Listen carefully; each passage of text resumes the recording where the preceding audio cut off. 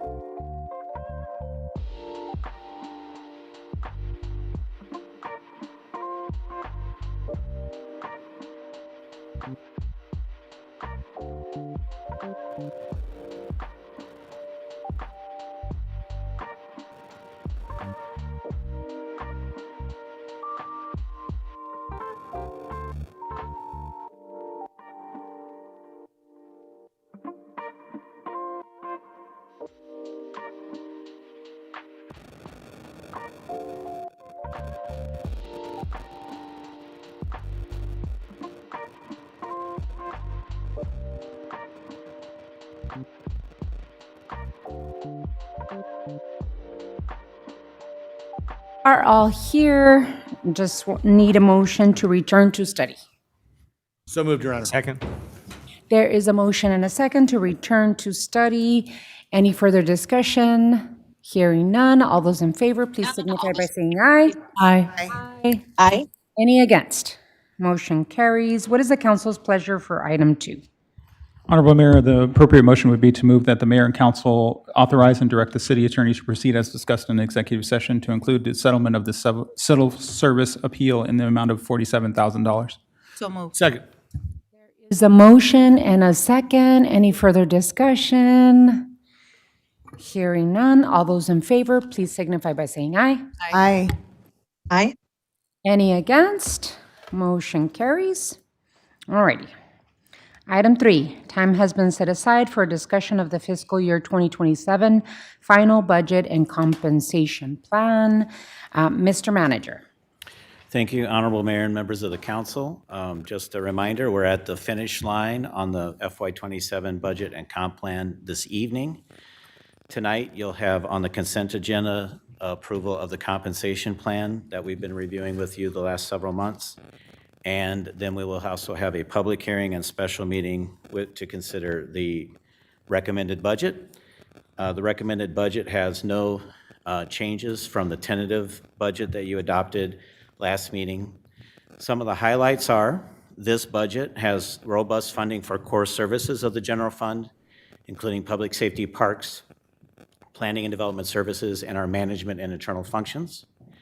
It does provide for the sustainable operations of our special revenue funds like Tucson Water, Environmental Services, our housing activities, and the Highway Users Revenue Fund, our roadways. It continues the delivery of voter-approved programs that rebuild and expand our core infrastructure, including Prop 101, Prop 407, Prop 411, the existing Regional Transportation Authority, and it includes the initiation of RTA Next as approved by the voters this past spring. Even though it was a difficult budget year and revenues are tight, we did have some expansion of some of our core services, specifically funding 50 additional commissioned police officers, and we were able to continue the development of a general fund, capital fund, by contributing to that fund for the second year. Most importantly to you at the table, it has significant additional investments in our employees to address market pay and pay equity, totaling over $18 million across all funds. And it continues our strong fiscal management of some of our long-term commitments, including our debt service, our public safety personnel retirement system, PSPRS, our Tucson supplemental retirement system, TSRS, and our health insurance and risk funds. In short, this budget, we believe, was developed in consult with you, with compliance with your major policies and goals for the community, and that it sets us up for success in FY27 and moving forward.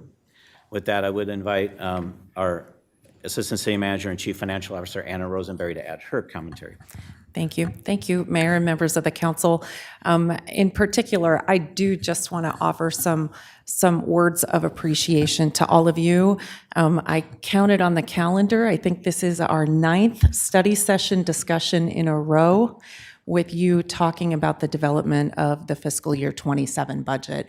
I know that you have read, indulged, considered a lot of different solutions to the challenges that we've been discussing and been facing as an organization and as a community. So I appreciate all of the work that you've helped us accomplish.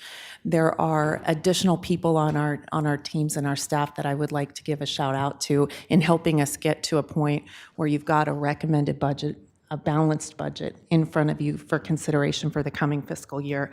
That would be first on the list is our budget team led by our Business Services Director, Angel Ozomalam, and the Deputy Directors within Business Services.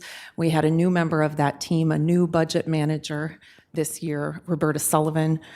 She did great work for us. I want to say thank you to that entire team. As well as the team that put together the compensation plan. That's Director Terry Train and the deputy directors in the Human Resources Department. We had a new key team member for the compensation plan as well this year. Randall Moore worked heavily on that plan.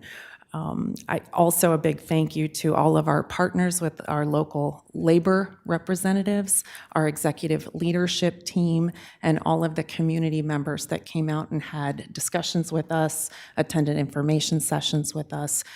We all got here together. And so thank you for the opportunity. And again, thank you for your careful consideration and what you helped us bring together for you tonight. Well, Mr. Manager and Ms. Rosenberry, thank you so much for the incredible work that your teams have done to put together this balanced budget. This is what cities do, right?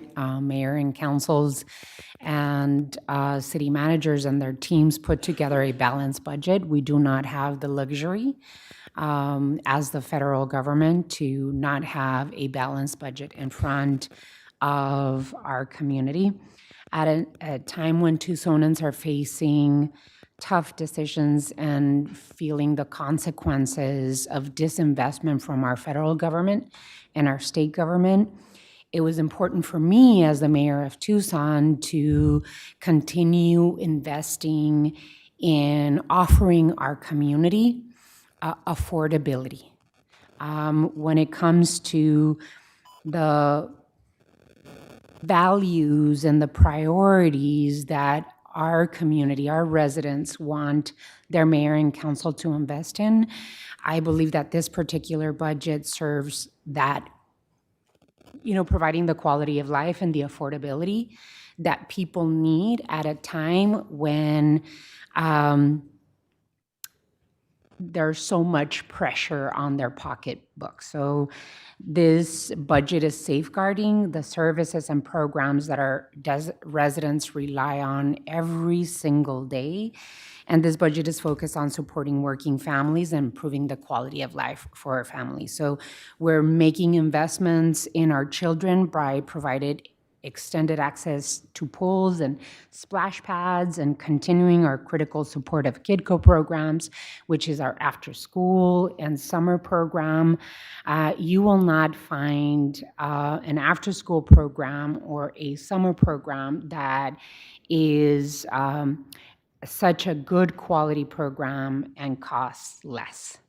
And so that particular childcare is one of the biggest expenses that our families are having to face day in and day out. And KidCo for me has been something that the city of Tucson has been providing our community for decades. And so it's important that we improve the program, that we continue investing in it. And this year, we're making access to pools free. Helping working families access safe, affordable childcare, as I said, adding 50 additional officers to continue providing the safety that our citizens deserve, maintaining the support for Star Village and the Wildcat Inn, which provides low barrier entry-level shelter to the most vulnerable communities amongst us. We've hired key people in expanding the way we work with community to reduce violence within our VIVA program, our violence prevention and intervention program, which helps navigate people to the resources that they need through Housing First. The work with our multi-agency resource manager and the work to balance that with continued enforcement and accountability is important for our community. We've invested in additional day trucks to our fire department, bringing video alternative to jail to our Safe City deployments, and expanded our community courts. We're making an additional $18 million investment in our employees, maintaining our commitment to make sure that everyone is placed correctly and taking important strides towards wage equity and cost of living adjustments. Despite the financially challenging times that we're living through and the cuts from the federal government and the state government, we continue to invest in affordable housing and supporting projects that will become homes for seniors, for working families, for young professionals, and the members of our unsheltered community. We have more than 1,200 affordable housing units in the pipeline and some really good news coming from our congressional partners that I will be announcing later in terms of their commitment to continuing to invest in the city of Tucson. This budget demonstrates that we can be fiscally responsible while continuing to move Tucson forward, that the vision that we've always held as a community and that I have as the mayor of the city of Tucson, that we continue to invest in the priorities that our residents want us to focus in, and that, you know, we're making the commitments for, hopefully tonight, when we approve this budget. With that, any others, Vice Mayor? Thank you, Mayor. I just also wanted to take the opportunity to thank our city manager and our assistant city manager, Anna Rosenberry, and the entire team for your work on this budget. I know that the past couple of months felt like a roller coaster. I think I did appreciate the exercise of having a menu of options of what we would cut and not cut. So I think it's always important to have those difficult conversations, and I think even leading up to the partnerships, I know there's going to be follow-up conversations in July with the state and the U of A, just kind of revisiting those opportunities. So thank you. I know it freaked out some of our members of our community. I don't think that was the intention, but it gave us an opportunity to open a door to continue dialogue. I appreciated also this past year, city manager, as is something I've been asking since I've been on council, about doing engagement with the public around our budget year-round and not just the very last month or two before we have to adopt the budget. And so I appreciate that, and I hope that continues to move forward in the future. And just really proud of the work that this mayor and council and city manager and team have put together. So thank you. Any others? Councilmember Cunningham?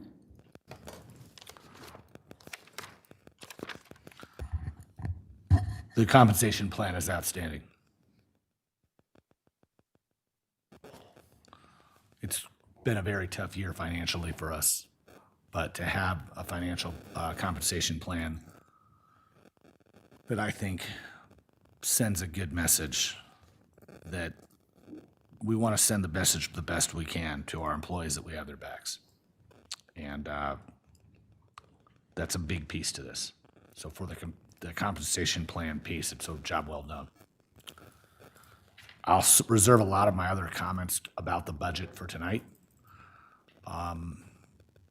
It is what I'll say about it is that the work that went into it by the employees is incredible work. You were given a significant number of parameters and requirements to dance through.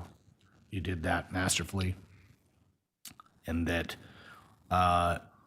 while I have some questions about what we face going into 28 already, and while we have some discussion about the one-time money we're using to meet our budget requirements, some of the stuff we front-loaded made a lot of sense. So it's not the worst.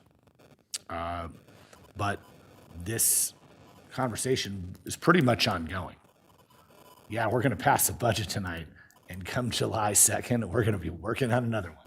So let's enjoy the party while it lasts, the whole 4 days of it. In the meantime, I can't stress to you the number of compliments I've gotten about the compensation plan from different stakeholders.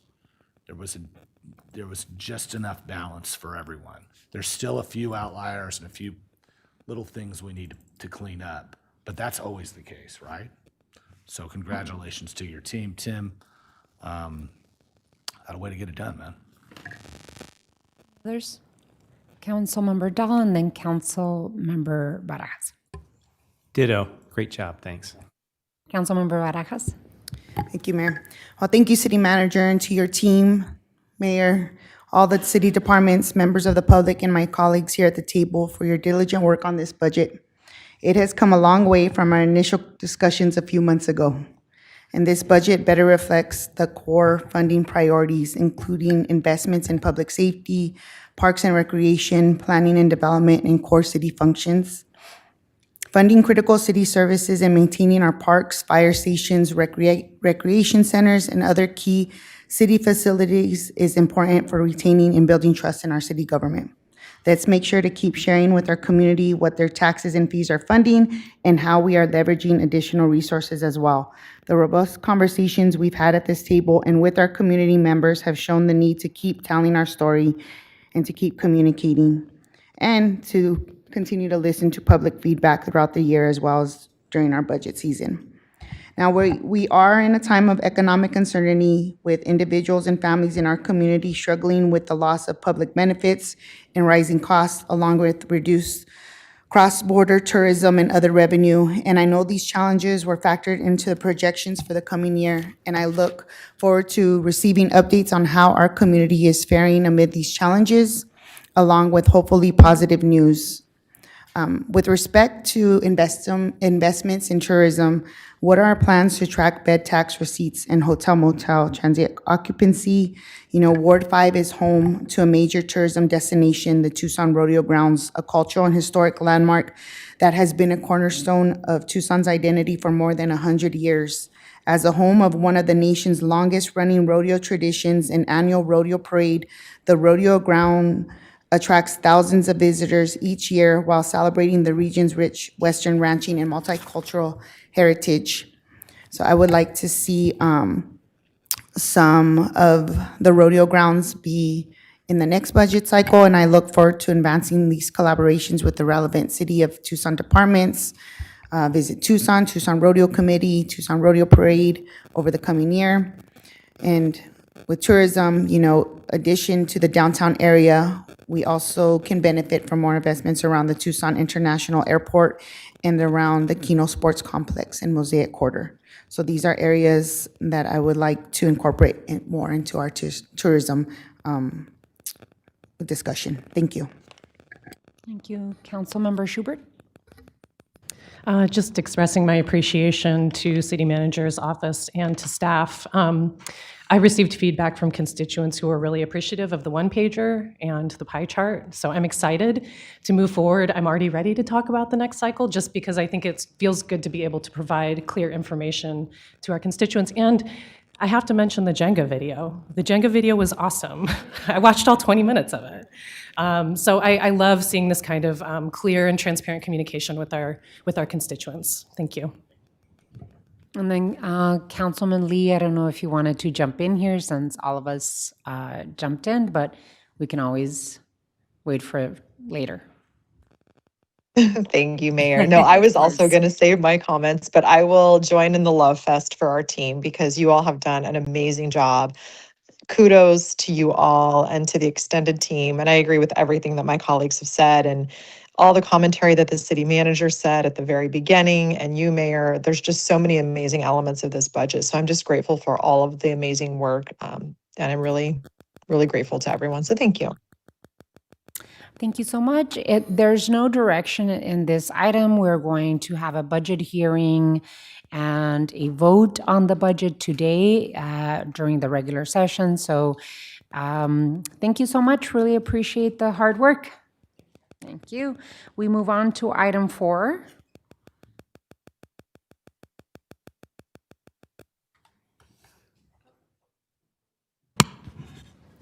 Safe City Initiative, 21st Century Policing and Draft RTA Next Transit Safety and Security Budget. Oh, no, that's Five, sorry. community. And this is why you don't let me do this. Introduction of Office of Community and Economic Impact. Item 4, time has been set aside at the request of the city manager to introduce and discuss the creation of the Office of Community and Economic Impact. Mr. Manager. Thank you, Mayor and members of the council, and please welcome to the table for the first time in her 14-year tenure with the city, Lane Mandel. Lane has agreed to take on some tasking for the organization and for the community. More importantly, it's about the community and advancing your key policy initiatives. And I'll be giving Lane a moment to share her thoughts, but I just want to give you a little bit of background on this. This is an example of the fact that we actually do listen to you. You take votes, you set policy direction, you do a lot of things that are for the betterment of the community. And we often take each of those and we go running head first on that, in that direction. And then we get another one and we run head first in that direction.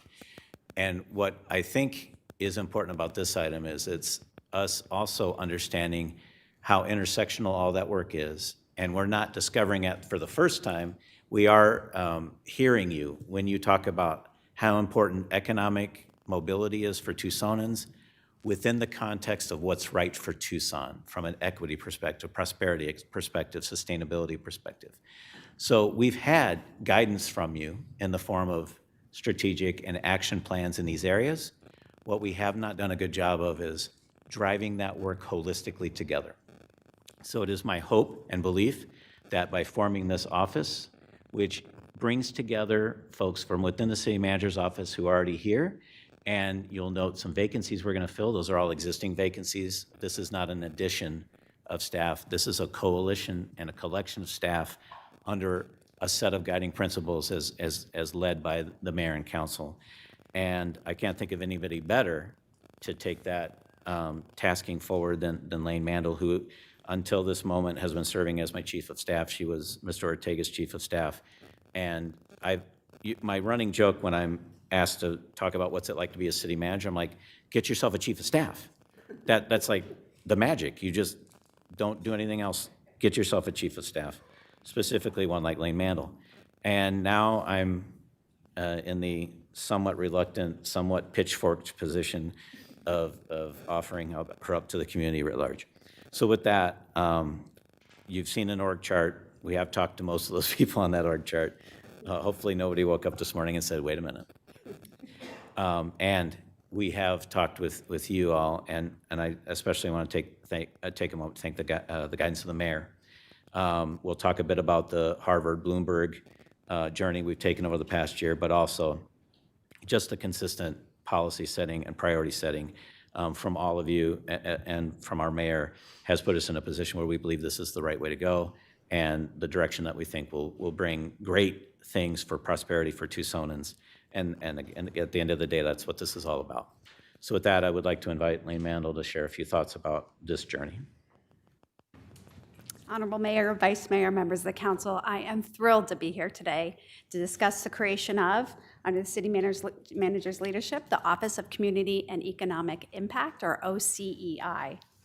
This new division within the city manager's office represents an important evolution in how the city organizes the work of interrelated planning efforts to reflect community priorities and achieve improved long-term outcomes for those resilient members of our community most in need of economic security.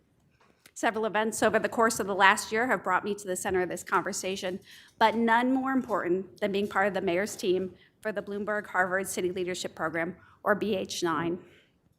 As you may remember from the BH9 presentation back in April, the mayor set the ambitious, impactful mission, or AIM, of working with Tucson partners and residents to reduce poverty below the state average by ensuring equitable access to economic security so that Tucson is a safe, affordable, and resilient city where everyone can prosper, all by 2035. The team has spent almost 9 months now creating innovative, scalable solutions that can do the work to chip away at poverty. As this work has progressed, what's become clear is that to achieve an aim as ambitious as ours, we would need more than a couple of scalable ideas. We need to consider how we can best organize our work on various plans and programs to create an economic development strategy that leaves no one behind while protecting our natural environment. While discussing the best way to support this work, the city manager sketched the beginning of what you see here today. While we innately understand the connection between climate action, economic development, equity initiatives, cultural affairs, and prosperity programs, this work has largely operated as separate efforts across the organization. While each of these areas has accomplished important work, by unifying these functions, I believe we can improve coordination, reduce our duplication, strengthen accountability, and create greater impact from the resources we are already investing. With a renewed understanding of your vision and enthusiasm for what we can accomplish, I ask to be a part of this work. After more than 14 years in the city manager's office, I am thrilled by the challenge and opportunity before us with this office. The backbone of the Office of Community and Economic Impact will be several of the city's major strategic plans and initiatives, including Tucson Resilient Together, Somos Uno, Equity by Design, the Prosperity Initiative, and the Comprehensive Economic Development Strategy. Rather than treating these plans as separate work programs, this office will focus on identifying the intersections among them and developing integrated solutions that advance multiple community goals simultaneously. This approach will allow us to better align investments, use data to inform our decision-making, improve implementation, and strengthen partnerships with our educational institutions, businesses, nonprofit organizations, neighborhood leaders, and regional stakeholders. One area where this integrated approach is especially important is economic development. Historically, economic development efforts have focused primarily on business attraction, business retention, and foreign direct investment. Those activities remain important and will continue under OCEI. However, through our participation in BH9, as well as community engagement and consistent messaging from all of you, we understand that economic success must not be measured by the businesses we attract, but by the opportunities we create for Tucsonans.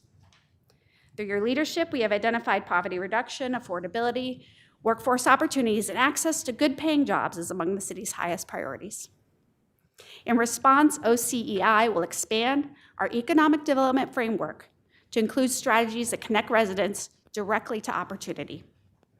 This includes exploring new approaches to workforce development, micro-business support, new partnerships, and continued small business support that helps our residents achieve long-term financial stability.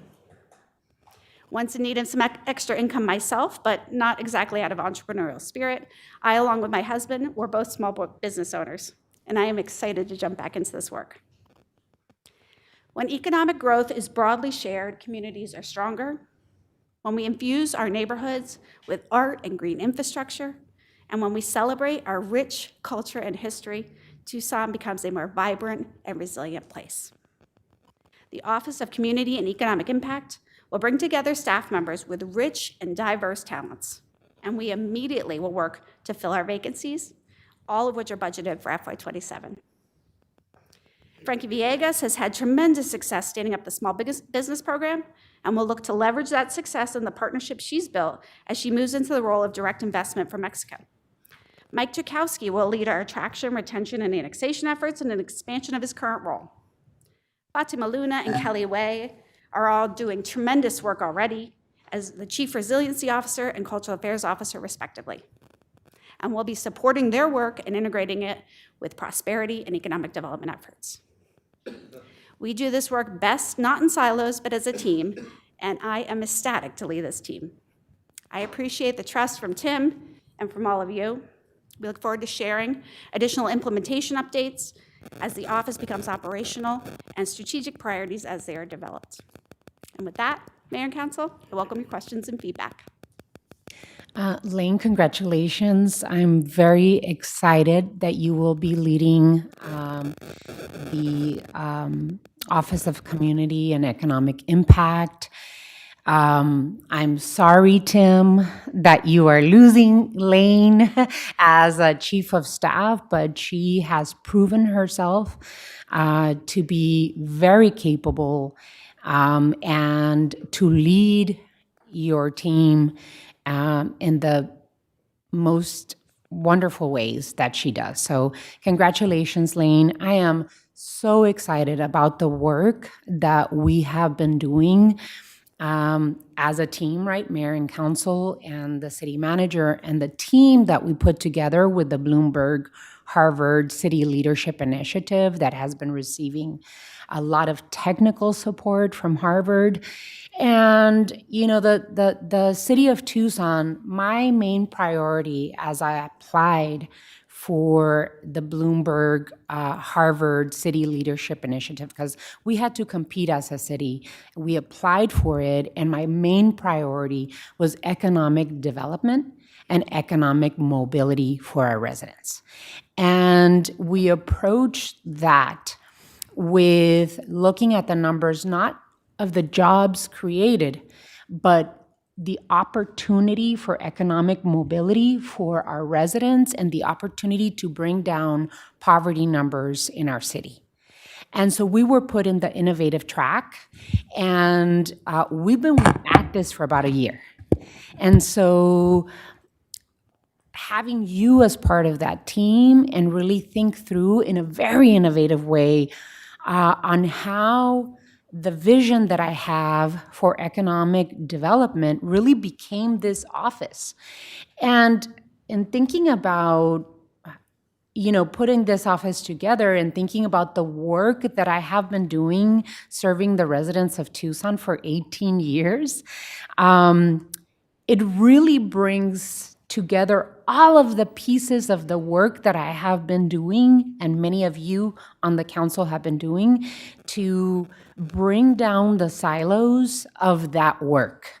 So bringing together economic development, which I first started working on when I was a council member, serving the residents of Ward 1 in the city, climate resilience, which we had never worked on as a city, equity, public health, workforce development, you know, the cultural affairs officer that we just created with the Somos Uno cultural heritage plan, the comprehensive economic development strategy that I first pitched when I was a council member back in 2010. All of these pieces put together from my career and my service to the community, but also with all of the investment of my colleagues here,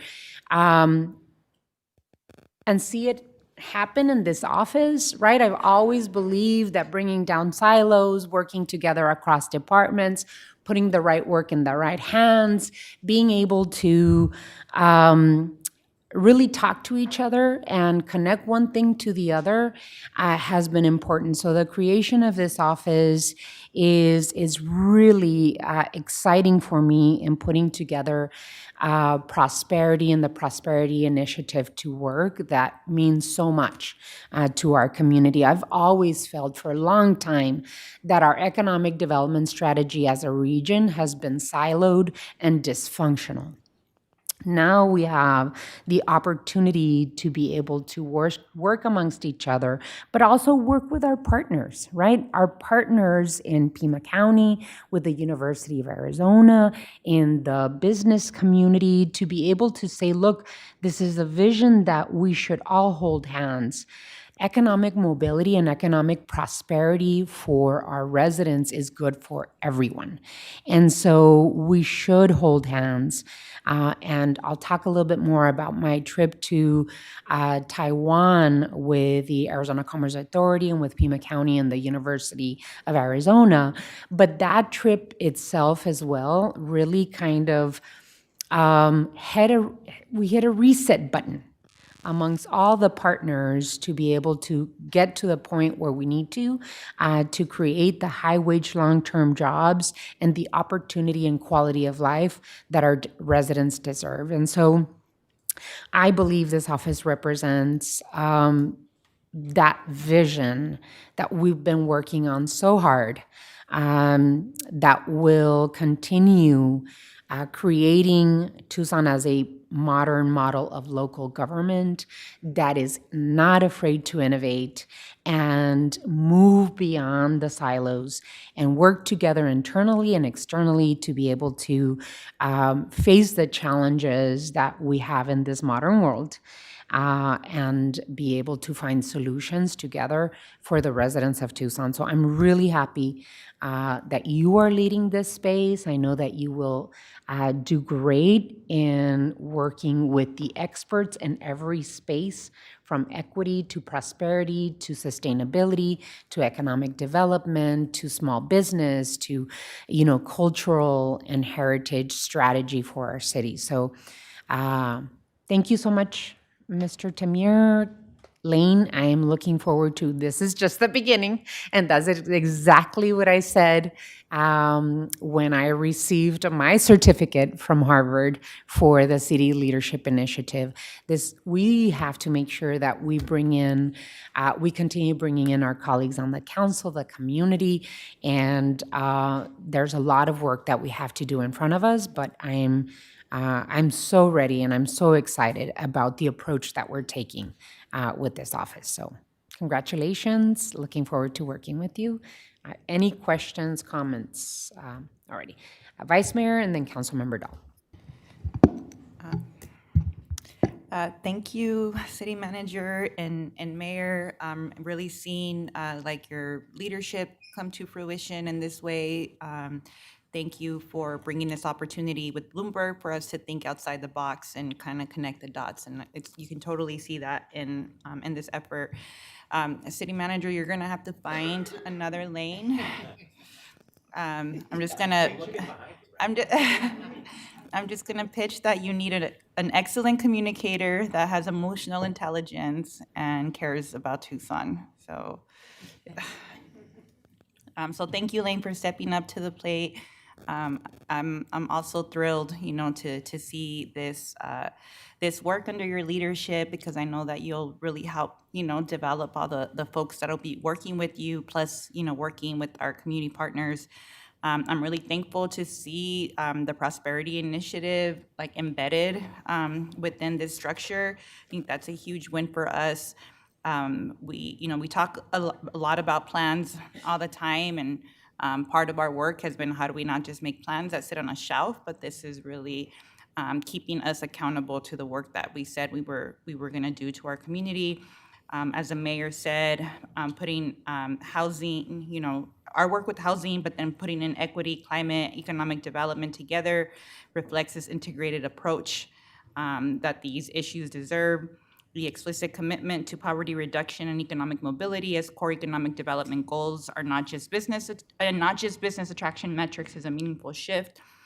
In Ward 1, the support for legacy businesses as a named priority is really important to our constituents, especially on the south side of Tucson. And I just wanted to add something, because I know we talk, most of the time we talk about opportunities and having more opportunities. I want to make sure we keep in mind that we also measure outcomes, because that way we have a better gauge of whether those opportunities are actually getting people to where they need to be. I do see that we have 2 officer positions that are vacant, and so I'm just curious what the process is for the hiring and what's the in-between as far as leadership in that area. And then I know with the Prosperity Initiative in the past, it was living in HCD. How are we continuing to include some of these other city departments that are important to our prosperity initiative goals. Thank you. Thank you. With that, Vice Mayor, I would answer for the Chief Equity Officer, that one, we need to be looking for a Chief Equity Officer that is now inheriting a program that's established. You know, previously we were looking for somebody to come in and work from nothing and try to bring something to fruition. Now we have an equity and inclusion action plan as interrelated. So I think we're looking for somebody operational in that space, but that is a recruitment that can go forward fairly quickly.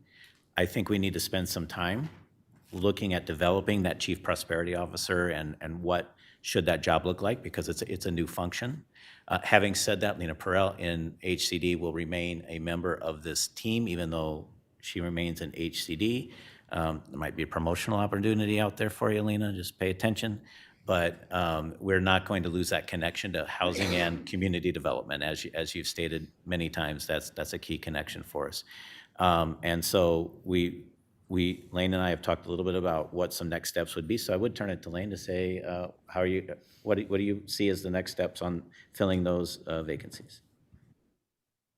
So as I mentioned, all those vacancies are funded as part of FY27, so we'll get moving on them really quickly. Prosperity, we will be a little more deliberative with because this is a new area for us, and we want to make sure that we can provide the support necessary to keep the initiatives in there moving and create the necessary integration, both with HCD and with the programs under the new office as well.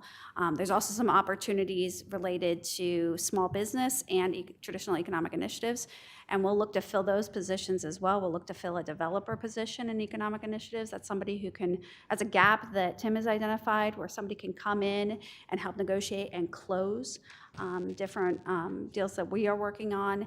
And then really exciting work in small business. We'll count on Frankie to keep us moving on the programs that she's created. But then also we'll look to create some really new innovative programs. And I think that's a place where we can really innovate and create, that is under prosperity. And we'll look to create some new programs there and really some solution navigators that can go out in the community and listen to people and understand what can directly impact individuals, perhaps even beyond what we've normally done in small business. Maybe there's some micro business opportunities there and some other opportunities. So that's a place where we'll be really innovative and we'll look to fill those prosperity initiative positions and vacancies right away. And then to round out the latter part of your question, what about in the interim as we're filling these positions? For the Chief Equity Officer, we already have an Office of Equity. Sarah Sherman, Laura Sharp are excellent and well known to all of you. They will be continuing that work. They've been working closely with Anna Rosenberry, and now they'll be pivoting to working with Lane Mandel. So that work, and you recently adopted the Equity by Design. So we've got some clarity there, and it's just all systems are go. And on prosperity, again, as Lane and I both mentioned, we're going to explore that together. But we do really plan to rely on Lena Perel and the team that's been bringing it forward so far. So we hope to not lose any ground there. In fact, pick up some momentum and then really define who's the right person to take that forward. Councilmember Dahl? Thank you. Mayor, City Manager, this is brilliant. I look at this and it makes so much sense. And a couple of things. One, I really appreciate the presentation where you're recognizing that we're moving up talent. I'm looking at Mike in the audience, Frankie, others that can take on more. Sorry, Mike. And bring their skills to higher impact. Climate, I want to mention climate. I recently discovered a group that's non-biased scientists that do analysis and share it with the media and with cities and stuff. The city of Tucson, since 1970 to 2025, has an average temperature raise of 5 degrees Fahrenheit. Doesn't sound like much, but it's like 2.78 centigrades. 2-point centigrade rise was the tipping point that 97% of the climate scientists in the world say, we got to bring it down, we got to bring it down. Now, this is us, and other places are lower. But anybody who's lived here understands that it's getting hotter. And so there was an op-ed recently that chastised us for spending money on climate change. And a deeper dive into that, the things we did for climate change benefited so many other things as well. And I think we need to not, and I think this integration will help us do even more in climate change. By the way, that same period of time, 1970 to 2025, precipitation change as minus 2.7 inches per year. This is a wake-up call, and it's long overdue wake-up call because 30, 40 years ago, people were warning us. Hey, in Ward 3, Friends of Ward 3 has embarked, and I've mentioned this before, in an interesting economic initiatives project, because the people involved in Friends of Ward 3 are business people, and they think we could be doing more. Part of that project is establishing a baseline of the businesses, and they're doing one-on-one surveys. It's not scientific, but each survey is deep. And I haven't done a deep dive into what we're finding out, but one thing is clear is that many businesses don't think Tucson's doing a very good job of supporting them. And this isn't just small businesses, this is a whole range of businesses. And to some degree, we're getting a bad rap, but and it may be a PR thing. But in some things, I think we can do improvements. And I've already seen some improvements happening with some of our new department heads, planning and community development, great work in code enforcement, making the permitting process easier and make more sense. But I hope under this, we'll look at some more processes so that we're not asking businesses to jump over backwards and do somersaults and all sorts of things. We want businesses to be successful. Because of the data center thing, I think people they don't want anything. No, we don't want big, stupid businesses that use a lot of water and a lot of electricity. We want healthy businesses that hire local and are part of our community. Finally, and this because I saw a dashboard. Mr. Google is my friend, and whenever I want to find out something about the city, rather than asking Tim, well, sometimes I ask Tim, I go to Google, and I find a website that's out of date. I think we need to be better communicating electronically with our residents. More Jenga videos, more mayor dancing on TikTok, whatever it takes. But again, congratulations. This is truly a step forward. I'm thankful. Thank you, Councilmember Dalla. I agree with you that our climate and sustainability should be working with the Economic Development Office. As a matter of fact, without water resources and a 118, 120 degree weather, climate and our sustainability is the possibility of survival, right? I mean, without water, we don't survive as a city. We don't thrive as a city.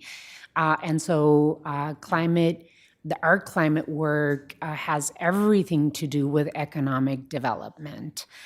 Heat deaths affect our community. The possibility of having 118-degree heat affects workers, affects construction, affects our community. So I agree with you. Being able to have the sustainability office with economic development and working hand in hand is an important piece, and that's why we wanted it there, right? Because we do want long-term high-wage jobs in our community.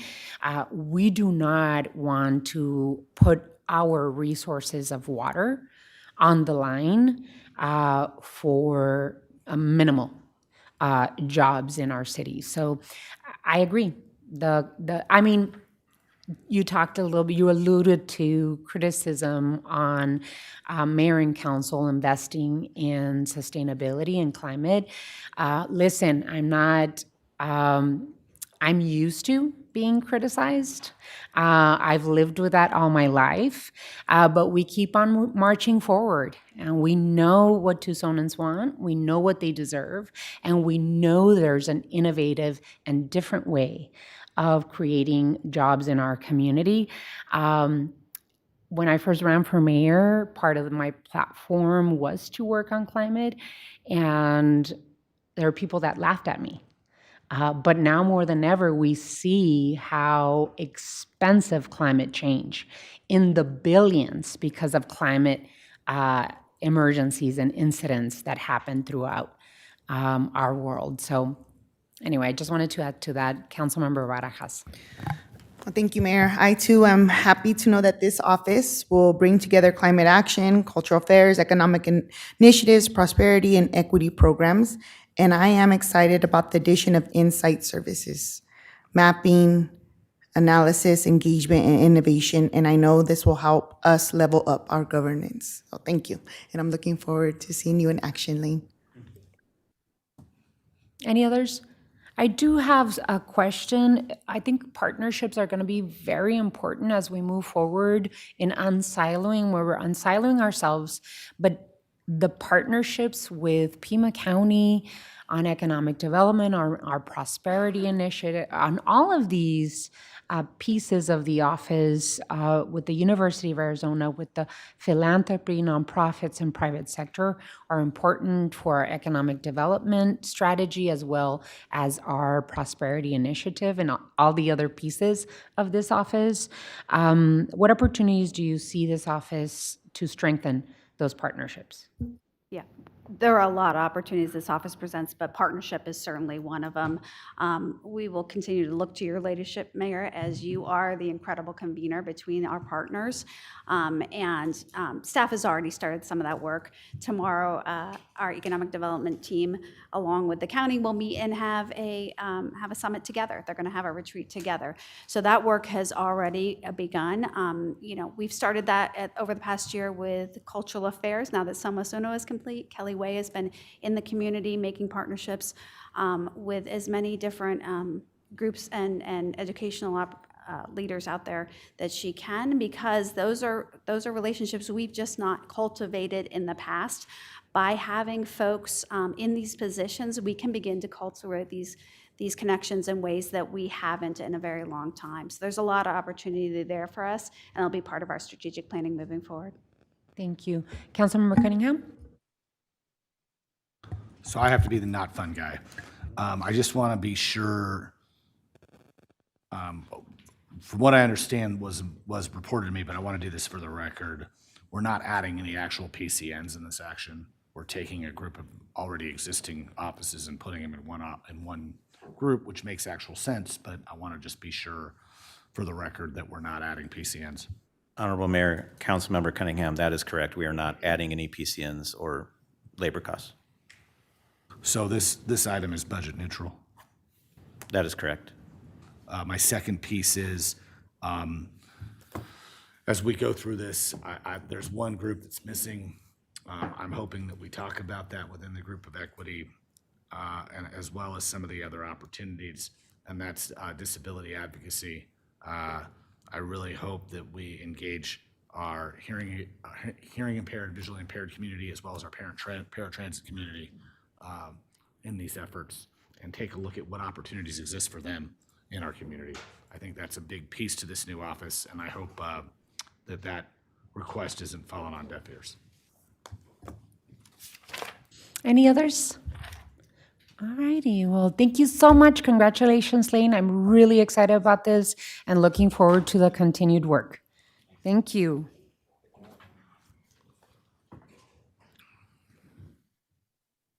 All righty. Item 5.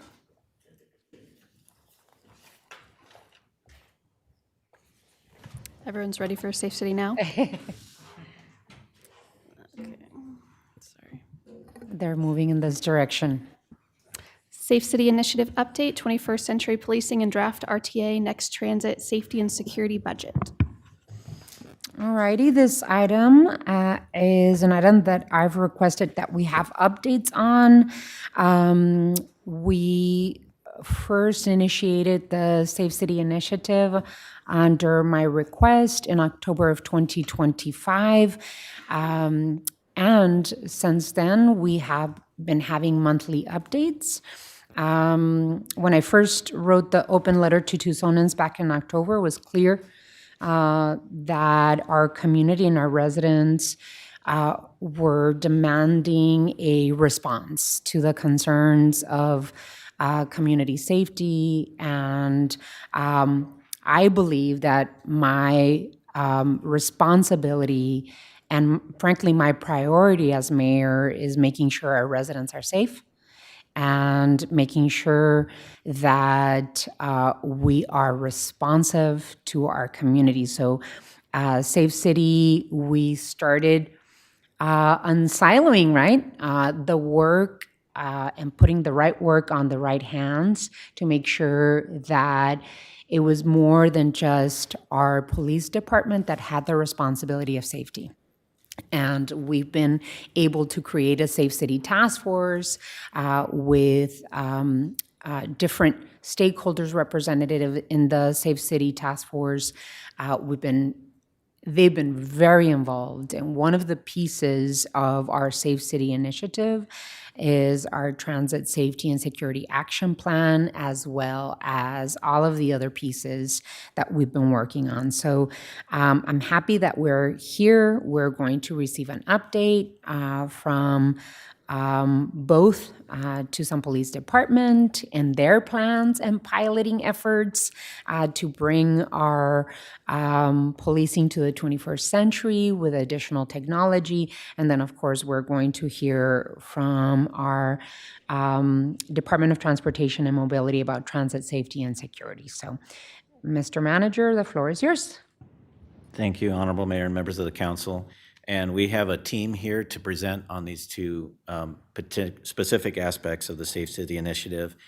Before I turn it over to the team, I want to add my thanks to Assistant City Manager Liz Morales, who has been tirelessly advancing the priorities under the Safe City Initiative and being the glue to try to bring all of these things together and make sure we have good outcomes for the community. So thank you, Liz, for your tireless efforts there.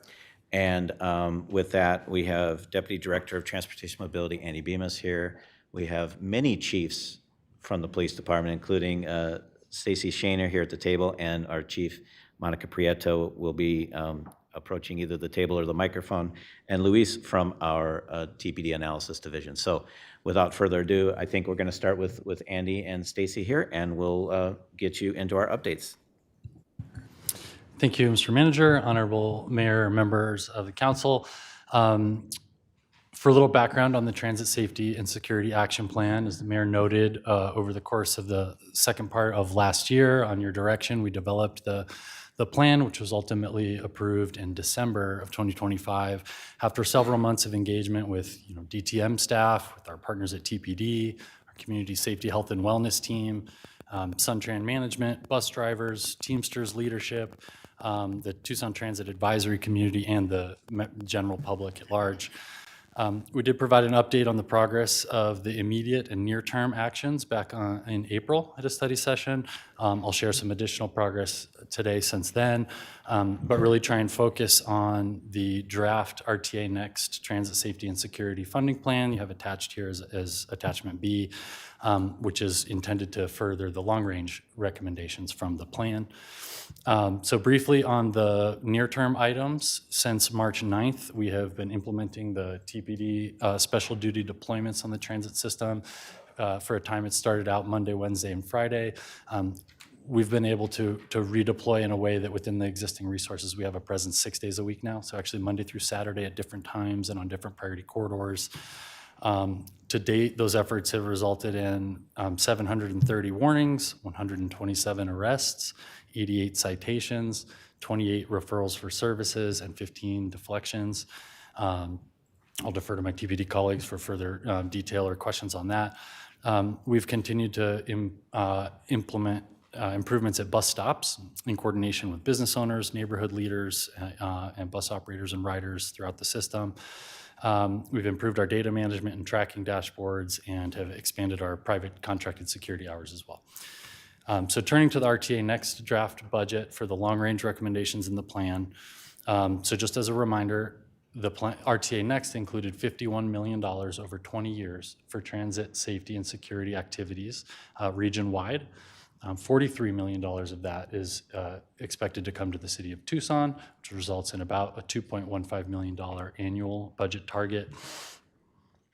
In terms of the process, we're here seeking your feedback and input today, and we've engaged the Transit Advisory Committee as well, to make sure we're all aligned, and then we'll approach the RTA to confirm the eligibility of the activities that we want to do before, moving forward and spending on them. We did share this with TTAC, the Transit Advisory Committee, last week. They passed a motion in general support of the draft as shown. There was some discussion, and they have articulated an interest in continuing to be involved in developing the details of the Transit Ambassador Program as that's propped up, as well as to continue playing a role in reviewing the performance and developing metrics for success on implementing the plan. It is a standing item on the TTAC agendas. And we're kind of simultaneously working to prepare a recruitment for Transit Ambassador Program while we work with them. And we've also, on the details of the program, we also have some interviews scheduled with other agencies who have Transit Ambassador Programs to learn from some of their efforts. Okay, note that this is a draft budget reflecting our priorities for just the first year of activity. Since a lot of these items are new and we're still learning what interventions are the most effective, there is a need for some flexibility across these categories. Note that some of them are one-time expenditures and others are ongoing, so there may be opportunities. The budget won't necessarily look the same every year. There may be opportunities to front-load expenditures if there's a need in some years and overspend, underspend in others, subject to the availability of RTA funding and their cash flow. What's in the draft budget? You will see in Attachment B there funding for the Transit Ambassador Program, and there's an additional detail with all the kind of components of that included.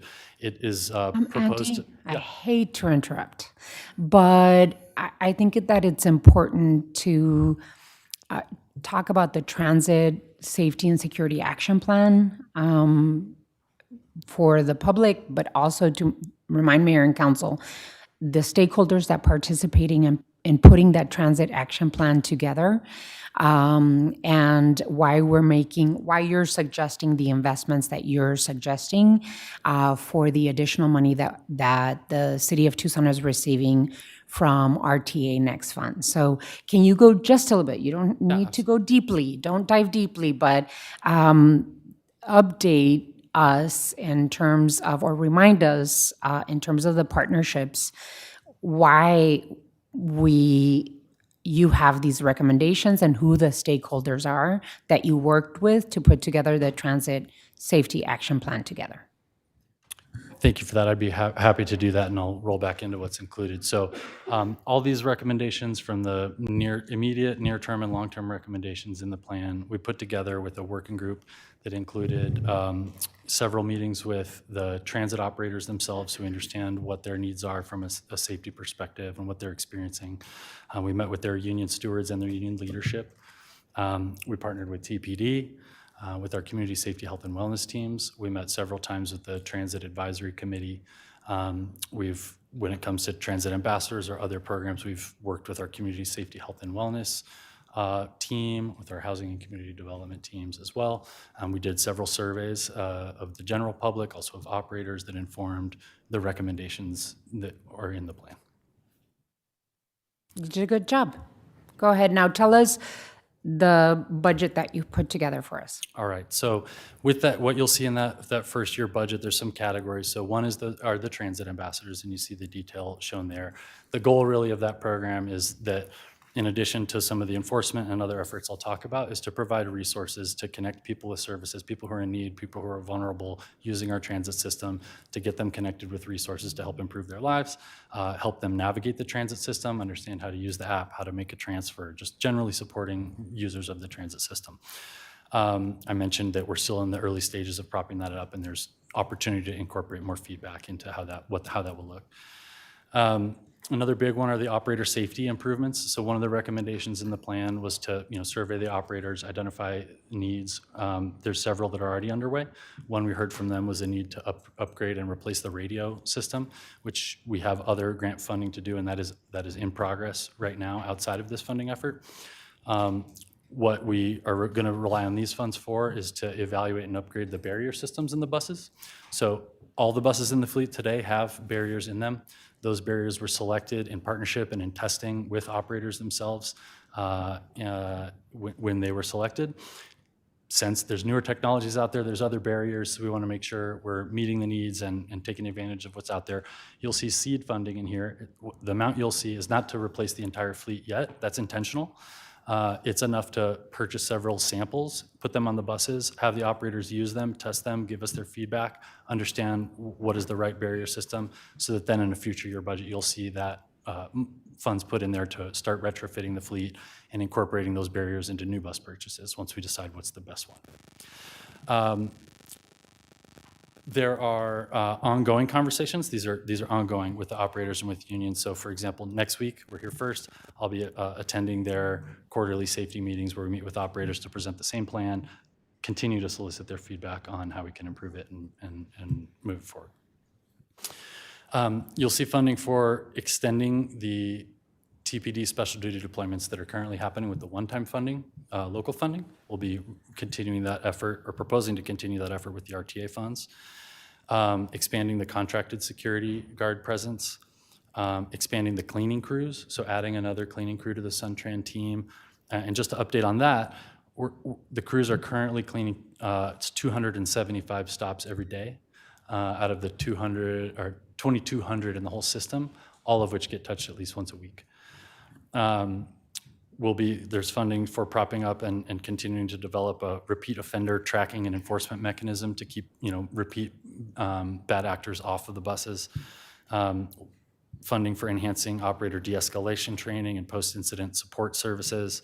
And again, to continue the bus stop, physical improvements at bus stops, adding lighting and shade and other amenities. So it's not anticipated that we would spend exactly to the penny as shown here, right? This is a draft. The problem is evolving. The interventions are evolving. The goals really were to make sure we're generally aligned, I think, on the priorities and the spending, and to also get confirmation from RTA that all those activities that we want to pursue are eligible and available for reimbursement. So for the next steps, we have meetings actually scheduled with the RTA in the coming weeks to do that once we receive your feedback. We'll seek pre-authorization from them so that once they say, yes, these items are eligible, we can start doing them right immediately and getting reimbursed for them at a future date when we have an IGA and a project charter in place with the RTA. We will continue developing KPIs and metrics for how to evaluate the success of each of these interventions and the plan as a whole. Identify desired reporting structure and metrics. We have this as a standing item at TTAC. I mentioned that. There will also be a quarterly report for the RTA, Citizens Accountability for Regional Transportation, or the CART Committee, and then future updates to Mayor and Council. So I'll stop there and happy to answer any questions.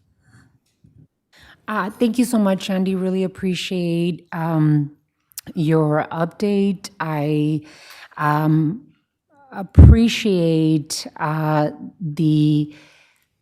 all of the time that has been spent in making sure that the stakeholders, both riders and operators, as well as our community and advisory and our Safe City task force, all of them, including Teamsters, Suntran, and others, have spent time in really defining what the needs are for our community. I said it before and I'll say it again. As your mayor, the safety of our community is my number one priority. And so mayor and council really heard from our operators that there were concerns in terms of safety. And immediately we started working on putting the safety and security action plan together, and actually put money, $500,000 of general fund, into starting the process. With the passage of the RTA Next, now we can tap into $2.1 million, or 48, you said 48? $43 million within the next 10 years to be able to institutionalize the work and the security that both our riders and our drivers deserve. I think that it's important that we talk about the draft budget that you have. For me, it's important to be able to have immediate investment in operator safety.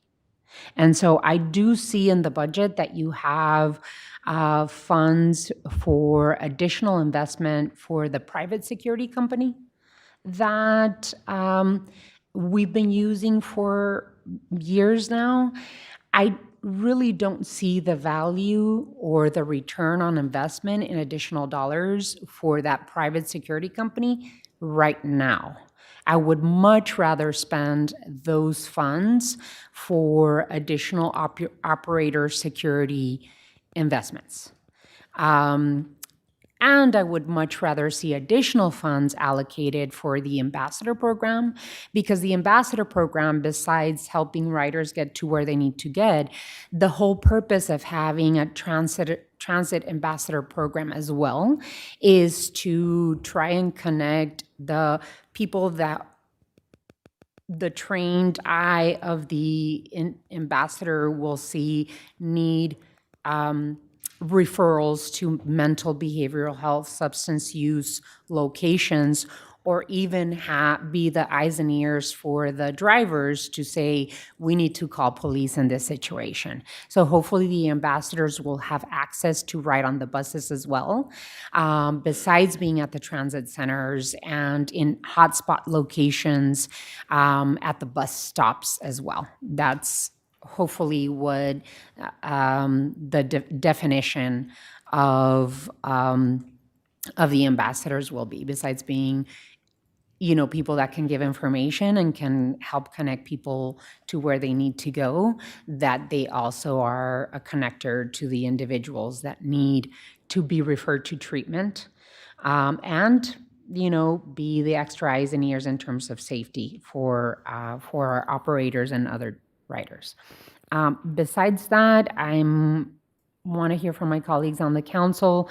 I think that it's important that we don't confuse safety and security in the actions that we're taking with the value of offering free transit for our community. We've seen the numbers in terms of who's using our system, and the numbers of workers that has grown is really invaluable. And so let's make sure that now that we have additional funds, that we put those funds to work immediately to make sure that there's safety, that our people are feeling safe and secure. The city has made incredible strides in investing in the safety and security of our residents and reducing crime, many times by double digits. But I also understand that safety is more than just crime rates, right? We have the proof to show that crime is going down in Tucson. But it's also about how people feel. And so being able to approach the services of providing transit for our community and providing safety everywhere, not just in our transit system, in our parks, in our neighborhoods, in our alleys, throughout the city of Tucson, is something that we have to make sure that we continue working on, and that people need to understand that it is our priority to make sure that people have safety and security as a quality of life issue for our residents. So want to extend and open up for any questions that you all might have. I see Councilwoman Lee's hand up, and then Councilmember Cunningham. Thank you, Mayor. And I do have a total of 18 questions, but I am not going to punish you all by going through those. Andy, I will work with you offline. But I do want to ask a couple of the more strategic questions today. One is around the barriers. There's $25,000 listed in the potential spending plan for barriers. And I've mentioned this in a couple different department level meetings, but I feel like there's a disconnect in what bus and transit operators feel is an adequate barrier for their safety versus what exists today. which is more like a sneeze guard at a buffet, from what I'm told, that we installed during COVID, versus something that might be able to be a little more durable and provide a better level of safety. So there's still a disconnect to me.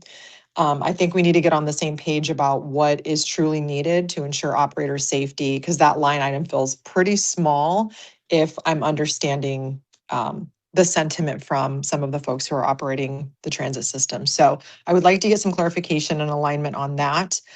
Mayor, you did ask one of the questions I had about who all was involved in creating the plan. I understand the working group and kind of the stakeholder composition for that. My question for Andy and the team is, did that same working group take a look at this plan and provide any feedback? Or was that just kind of developed and it went through the advisory committee and then to us? Thank you, Mayor, Councilmember Lee. On the first point, yeah, you're correct. $25,000 is not sufficient to retrofit the entire fleet with needed barrier enhancements. We've been working closely with Suntran and a few different vendors of barriers. The costs for those range from $3,000 to $10,000-ish each. So to retrofit the entire fleet, we're looking at significantly more than that. The goal here would be we want to test out a variety of barriers with operators to understand which ones most effectively meet their needs before we commit to a full fleet-wide replacement. So I absolutely would expect that sometime after later this year and next year, we would be coming back with a additional line item for actually fully replacing the barriers fleet-wide. On your second question, yes, there is a smaller working group that meets biweekly to flesh out all these items. They've all been intimately involved in preparing the draft budget. We did share it with the Transit Advisory Committee, though I will say we've been trying to move fast, so we didn't give them necessarily enough time to really digest it, have several meetings to incorporate feedback. We did share it at their last meeting. Again, they provided some initial support for the concept with a desire to continue to be involved and passed a motion to that effect.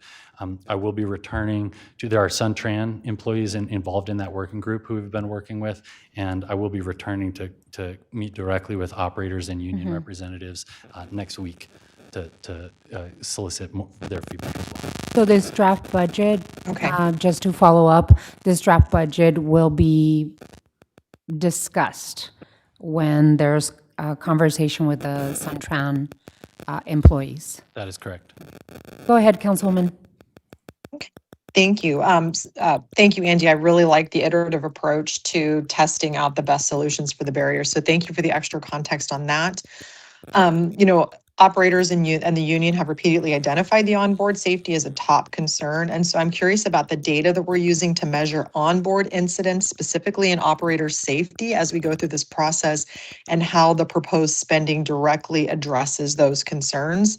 And my second question / comment, which is very much in alignment with this, and you kind of touched on this, Andy, is before we approve $2.15 million annually for transit safety, can we clearly understand how we're going to measure success 1 year from now? So you mentioned KPIs. I think it's absolutely critical that every dollar we spend, we have a metric and a way to evaluate whether that is moving the needle on our key priorities. And that's definitely something that I'm going to be looking for as we roll these different mitigation steps out there. And also, Andy, same thing about ensuring flexibility. I appreciate how you mentioned that this is year one. We have to be able to adapt as the conditions change and as we learn. So appreciate your sentiment around that as well. So I think that's everything. And then I will bother you all with the other 82 questions later. Thank you. Councilmember Cunningham and then Vice Mayor. All right, we just got a little bit of feedback. My concern right here, number one, is the operators. So when we're thinking about the operators, I was under the impression that the barriers were kind of had to be first. So we're going to test it out for a year, and then we're going to come back. But then how are we going to be able to meet the cost of that? Because it sounds like it's really substantial. So to me, I don't think we actually have a plan to do that. So that to me isn't really the direction I want to go. I also got some feedback that the role of the ambassadors is a little undefined. It's a little vague. It sounds like In some cases, they're social workers. In some cases, they're helpful to people who are just riding in general and need help with the bus book or how to navigate the system. Others says they'd be able, one person in the meeting apparently was very concerned if they'd be wearing tactical gear, and that would be off-putting and make people feel comfortable. So we had different folks coming from different directions on what the ambassadors are doing. And I don't, quite frankly, I actually think we need all three in all three roles. So the real question is that how do we manage that? And how do we do that with the budget that we have, the $374,000 that we're putting into that? Finally, someone talked about how we have people that are going from one bus stop, and we have a situation where we have a group of people engaging in behavior at a bus stop that's not intended for what a bus stop is.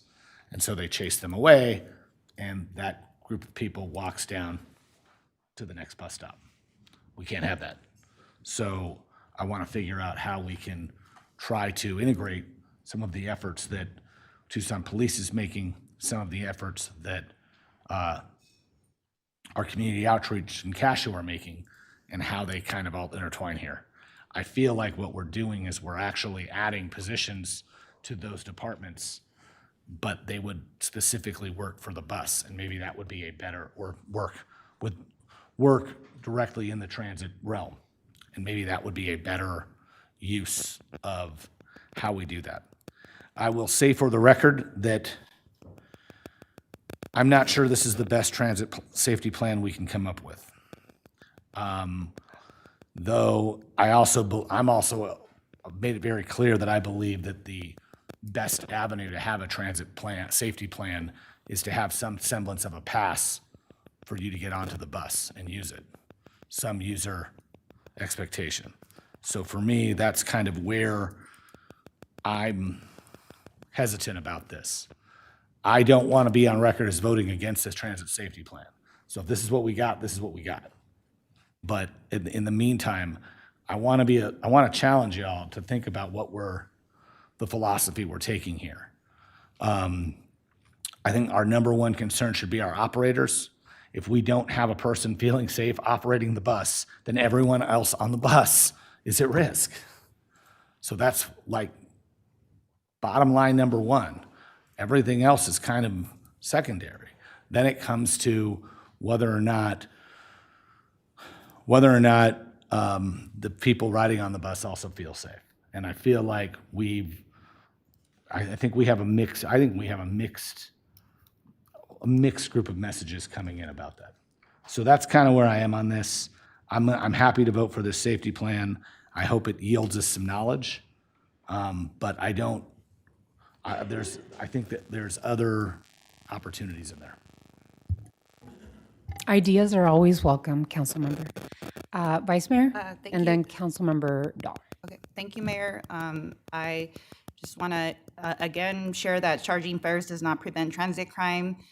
Cities with fare systems like LA, Phoenix, Valley Metro, New York, Philly, all charge fares, and their systems are still dealing with assaults, drug use, trespassing, disorder, and rider fear. I think what matters is whether the agency has a real safety strategy, targeted deployment, operator protections, lighting, cameras, outreach enforcement, and data-driven hotspot response. So I appreciate all the work that's gone into this framework and the budget for transit safety improvements. The questions that I have, because I saw in the traffic safety security action plan that we highlight panic and duress systems and recommend evaluating current alert systems, operator familiarity, maintenance, testing, and response protocols. These systems are intended to provide real-time assistance when operators or riders encounter threatening situations. I just don't see a dedicated line, like budget line item for this. So just curious, I guess what the plan is on that end. I was speaking to the city manager yesterday, asking if we can explore emergency alert systems at transit stops. If rider safety is a priority, because I think it's both operators and the riders, we should explore emergency communication infrastructure at major transit centers and high incident stops. At the U of A, they have a blue light emergency phone system as just one example of how pedestrians can immediately connect with security personnel. So if there's an opportunity to evaluate a similar model for our transit stops.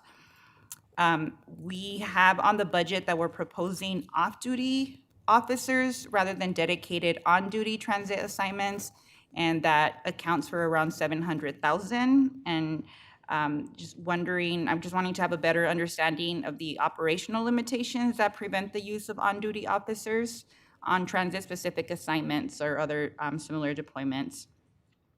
I thank you, Andy, for sharing how the budget priorities would be reevaluated over time. I think that was something that stood out to me that I wanted to make sure we had flexibility. So as we're building out this safety infrastructure, what's working and what's not, and where do we need to pivot. So thank you for including that. And finally, with metrics, the metrics that we're using to measure success, I just want to have just a better understanding of how the data that we're using to establish goals and how we evaluate it to make sure that these investments are working.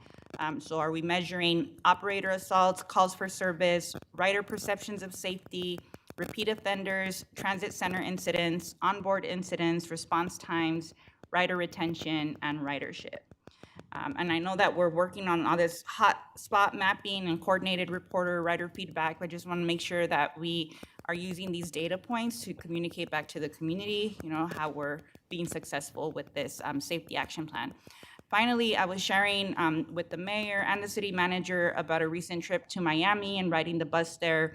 And aside from the shield, the barrier for the bus drivers, there's also a big sticker on there that lets the public know that any kind of assault on the operator is a felony charge. And curious if that's something in the state of Arizona that we currently have, and if not, is that something that we can explore just as another visible measure that we take safety for our operators seriously?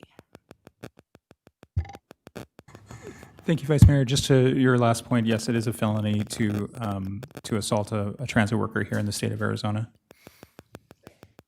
So is that something we could try, you know, to like visibly posted notices for the public to know? So, and I didn't know if you wanted to answer my questions, because then I have a motion. Yes, I'd be happy to. Thank you, Mayor, Vice Mayor. Those are currently posted, that it is a felony and to assault a transit operator on the buses. So going through your other questions and look forward to the motion. There are, one of the reasons you don't see the line item in the budget for updated panic and duress system is my understanding there is a system in place right now, but it isn't well understood or well utilized. So there is a line item there for training on that. And so that's one of the things. It's something we intend to further investigate is could it be more effective? So right now, my understanding is it doesn't connect, like the button doesn't connect directly to TPD to let them know immediately that something's going on without some sort of a call. So something we can absolutely continue to focus on and improve. And if there's a thing to purchase or install a technology, that can be included in the future if it goes beyond just additional training on what's out there today. Refer to you on the off-duty, but there's a couple other, I'll just finish. On the metrics and perceptions, yes is the answer to all the items you described. Those are sources of data we're tracking and doing, frankly, a better job of it now in consistent dashboards, with the one exception you mentioned of community and rider and operator perceptions. That's something we absolutely can do, should do. We don't have a survey tool developed right now or a plan to do that beyond the past survey we've done. All the other metrics you mentioned are already underway. Honorable Mayor, Vice Mayor Santa Cruz, members of the council, to speak on the off-duty program versus dedicated on-duty resources. Just like any other special duty or off-duty program, it is an enhancement of our ability to respond to safety needs within the city. So our on-duty resources are obviously responding to calls for service through the 911 system. They're engaging in proactive efforts in based on different strategies we have, like the problem-oriented precision policing or hotspots policing initiatives, Viva strategies, and that sort of thing. The idea is that the investment in off-duty officers dedicates personnel that are solely responsible for engaging with the transit corridors and with the intent of improving safety sentiment. So it does go beyond strictly enforcement, which is why we've directed our officers to engage in contacts with all users of the transit system. We'd like to improve the safety sentiment of all users. We'd like to refer people to services. We'd like to refer them to other city programs or community-based providers. They can offer deflection or pre-arrest deflection if they're in possession of personal use narcotics or paraphernalia. And of course, they can use enforcement when necessary. And so what that does is it dedicates those officers to that problem without having to worry about what the call load is and the calls that are waiting and response times to people that have called into the 911 system. So, and I can tell you from the patrol divisions, they do see it as an enhancement of their ability to address crime and safety concerns within their divisions and helping with those corridors. Yeah, thank you for that clarification. So with that, Mayor, I want to move to approve the draft RTA Next Transit Safety and Security Budget with the following revisions. Increase funding in this year's budget for additional transit ambassadors and operator safety infrastructure, including barrier improvements, panic buttons, and other measures that enhance the safety of transit operators and passengers. Include regular updates to Mayor and Council, Tucson Transit Advisory Committee, and the Safe City Task Force, including outcomes of strategies being implemented and relevant data to drive future decision-making, and direct staff to explore options to further enhance the implementation of the Safe City Initiative, which drives our investments in delivering safety to our residents. Second. So there's a motion and a second. Any further discussion? Councilmember Dahl. Thank you, Mayor. This isn't on the motion, but, and it's going to be short. I have a thought, and I'm not sure if it's a good thought, but I want to put it out there for further review. When I first heard the term ambassadors, I didn't understand that it was professional people who were offering resources to the people who need help, who are on the bus and who are maybe causing a problem. I thought of docents at the Arizona Desert Museum, friendly people who make the bus experience nice for everybody. And the docents are volunteers. A volunteer program can really extend resources. It takes a little bit of staffing to oversee. But and I have no idea if that makes sense in a transit setting. When you're exploring ambassador programs elsewhere, I wonder if you could also explore whether other systems have used volunteers effectively and if that's a possibility that could happen here. I know Tucson, we have a lot of people who love to volunteer. And perhaps the continued conversations with Suntran and the operators and Teamsters and our Safe City Task Force and our Transit Advisory Committee could help inform what we want, the city of Tucson, what we want our ambassadors to be. So I hope, Andy, that that's the direction that we're moving in. Yes, ma'am, and thank you, Councilmember, for the question. It is a good idea. It does exist in other communities. We've discovered that there's volunteers, there's community stipends, part-time work, a variety of ways that can exist. I think the sky's the limit. We look forward to maybe some budget's limit, but volunteers, the sky's the limit. Yes, basically, we will absolutely investigate incorporating all opportunities to get people who want to contribute engaged and contributing to making transit safer. Councilmember Barajas? Yeah, thank you, Mayor. I want to discuss the impacts of the initial pre-RTA Next, the $500,000, the allocation. Has that money already been spent? And how are these investments tracked and any outcomes identified before we look into RTA Next? And I have some other comments too.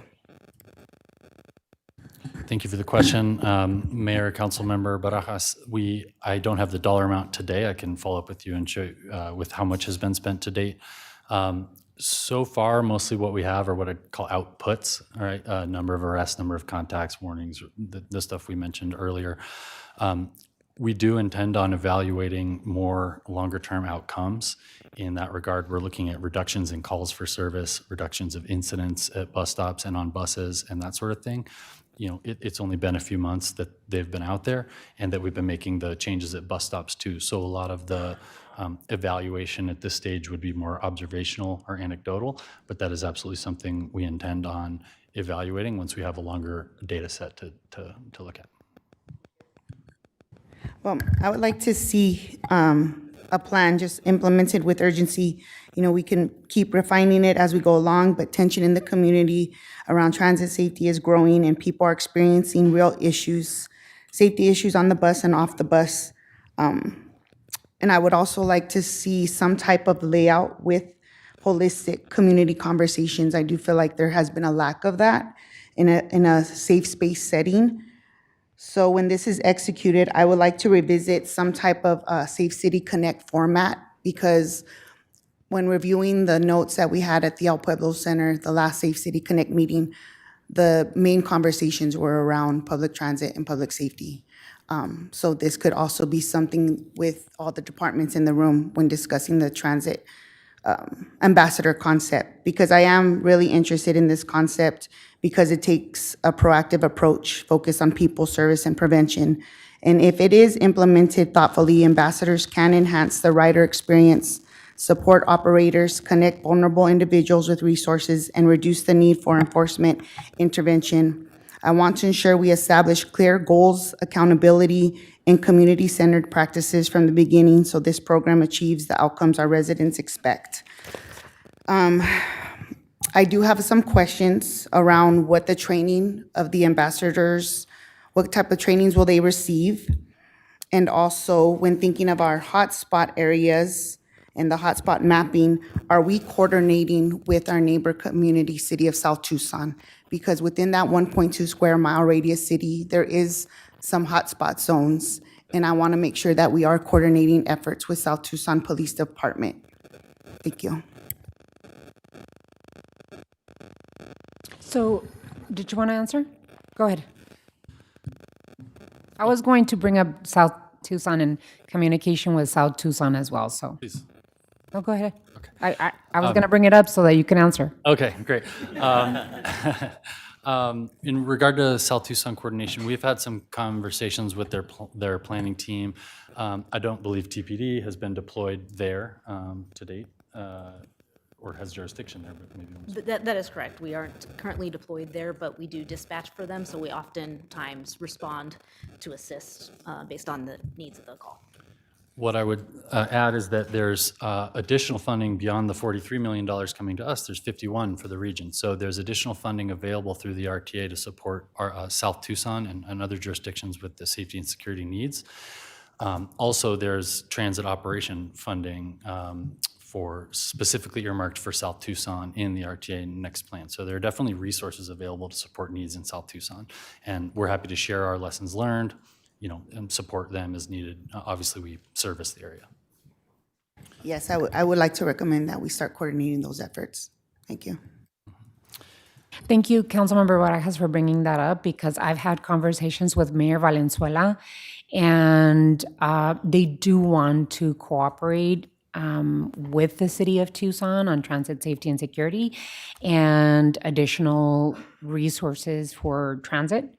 So I think it would be smart for us to add South Tucson as one of the stakeholders in our working group, because they need to be able to request those funds for transit safety and security on their end. And they, more than anyone, know the hotspots. I know that we work with them and dispatch for them.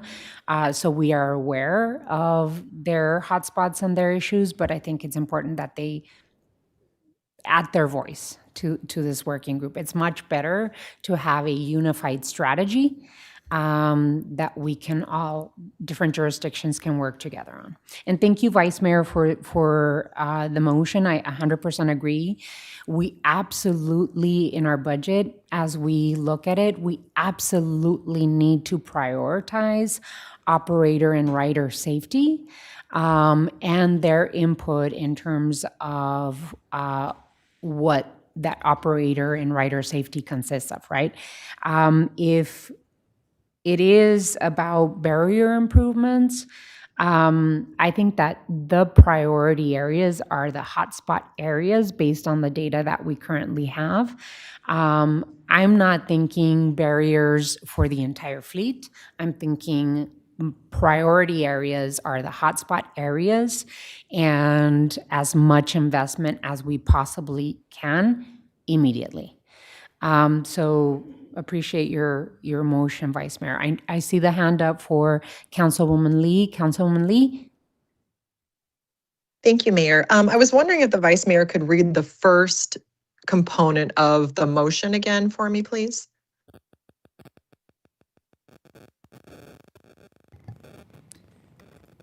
Number one is to increase funding in this year's budget for additional transit ambassadors and operator safety infrastructure, including barrier improvements, panic buttons, and other measures that enhance the safety of transit operators and passengers. Okay, thank you for that. The piece that I'm curious about is what that additional investment would look like and how other elements of the plan would then have less funding, if you know what I mean. If we're going to shift things around with a fixed budget, I'm curious about what is going to drop off of the list to put more transit ambassador funding in place. So that's a big question for me because I don't know how much we're talking about moving around and where those funds are going to come from within the budget. So that's a big question to the long list of questions that I have. And I think for me, before I feel comfortable personally moving this forward, I would like to make sure that the working group has a chance to chime in. And I would also like much more definition on what the transit ambassadors are actually going to do. What's their roles and responsibilities going to look like? How are we going to capture a baseline for what we need to measure and map all of these different interventions to that? So we at least have a starting point. So for me, I still have way too many questions to support the motion, but I appreciate the fact that we absolutely need to move quickly, and we have already started that work with the $500,000. So those are my thoughts, and that's the reason why I won't be supporting the motion, but absolutely support getting these interventions in place as quickly as we can. Alrighty. Council Member Schubert. Thank you, Madam Mayor, members of the council. Appreciate all the work that's been done on the Transit Safety and Security Action Plan, which I've started calling in my head TSAP, trying to make that happen. I also just, I went through the materials for this meeting, even though I had already read the materials when I started engaging in discussions about transit 4 years ago as a community organizer. In reviewing the information from the 2022 study, where we had extensive public input about safety issues on the transit system and what the nature of those interactions was, I was very interested to see that the current barriers in place were implemented in 2015. And that was the last time there was a Teamsters strike, and they were striking over safety. They were striking over feeling unsafe. Part of what they were responding to was that there were 22 assaults specifically on bus drivers, and that was in 2015. We were still in Obama's America. It was a different time. And here we are again talking about barriers again. We've been doing these deployments for 3 months. My anecdotal information from my office is that has not reduced the number of calls and complaints that we have received. I think it's important for us to focus first and foremost on driver and operator safety, as well as riders, and that we need to be paying attention to evidence and data that tells us what works. We have a starting point for the ambassador program. We ran a Primavera pilot with some really promising results. So I do think that we have a starting point and we don't need to start from scratch. We also got feedback that that pilot enhanced people's feelings of safety and led to more people being connected to resources. And I think an important part of the data discussion is being proportional about our response. 99.999% of transit users are normal people who don't assault bus drivers or behave in these ways. We're talking about a very small group of people. And it makes sense to be proportional in that response. I don't think that two private security officers and 8 special duty officers spread out through our entire system presents the opportunity for prevention that just having more people on the buses will. the ambassador program or the docent program, whatever you want to call it. Albuquerque is running an ambassador program right now that includes volunteers, and those results have been incredibly promising.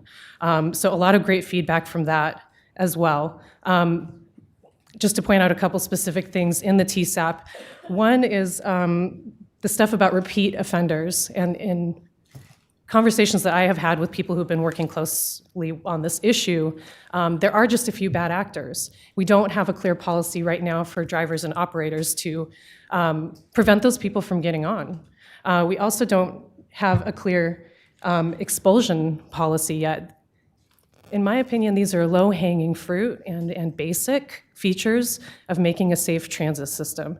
And I think that those are really important to tackle before we go into anything fancy having to do with tracking people or charging money or trying to exclude people from a system when literally 99.9% of them are normal, regular, everyday people, and over 70% are low income. I think I agree with my colleagues a lot about more than I disagree. I think we need to use data. I think we need to be closely monitoring and measuring the impacts of this spending and to be able to make adjustments when necessary. But when we talk about things like rider code of conduct, expectations, making sure people understand it's a felony to assault a bus driver, these are areas where we still need to totally check the box and say that we've done that. And we are doing it. We're in the process now. I'm interested in being a part of ensuring that the public knows what efforts we are undertaking because we are listening very carefully and we're really concerned about enhancing the functionality of the system. So we have a starting point. We have bus stops that we know are the hotspot trouble areas, and we have increased deployments to those areas. But an essential component of that as well, Councilmember Cunningham mentioned people going from bus stop to bus stop. They're going to keep doing it, and they're going to go into the neighborhoods, they're going to go into the alleys, they're going to go into the parks until we find other places for people to go. This is not a bus or a transit issue. This is an issue of social problems becoming more visible in public spaces.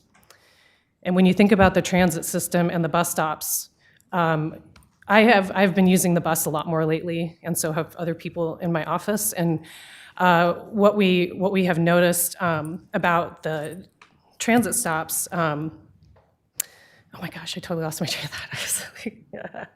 thought. No, I totally lost it. But all of that is to say that the system is here to connect people to resources. It's here to get people from A to B. And focusing solely on enforcement is not going to increase the safety of the system. I'll raise my hand if I think of the other point again. Thank you. That's why the ambassador program, I think, is so important, to be able to have that additional resource. And I think that's how we all approach this, including our police officers, right? They are part of a holistic approach to offering safety, security, and services to our community. I truly believe that. So I think you I remembered thought about it. your I did, because you were talking about safety. Your point. Thank you so much. The other aspect of safety is how hot it's getting here in Tucson and how vulnerable people are. So we need more shade. We need more benches where people can sit. Almost every time I'm on the bus, I see at least one person who is using a wheelchair or a mobility device or has different abilities that cause them to not be able to drive. We need more water fountains, we need more trash cans, and just more attention on the system so that the people who are operating and using the system feel cared for and safe. And that's not going to happen from like 10 cops roving around the whole system. Mm-hmm. You know, it's like playing whack-a-mole, right? We need to make a safer system by addressing the root causes. Thank you. Well, thank you so much. We've gone way over our time limit. We have a motion on the floor, and so I think it's appropriate that we vote on the motion on the floor. I think the city manager and our team has listened to, continue to safe city engagement approach that we've had before, continuous reporting, and then better definition in terms of the ambassadors, but also I really want to reiterate this again, and I want to be completely clear. my priority is making sure that our riders and operators are first in this budget. And whether that's duress systems or the additional lights in our bus stops and the ambassador, putting more money into the ambassador program and to making sure that, we have the barriers, protective barriers to make sure, especially in the hotspot areas and those routes, is the most important for me. And I know that you're going to continue getting input on this draft budget, but that's what I've heard. That is my priority. With that, all those in favor of the motion, please signify by saying aye. Aye. Any against? No. Okay, so motion passes 5-2. I know that you have a second piece to the presentation. More than happy to hear. For this particular presentation, we do not need a motion, but we'd be more than happy to listen to the presentation and then just have you continue the work that you're all doing. Thank you, Mayor and members of the council. That's correct. So thank you to the team on transit safety and security. We'll be moving into the 21st century of policing, which we've been in that century for a while. But let's keep, that's, we are short of RoboCop, but we're working on it today. And you are correct, Mayor. For this next piece, we don't need any further direction, but we are interested in your feedback on the activities that we're advancing. So I turn it over to our Police Chief, Monica Prieto. Honorable Mayor, members of council, good afternoon. The technology topic is incredibly important, so I'm excited to be able to present on it, provide an overview of our current technology, and then provide our next steps. So our responsibility is to provide the community with the highest level of public safety possible while being good stewards of public resources. TPD is using technology as part of the Safe City initiative to improve neighborhood safety, strengthen investigations, support crime prevention, and make better use of our city resources. Our Community Safety Awareness and Response Center, who we affectionately call CSARC, is our real-time data and intelligence hub that assists first responders. It is an element of our approach to the 21st century policing. CSARC brings real-time information into one coordinated community safety environment, which allows police to work more effectively with other departments and public safety partners such as fire, water, and IT. This interagency initiative means better collaboration on emergency events and daily operations. CSARC integrates technologies such as community safety cameras, license plate reader capability, line of sight drones, as well as the upcoming aerial emergency response pilot program, which will help provide a more informed and coordinated response model. Having a real-time information supports responses to active calls, follow-up investigations, quality of life concerns, problem solving around high-demand locations, and coordination with broader safe city efforts. These technologies are force multipliers that enable better informed, safer, and faster decision-making to help us achieve our mission in ensuring a safe city. Cameras and license plate readers help provide objective evidence during criminal investigations, identify vehicles involved in crimes, develop leads that can significantly reduce investigative time, and increase our clearance rates to help bring resolution to those victims of crimes. We believe strongly that additional cameras will increase the safe city outcomes we all strive for. While camera technology has been used effectively for some time, I would like to discuss our aerial emergency response, what we call AER, our pilot program, which will allow us to expand our emergency response model with the use of drone technology. AER is the next evolution of Tucson's Safe City initiative and the 21st century policing strategy. Our goal is faster information, better decision-making, and safer responses for both the public and for first responders. Drones will be invaluable and often arrive on scene significantly faster than ground units. We approximate AER drones will arrive in about 2 to 3 minutes, and that's faster than our ground units can 91% of the time. Aerial information provides critical situational awareness to our first responders before they arrive on scene.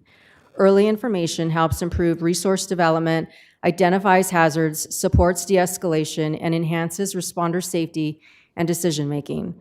Drones help with locating missing people, fleeing suspects, and individuals in crisis more quickly and safely. And I can't stress enough how important drones have been to keeping my officers safe and the community safe. One example of that is a homicide suspect that patrol was able to locate using the drone and arrest him safely and recover evidence of that homicide during an active homicide scene. The AER pilot program supports both Tucson Police and Tucson Fire operations and will be operated out of CSARC. The pilot program is designed to evaluate outcomes before any future expansion decisions are made. We believe AER and all our community safety tool investments are powerful, but we also understand that the success of these technologies depends on public trust. Privacy, accountability, and public trust are built into the program from the beginning. Access to collected data is limited to authorized personnel for legitimate law enforcement purposes. Every AER deployment will be tied to an active public safety incident and approved use case. There are no random patrols, passive surveillance, or routine monitoring of the public. Strong safeguards and oversight mechanisms include audit logs, access controls, retention requirements, compliance reviews, and transparency reporting. Community trust and oversight continue to be essential when implementing technology. The Independent Audit and Performance Commission, the IAPC, and the Community Police Advisory Review Board, CPARB, provide important community review and accountability functions. The bottom line is this: Tucson Police, we're investing in technology to improve emergency response, first responder safety, investigative support, and community safety outcomes. The AER pilot program will be a measured and transparent evaluation of a promising public safety capability. The city will assess operational value, privacy protections, public feedback, and governance compliance before making any long-term decisions. Our purpose is to improve public safety outcomes while keeping strong policy in place for privacy, access, retention, oversight, and accountability. Public safety technology is not a replacement for police officers or firefighters or community partnerships. It is a tool that allows us to provide more effectively, respond more effectively, solve crimes more efficiently, improve officer safety and community safety, and use taxpayer resources responsibly. Our goal is to leverage these tools in a manner that is transparent, accountable, and respectful of the rights and the expectations of the community that we serve. Alrighty, first and foremost, thank you so much for the presentation. I am supportive of modernizing our police department and all of the programs and in support of keeping our community safe. I know that there are plenty of examples that we have recently where we've used either license plate readers or cameras or drones to keep our officers safe, or even to find out the perpetrators of crime. And so I am very, very supportive of us being able to use technology to enhance the services that we have for our community. I think most importantly, I think people have questions about how we use the information and data. And I know that we have a very tight approach to that. Can you explain it for the record? I brought Administrator Luis Romero with me to help me with some of the technical questions. Thank you, Honorable Mayor, Vice Mayor, council members. Again, the use of the technology is always going to be tied to any type of investigation or calls for service. In specific, when we're dealing with the AER pilot, we're going to be using very specific use cases. All are going to be tied to calls for service or any type of investigative measure.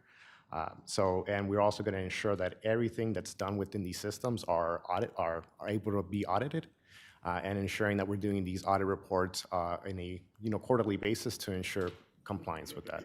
And then for any of the data related to data retention, like a lot of the recordings that will follow the exact same rules that we have today for body-worn cameras, for non-evidentiary type of recordings, as well as for our current line-of-sight drones. So that would be 185 days. Thank you. Any questions or comments on this piece of the presentation? Councilman Lee. Thank you, Mayor, and thank you to the team. And Luis, you've done an amazing job of briefing us and really getting to the weeds, especially with me, on exactly what the mayor just brought up. And I just wanted to direct the community to the city's website. If you just Google City of Tucson Technology Policies, it's a front-facing, public-facing website that TPD and IT help put together to really disclose the policies, how we use the data, how we retain and protect the data. And I think that that's absolutely critical in this day and age to understand that we do have internal policies, auditing, and citizen oversight, which to me is the most important thing, to make sure that the community is at the table in helping oversee how the city is using technology and the associated data. So I just wanted to add that to the conversation. Thank you, Mayor. Thank you, Councilwoman. Any other council colleagues? Councilmember Schubert? Thank you so much. And we already touched on this a little bit, but you know, we have really interested constituents. So just want to make sure that I can answer the questions that come to our office. So Ward 6 has had conversations with both TPD and CSARC on this topic. We have been so appreciative of the communication, the accountability that is built into this approach. It's my understanding that safeguards are incorporated to prioritize safety while protecting the privacy, as we were just discussing, such as AER only being used when there's a deployment related to a call for service or an investigation. I'm curious how the contract is written with the company that's providing this. The company providing an Skydio Axon-based product. We're asking because Axon does have an ongoing contract with the Department of Homeland Security. So just, are you able to talk a little bit more about our closed system and what safeguards that we might have in place? And then I have more questions after that. Honorable Mayor, Councilmember Schubert, yes, so Axon is the same system that we use for our body-worn camera system. In terms of contract and information and language in there, I'll have Luis answer that if you're willing to answer that. Yeah, Honorable Mayor, Councilmember Schubert, regarding the current contract language that we're looking at for this AER pilot, this will be hosted in an Azure GovCloud environment that's going to be owned and operated, by the city. Meaning this is not a shared ecosystem with any other agencies. This is solely for the city of Tucson and in specific for the Tucson Police Department for the use case of this Skydio platform that we'll be piloting for the next year. In addition to that, all the drone technology does meet all the requirements from an encryption perspective to ensure the privacy of any information that's being captured end to end, as well as we have role-based access controls in place currently in our Axon environment, but also for the Skydio platform we'll be piloting, that would be the same. So only authorized users and administrators will be able to access that system. And again, I want to very strongly kind of state this, that these are not shared ecosystems. This is its own separate cloud-based technology that is only associated as our own private cloud for the city of Tucson, and specific with the Tucson Police Department. And then just following the pilot, I'm pretty curious to know, during the pilot, the opportunities for public input, and then how we will consider the pilot once it's closed and how we're going to move forward. Honorable Mayor, Councilmember Schubert, again, so as we're looking at, we are establishing certain KPIs for the success and the measurement of, how we're using the technology when it comes to public sentiment. Currently, right now, anyone that calls 911, they do get something from our Spider tech stack, which anytime somebody calls 911, they would get a message similar to, what our partners over at Pima County or any of the other jurisdictions that would provide a survey for them to be able to fill out. But we're also looking at other different types of strategy as we're looking to expand the transparency page that would be available as well. So all of the flights that will be actually being done for this pilot are going to be available for the public to see as well, and a public-facing forward dashboard. And we're going to look at different opportunities to be able to put surveys out there, being able to collate that data, and be able to present that back after we look and see how we can keep this productional if the pilot seems to be very successful. Sorry, just one more question. On page 6 of the memo, there's a note for a 6-month review path. There's 6 groups listed as stakeholders for review on the pilot: the Advanced Technology Committee, the Information Technology Committee, City Manager's Office, Procurement, Independent Audit and Performance Commission. There's also the UAS Governance Group, and I was just kind of curious to know more about them, and then I just have a question about vacancies on the IAPC. Honorable Mayor, Councilmember Schubert. Regarding the different governance and the oversight groups that are going to be part of the evaluation of the AER, the city, through partnerships with the IT department as well as with the Advanced Technology Committee and the City Manager's Office, there is a very rigorous process for any IT or any technology-related projects to move forward. So we will be putting this pilot after the 6 months through that process, which is our idea to completion process, which will include like members of the City Attorney's Office, City of Tucson's Equity Office, or now the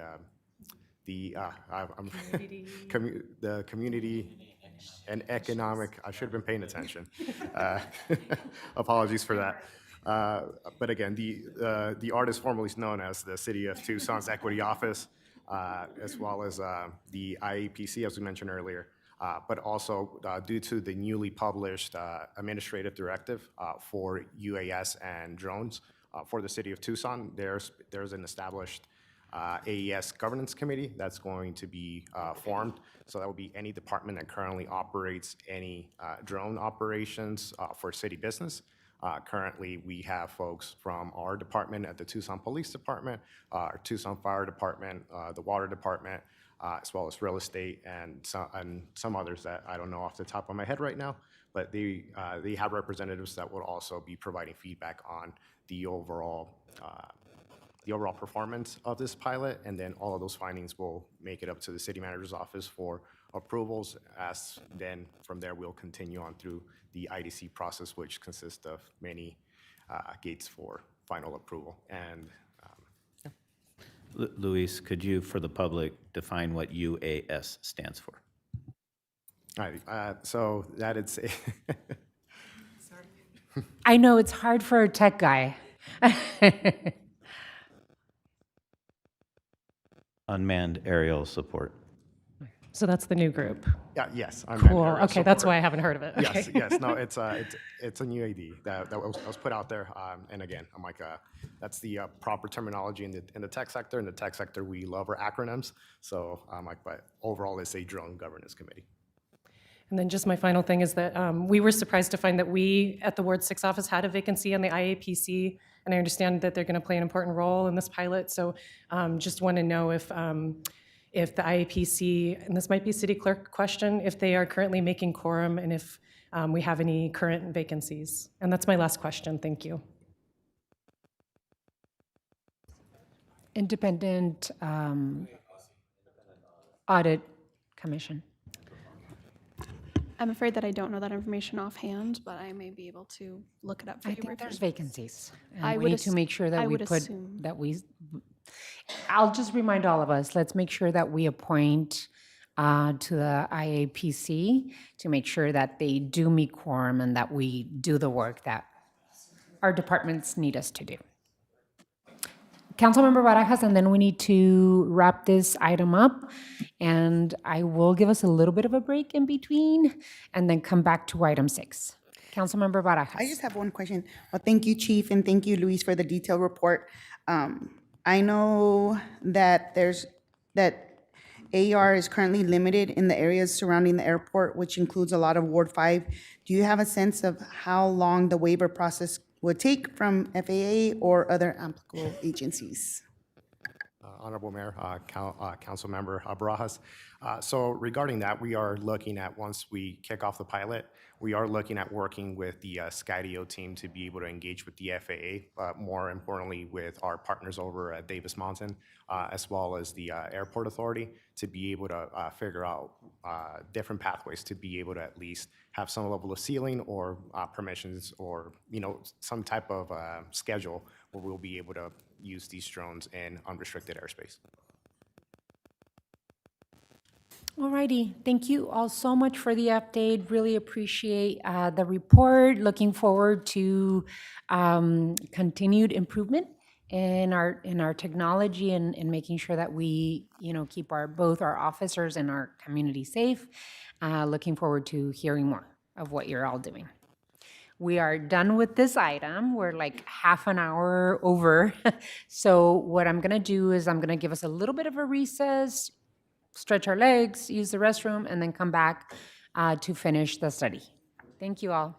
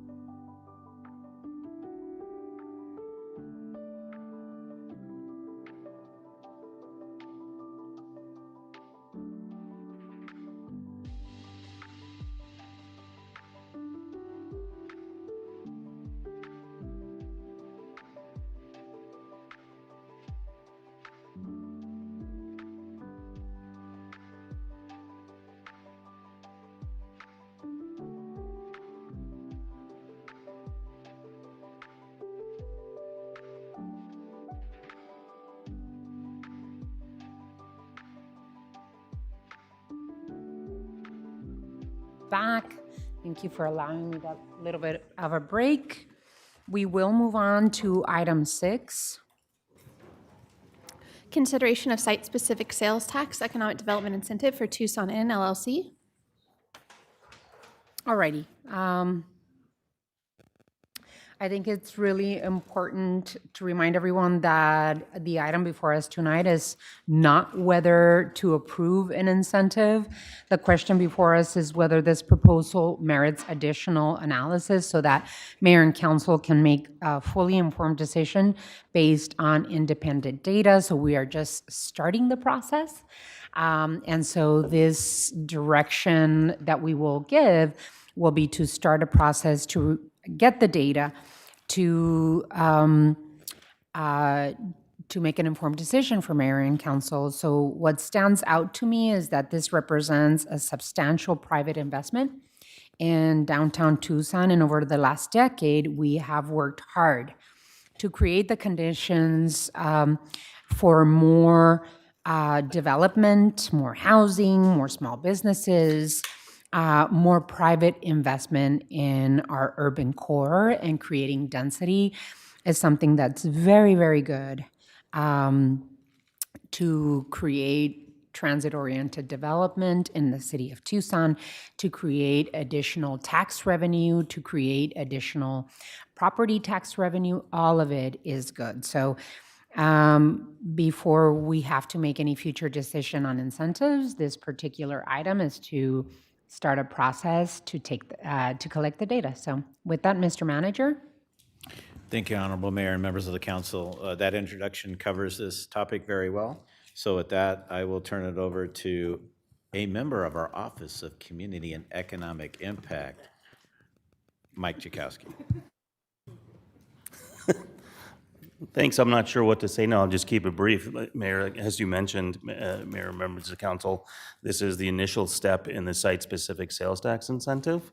So what we are requesting direction on is just to move forward, collect a check for $5,000 from the applicant, and initiate the independent economic analysis, which will be brought to mayor and council for discussion to show what the actual impact is for the city of Tucson based on that sales tax. I do also want to mention that that will also incorporate all of the other items that are included, the Rio Nuevo incentive, the Pima County, all of that. So it will be a holistic economic analysis for the council's review as we're working on all of these together. Alrighty, so this is an item that is in Ward 6, so I usually like to give the councilperson representing the area the opportunity to ask questions and introduce the item. Thank you, Madam Mayor. Yeah, I'm excited about this because this is a parcel that's been empty for 40 years, right in the middle of downtown. I'm generally cautious when it comes to the use of public incentives for private development. I believe each request needs to be evaluated individually on its own merits. That being said, one aspect of the proposed Tucson Inn and Marketplace that I find encouraging is its emphasis on creating more active and walkable downtown environment, much like you were saying, Madam Mayor. By introducing a mix of lodging, small-scale retail, and publicly accessible gathering spaces on a currently vacant parcel, the project has the potential to generate additional pedestrian activity through the day and evening. That aspect of the project is really important to me, the publicly accessible part, where everybody who's downtown benefits from this project, not just people who are buying things, and providing more connection to different places downtown. The proposed event alley and marketplace concept appear designed to encourage people to spend time on foot, visit multiple destinations, engage in local businesses. In a downtown, we've invested significantly in transit, streetscape improvements, and public spaces. Projects that help create more continuous pedestrian experience can provide community benefits beyond the project site itself. While I would encourage continued scrutiny of the financial details and public return on investment associated with any G-Plat request, I believe the project's contribution to downtown walkability, street activation, pedestrian-oriented development are factors worthy of consideration as part of the overall evaluation. And I'll add to that that I'm also really interested in the types of jobs that this project will eventually provide, and that those would be good jobs for local Tucsonans to have and, raise their families and support their loved ones on. Thank you so much. So, council member, I think that it would be great to do the motion to approve. All right, so with that being said, I would like to move to initiate the economic analysis for this project. Second. So there's a motion and a second. Any further discussion on this item? Councilmember Cunningham. So I think Rio Nuevo's end with the county all in is about 9 million. Our site-specific sales tax would come after the build at no more than $1 million, $1.5 million anyway, and that's after the fact on what we collect, so we're not laying out actual cash on it. This also represents, I think, the early estimates are $55 million. So that's a 5-to-1 ratio on just the construction investment, not to mention the long-term effects. The other thing is they probably could have gone for a 7-year higher yield GPLET, so they're taking the 25-year partial GPLET, which is actually a better deal for us. So I'm happy to second the motion, and it looks like this could be a good deal. I do have one concern I want to put on the record now, which is we've got to have some guardrails later on. So if the bottom falls out of the boat and the deal goes south or they don't build, there's an opportunity for the county or the city to reacquire the property. So that's the only piece. I always ask for that, every single one of these, but I think it's just important to say it now for the record, because I'm pretty confident the economic analysis is going to be favorable to granting these incentives. Thanks. Any other comments, questions? Alrighty, all those in favor of the motion, please indicate by saying aye. Aye. Aye. Any against? Motion carries. Thank you so much, Mike. Thank you so much. Can I just say on this item, I love that they are calling it the Tucson Inn. That just connects so well with all of us. So thank you so much. Really appreciate it. Alrighty, with that, we are moving on to item 7. Discussion and direction relating to matters that are pending in front of the Pima County Board of Supervisors and other regional jurisdictions. Alrighty.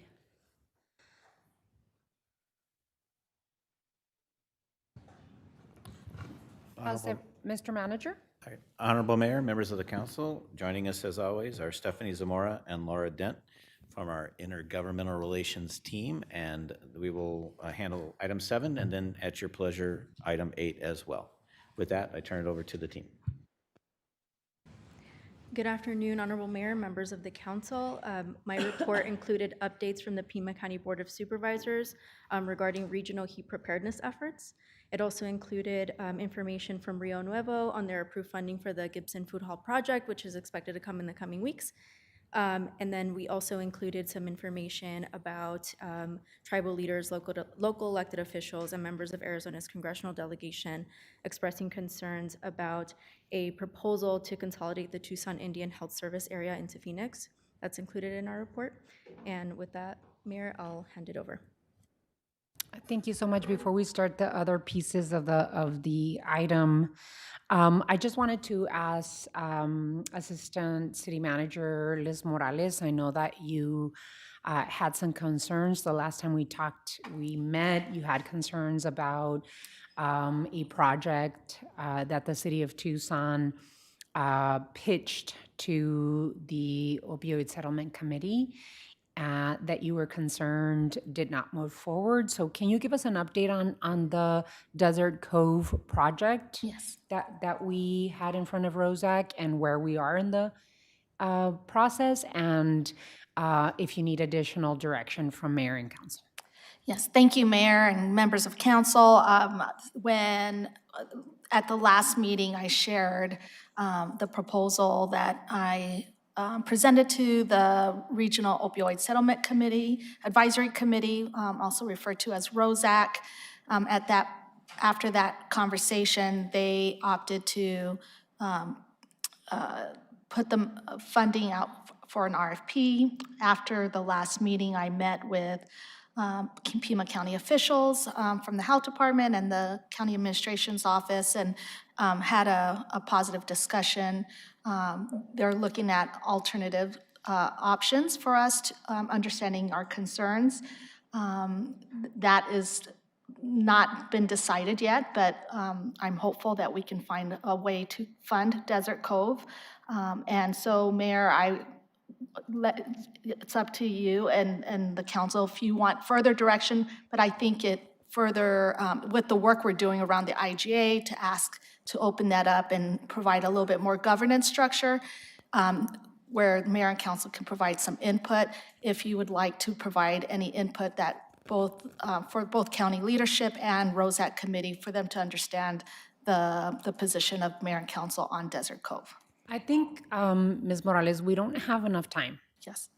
The last time that ROSAC went out for requests for proposals, it took about 8 to 9 months for them to go from start to finish through the process.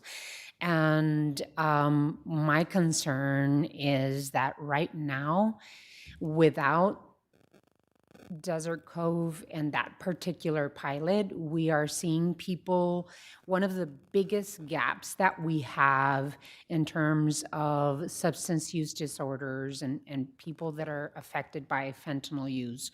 One of the biggest gaps that we have is that people are being arrested and treated, medically assisted treatment in jail.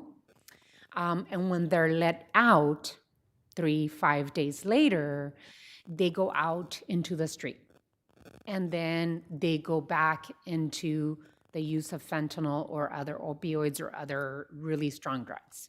And so we're investing a lot of money in them in jail to deliver medically assisted treatment, which is the right thing to do, but then losing all that investment when they have nowhere to go to recover.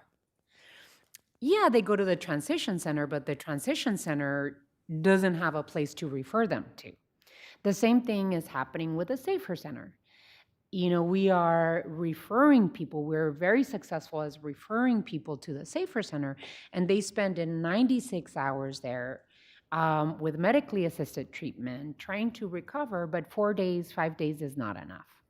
And so the biggest gaps in the system, I would say, is people leaving Safer, people leaving jail and having no place to go recover. And so in my perspective, I don't know my colleagues on the council, the biggest load of calls that we all receive in our offices are people that are unsheltered and are openly using drugs, and many others maybe are not unsheltered, but are have substance use disorders that they really need serious investment in and connections to. And so I do not want to spend another year trying to figure out an intergovernmental agreement or a request for proposals when the urgency is now. And so I don't know, Liz, I'm relying on you. You're the one that's having conversations with ROSAC. You're the one that's having conversation with Steve Holmes and Dr. Cullen. What is your recommendation that we do as mayor and council? Because I think that you've had separate conversations with my colleagues on the council about the idea of Desert Cove. How do we proceed? Thank you, Mayor. I would love to be able to utilize Desert Cove immediately with funding. That would be the preferred recommendation, understanding that it does still, the decision still needs to come from ROSAC and from the Board of Supervisors. Any urgency that they could put funding on it sooner than later, I think is imperative. And I agree with the gaps that this would fill. Mr. Tamir, and then I would have some requests from my colleagues on the council to add urgency in the decision-making between mayor and council and the Board of Supervisors on this. Mr. Tamir. Thank you, Madam Mayor. In support of what Assistant City Manager Morales said, we will engage with the administrative side of the county. I'll reach out to County Administrator Lesher to express the urgency as well, and we'll work all angles from our end to expedite getting this service up and running. This is my dilemma before I go to my council colleagues. My dilemma is that the opioid settlement funds, if we would have, we, mayor and council in the city of Tucson, control of those funds, which some of those funds rightly were directed at the city of Tucson, we could put those opioid settlement funds to work immediately in the places where we believe we have the needs. And in the spirit of collaboration and cooperation and partnership, Mayor and Council went into an agreement with Pima County to do this together, to compile all of the money that would come to the city of Tucson. We put it in a pot. The money that would come to Pima County would put it in a pot, and then together we would decide where we have the investments. There are absolute urgencies in the city of Tucson, and we hear about it every day. And so it just seems to me as though ROSAC or the Board of Supervisors don't have that same urgency. I would really want to get direction from my colleagues on the council to have Liz go back and have a conversation, and as well as Mr. Tamir, have a conversation with John Lesher, with Steve Holmes, with Dr. Cullen about the urgency of our requests so that we can cover this huge gap that we know, right? It's not just the city of Tucson, it's service providers, it's nonprofits, it's the community. Everybody knows there's this huge gap in terms of providing services. So I would like for my council colleagues to consider making a motion that we direct the city manager and assistant city manager Morales that we add urgency to the request from the city of Tucson for Desert Cove for the funds to be allocated for Desert Cove. So moved, Mayor. So there is a motion. Is there consideration for a second? I second the motion. There's a motion and a second. Councilmember Cunningham. The way I understand it is we already have an operator at that site, not providing a different service. But that operator can provide the service that we want without having them to leave. So we'd have contiguous handover. That's really what the discussion is. And I think it's okay to be transparent about that. I think it's okay to say that the operator we have should get I wanted to make a different motion. I wanted to make a motion that basically said, I wanted to get into the weeds. They always say don't get in the weeds. I totally disagree. I wanted to get into the weeds and make a completely different motion and say that we instruct them to recommend from the council that the current operator stays in the facility, moves to their new mission for at least 1 year, and then ROSAC can figure out who the new operator, or if they want to use the same operator and go through their process. But at least we don't have a vacant building for a year. And I think that's a very reasonable request from us. So when we just say urgency, they're going to say, well, I don't know what that is. If we say to them, this is what you need to do. You need to allow the current operator to retain their management of the facility, adopt the new mission of detox, and then ROSAC can go through their process to see if there's a better operator. But we can't miss a beat. So that's, if we can clarify that that's what the spirit of this motion is, I'm more than happy to support it and lead the parade. Yeah, I think that's the spirit of the motion. Most importantly for me is getting the money immediately so that we can transition into the new mission. And of course, the operator that is there currently servicing the individuals that are at Desert Cove should be considered, right? Is there anyone else that provides recovery services in the county? I'm not sure, but yes, I would say on my end, the spirit of the motion is to have that. Logistically, if we have to get a new operator, we have to have the current operator hand in keys. The place needs to be rekeyed. The place gets shut down. Then we have to go back in and order another C of O. And all of a sudden, we've lost 60, 90, 120 days. That doesn't make sense. Let's go. So my thing is that specifically we use this operator and they handle that mission. Let me ask Liz and Tim. Liz, I know that that is the suggested that you have in writing, right? That's what you suggested to mayor and council we do. Mayor and Councilmember Cunningham, that is one of the big issues, is transition to a new operator would be very time-consuming. And so I think continuing with community bridges, they have the model, they have the service model and can do the work that we're asking them to do. And so that would be the most expeditious going forward. Yeah. Tim? Mayor, I'll just add that that is actually what our initial request was. Fund it with the current operator, so this is totally in alignment with how Smooth. we would efficiently have done it from the get-go. I just want to make sure that the motion maker feels, Yeah, I feel good with that. I think the only thing I wanted to add to the conversation, and this is what I've shared with some of our colleagues on the Board of Supervisors, is that we're under a different pressure than they are as a county or even ROSAC. We're the public facing, where the community thinks we're not doing anything, right? Like the mayor allows for public drug use, the council doesn't care. And so we, like you said, that is the number one thing we hear from our constituents. And so we know we can't incarcerate our way out of, this epidemic that we're in, but we're creating real long-term solutions to the folks that are ready to take that step into sobriety. And so I just want to continue to put in front that we are the front-facing part of this frustration, from the public, and we need the county and ROSAC to maybe be a little more sensitive to that and see why we have urgency around this issue.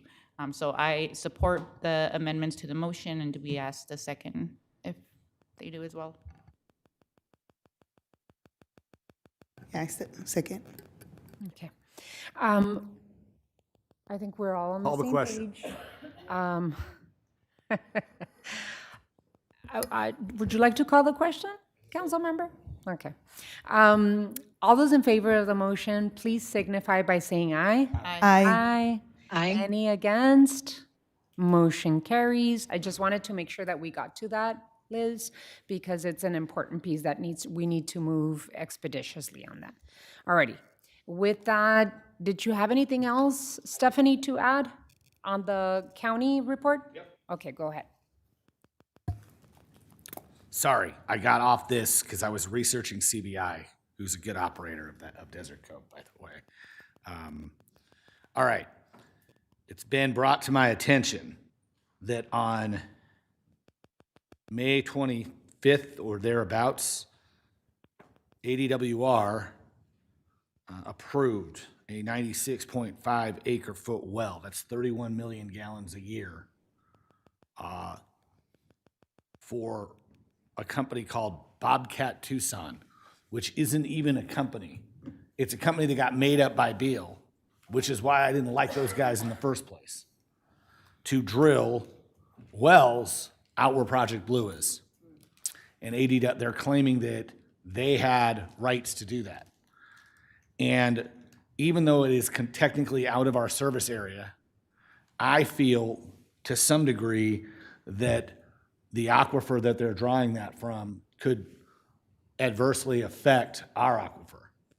And I think groundwater is too serious a discussion point when you're all of a sudden just handing out brand new 31 million gallon well permits. I want to know if we are allowed to protest this, and if it is within our purview to protest the approval of this well to AWR. And if we are allowed to protest this well, I move that we instruct the city attorney's office or Tucson water attorney to file that formal protest. Alrighty, Mr. Manager. Thank you, Honorable Mayor, members of the council. We do have standing that we can research and file appropriate objections and/or actions against these wells. I can't guarantee what the outcome would be, but I certainly, between the city attorney's office and my office, we could pursue whatever direction the mayor and council would provide. I would ask that you do give us that direction, because you gave us very clear direction to have no involvement with this project previously, which we've done. But in this case, we're absolutely here to do whatever you feel is the most prudent thing. And if you would like us to insert ourselves into this process of the water service to that and the drilling of those wells, we're happy to follow your direction. I move that we instruct you to do that. A second. Second. There's a motion and a second. Any further discussion on this item? Hearing none, all those in favor indicate by saying aye. Aye. Any against? Motion carries. Alrighty. Anything else on the county matters? Hearing none, I think it's important that we go into our federal report and then we can talk about state. Lots of things going on, but I do have some good news, though. I do have some good news that are promising. I'd like to thank Congresswoman Adelita Grijalva for securing House support for several City of Tucson priorities through the community project funding process. In the annual appropriations bill, $1.8 million was one of her projects selected by the Congresswoman, $1.8 million for the Stone and Speedway housing development, $850,000 for the Fry apartment rehabilitation, $850,000 for South 12th Avenue corridor safety and complete streets project.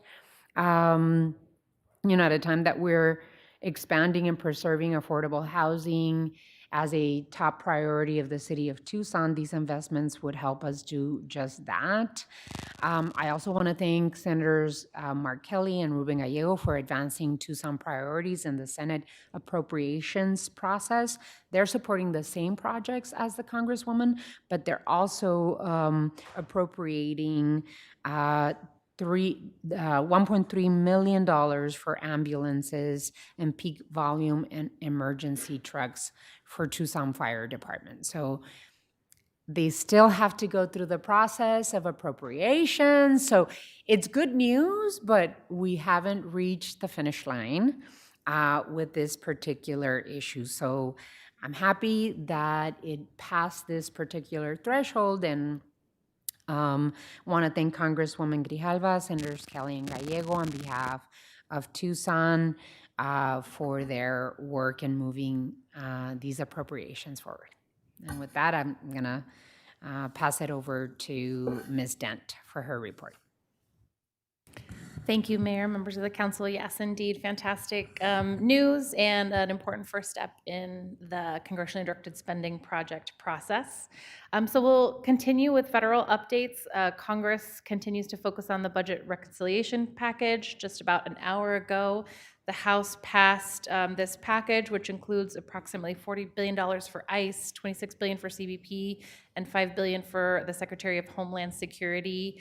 This is a reconciliation package that has been in limbo for some time at the federal level, and it was passed on a 2014 to 2012, or 214 to 212 party line vote. So it shows how narrow and high the stakes are at the federal level. And the House, it is now going to President Trump for signature. Additionally, the House Appropriations Committee has approved its fiscal year 27 Transportation, Housing, and Urban Development Appropriations Bill. This bill preserves funding for the CDBG program, but it does include some reductions to home and other including important housing projects and programs for the community. And this is where our community project funding is folded in, so we're grateful for that. And final funding levels will be negotiated later in the year. And lastly, on the federal front, the House Transportation and Infrastructure Committee advanced its 5-year transportation reauthorization bill.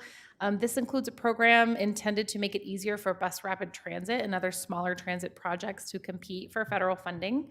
So that's good news, and it leaves us well positioned for our BRT proposal and project, paired with the fact that Tucson residents and regional residents supported RTA Next. So that's good news. And the House also rejected an amendment you may have heard about, and I think we've discussed with several members of the council, an amendment related to fare-free transit systems. There was some effort by the administration to disqualify communities that offer fare-free transit. That amendment was rejected, so this truly was a bipartisan package that is moving forward at the federal level. At the state level, lawmakers are expected to consider a state budget this week. The bills may be dropping right now as we speak. We should expect those to be moving at any moment and will likely be heard in appropriations tomorrow. So we don't have complete details. We've heard some chatter on what that is, but I'll be happy to provide a more official report to you all once we get those read in. We also expect lawmakers, after approving a budget, traditionally is the timeline, to consider 24 legislative referrals that are in the hopper, essentially at the finish line, and we will see how many of those get moved forward to the ballot in November. So the legislature is statutorily obligated to pass a budget by June 30th, so the clock is ticking, and we should expect lawmakers to be very busy this week. So that concludes my report. Alrighty, any questions or comments, Vice Mayor? Yeah, I was talking to Laura Dent right now and just trying to give our representative Betty Villegas some shine. And I was asking about SB 1118, which is a striker amendment on the middle housing and historic preservation. And Representative Villegas was able to get us to a compromise where we continue to give, local cities the authority to design review process for middle housing developments and National Register historic districts, and disincentivize the demolition of historic buildings. And I know that this bill started from a lot of the politicking that happens in Maricopa County and Phoenix, but I just wanted to say we've been doing both. We approved middle housing citywide and have continued to disincentivize demolition of historic buildings. So I just wanted to give her some props. I know at the beginning of, before this became a strike everything amendment, we weren't taking a position, but since we have, and again, just wanted to give some love to Rep. Villegas for getting us there. Any others? Any questions? Alrighty, thank you so much. It has been an exciting year in the legislature. I hope that, the city of Tucson doesn't come out too beaten up on the budget space with the state legislature, and rooting for our delegation up there. So thank you, Ms. Dent. Thank you, Stephanie. Really appreciate it.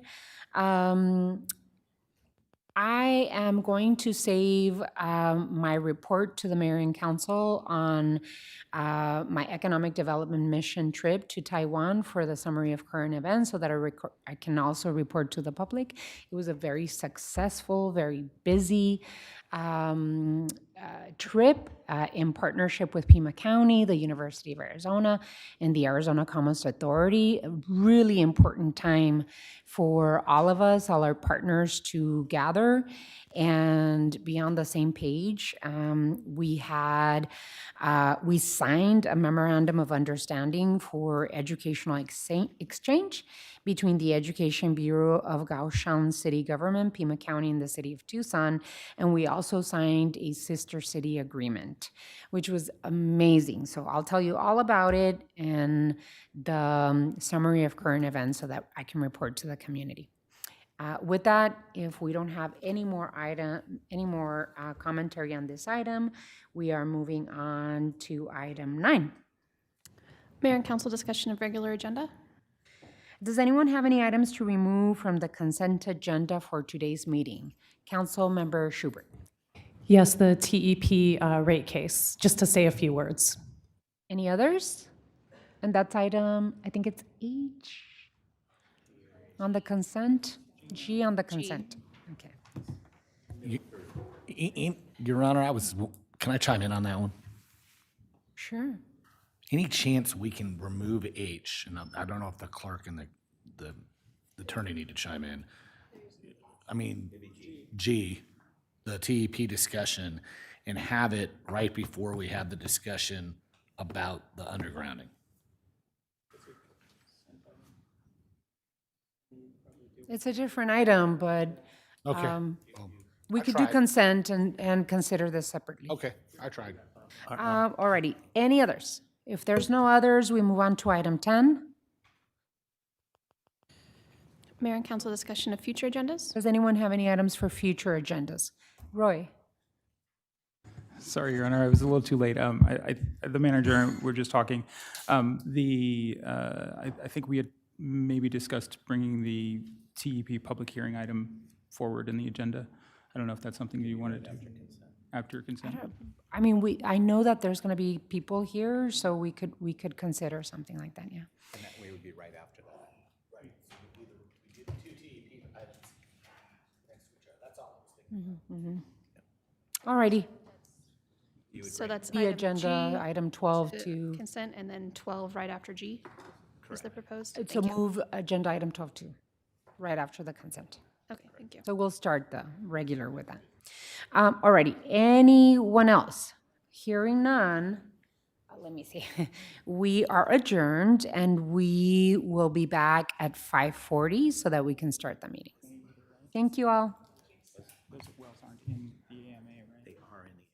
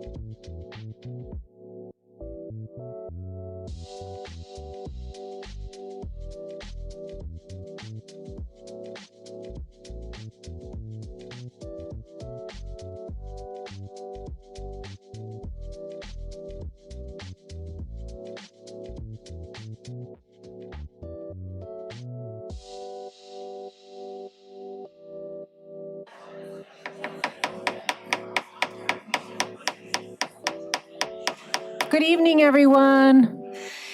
Thank you all so much for coming. I appreciate everyone in attendance for whatever the reason that you're here. Thank you so much for joining us to the Mayor and Council meeting. But first, we are going to start with the Tucson Public Housing Authority Board of Commissioners meeting. So I'm going to have to call this session to order. Ms. Clerk, I believe we need a roll call. Roll call. Councilmember Cunningham? Here. Here. Councilmember Lee? Here. Councilmember? Here. Councilmember Schubert? Here. Vice Mayor Santa Cruz? Here. Mayor Romero? Here. And Our Commissioner Commissioner. Hawkins. Sorry, we're all commissioners, not council members in this meeting. Our Commissioner is absent excused. Thank you. Alrighty, item 2. Quarterly Public Housing Authority update. City Manager's PHA Communication Number 10, dated June 9th, is received into and made part of the record. Is there a motion to approve? Well, we need an actual update before we do a motion to approve the update. I know that you included a memo in your material. I just wanted to see if you wanted to do a very short update. Good evening, Chair Romero and members of the board. One of Housing and Community Development's priorities is to provide meaningful and consistent information to you, our Public Housing Authority Board of Commissioners. As you know, we provide a monthly memorandum to each of you, and then we meet in person about quarterly. During those in-person meetings, we are committed to giving a very short update. And so this update covers January through April of this year. The Housing Choice Voucher has provided rental and utility assistance benefiting over 10,000 low-income individuals throughout our community and has distributed more than $19.4 million in rental assistance payments to local property owners. In addition to housing assistance, the program has continued advancing self-sufficiency initiatives, providing supportive services to 104 participating households. HCD is preparing to host a landlord appreciation event later in June to recognize participating voucher property owners and managers for their continued partnership in providing affordable housing opportunities. For our public housing, we've provided housing assistance to over 2,500 low-income individuals. I should note that number's a little lower than it used to be because Tucson House is no longer public housing. But as you know, Tucson House is still an important part of our housing portfolio. Speaking of Tucson House, our HCD resident services team continues to provide important support. Since January, 266 participant households received case management and wraparound supportive services. Public Housing Authority staff have also continued focusing on property improvements. Since January, 49 units of public housing have been approved. Additionally, water conservation features have been installed at 513 units through a funding partnership with Tucson Water and the Water Infrastructure Finance Authority of Arizona. Thanks, City Manager, for securing that funding for us. Given the lack of funding for public housing, the Public Housing Authority continues advancing several key projects under the Public Housing Financial Stability Plan, or what HUD calls asset repositioning. At Tucson House, construction activities are currently underway, and we are at about 17% complete. Progress also continues at Craycroft Towers, where volume cap financing has been secured and an equity investor has been identified. However, there is still a funding gap on that project we need to close in order to move that forward. And so in closing, the Public Housing Authority remains committed to strengthening housing stability, improving operational performance, modernizing systems and infrastructure, and expanding supportive services for our residents and clients. Staff appreciate the continued support and guidance of the Board of Commissioners and look forward to continued progress throughout the remainder of the year. Thank you. Thank you for the update, Director Shaneka. Hearing that update, if you have any questions or if I can get a motion to approve the update. So moved. Second. There's a motion and a second. Any further discussion? Hearing none. All those in favor, please signify. Aye. Any against? Motion carries. Item 3. Public Housing Authority write-off uncollectible tenant account receivable approval. City Manager's PHA Communication Number 7 dated June 9th is received into and made part of the record. Madam Clerk, you are requested to read Resolution PHA 2026-52 by number and title only. Resolution number PHA 2026-52 relating to Public Housing Authority authorizing the write-off of $119,694.76 of certain uncollectible tenant accounts receivable and declaring an emergency. What is the board's pleasure? So moved. Second. There is a motion to pass and adopt Resolution PHA 2026-52. Is there any further discussion? Hearing none, we do have to go to a roll call vote. Commissioner Santa Cruz. Aye. Commissioner Dahl. Aye. Commissioner Commissioner Lee. Aye. Commissioner Barajas. Aye. Commissioner Schubert. Aye. Commissioner Hawkins. Chair Romero.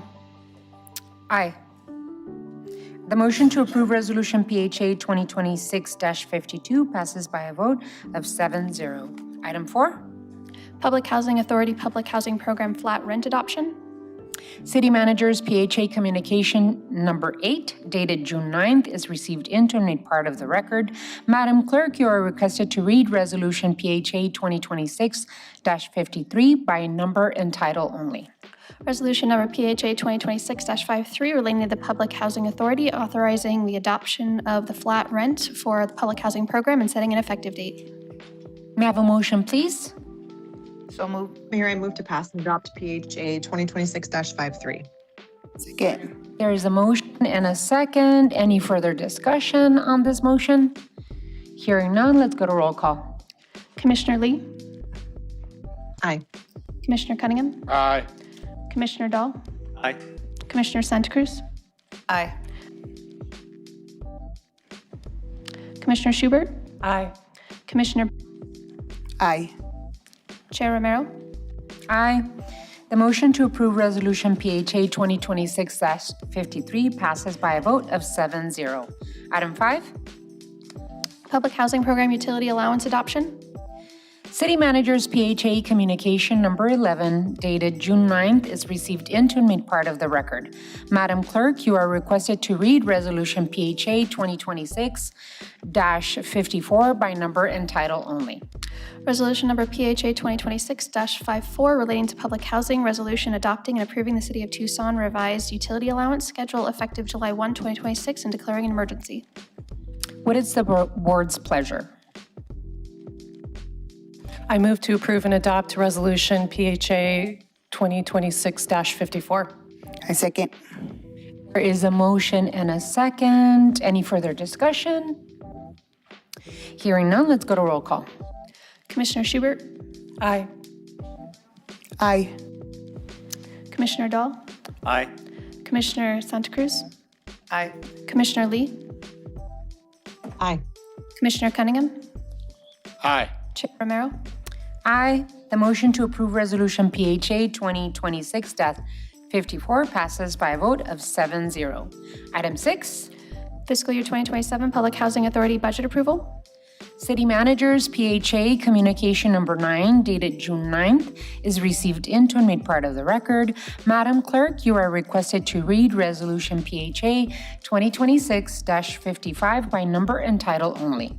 Resolution number PHA 2026-55 relating to the Housing and Community Development Department reviewing and approving the public housing asset management project budgets developed for the City of Tucson as required by the U.S. Department of Housing and Urban Development for HUD fiscal year 2027, authorizing execution and delivery of HUD Form 52574 and declaring an emergency. What is the board's pleasure? So moved. There is a motion and a second to pass and adopt Resolution PHA 2026-55. Is there any further discussion on this item? Hearing none, let's go to roll call. Commissioner Dahl? Aye. Commissioner Schubert? Aye. Commissioner Lee? Aye. Commissioner Cunningham? Commissioner Barajas? Aye. Commissioner Santa Cruz? Aye. Chair Romero? Aye. The motion to approve Resolution PHA 2026-55 passes by a vote of 7-0. Item 7. Approval of minutes? City Manager's PHA Communication Number 12, dated June 9th, is received into and made part of the record. Is there a motion to approve the minutes of the April 7th, 2026 meeting? So moved. Second. There's a motion and a second. All those in favor of the motion, please signify by saying Aye. aye. Aye. Any against? Motion carries. And item 8. Adjournment. The meeting of the Board of Commissioners is now adjourned. The Mayor and Council will now convene our regular meeting.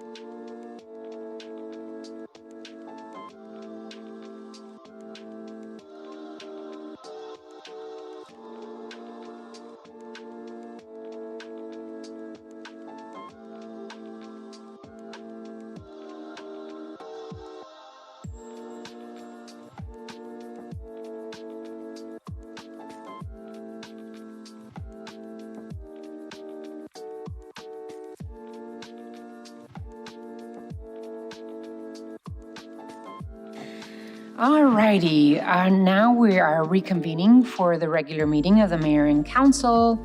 For the record, I forgot to say this with the PHA meeting. For the record, Councilwoman Lee will be participating electronically through Microsoft Teams.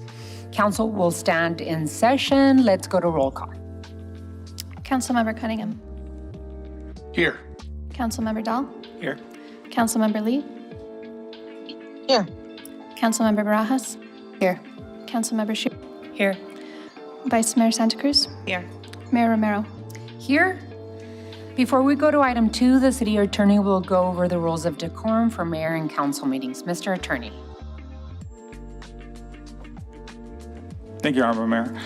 Arizona's open meeting laws provide that members of the public may attend and listen to the proceedings during tonight's public meeting of the Mayor and Council. Arizona law also allows the Mayor and Council to enforce rules and procedures for public attendance of the meetings to ensure orderly behavior and to prevent unnecessary interference with the public meeting. Here are the rules that apply. The rules require decorum and orderly conduct by the members of the audience. No person attending the meeting shall engage in conduct that disrupts or otherwise impedes the orderly conduct of the meeting, including any statements or conduct that interrupts the persons who might be addressing the Mayor and Council or that disrupts the discussions of the Mayor and Council. The Mayor has the authority to ensure compliance with the rules of orderly conduct. If disorderly or disruptive conduct continues after a warning, and this is that first warning, the Mayor may direct the removal of persons from the chambers and/or recess the meeting itself. If disruptive behavior makes it necessary to clear the chambers, the persons who disrupted the meeting will not be allowed to return to the chambers for the remainder of tonight's meeting.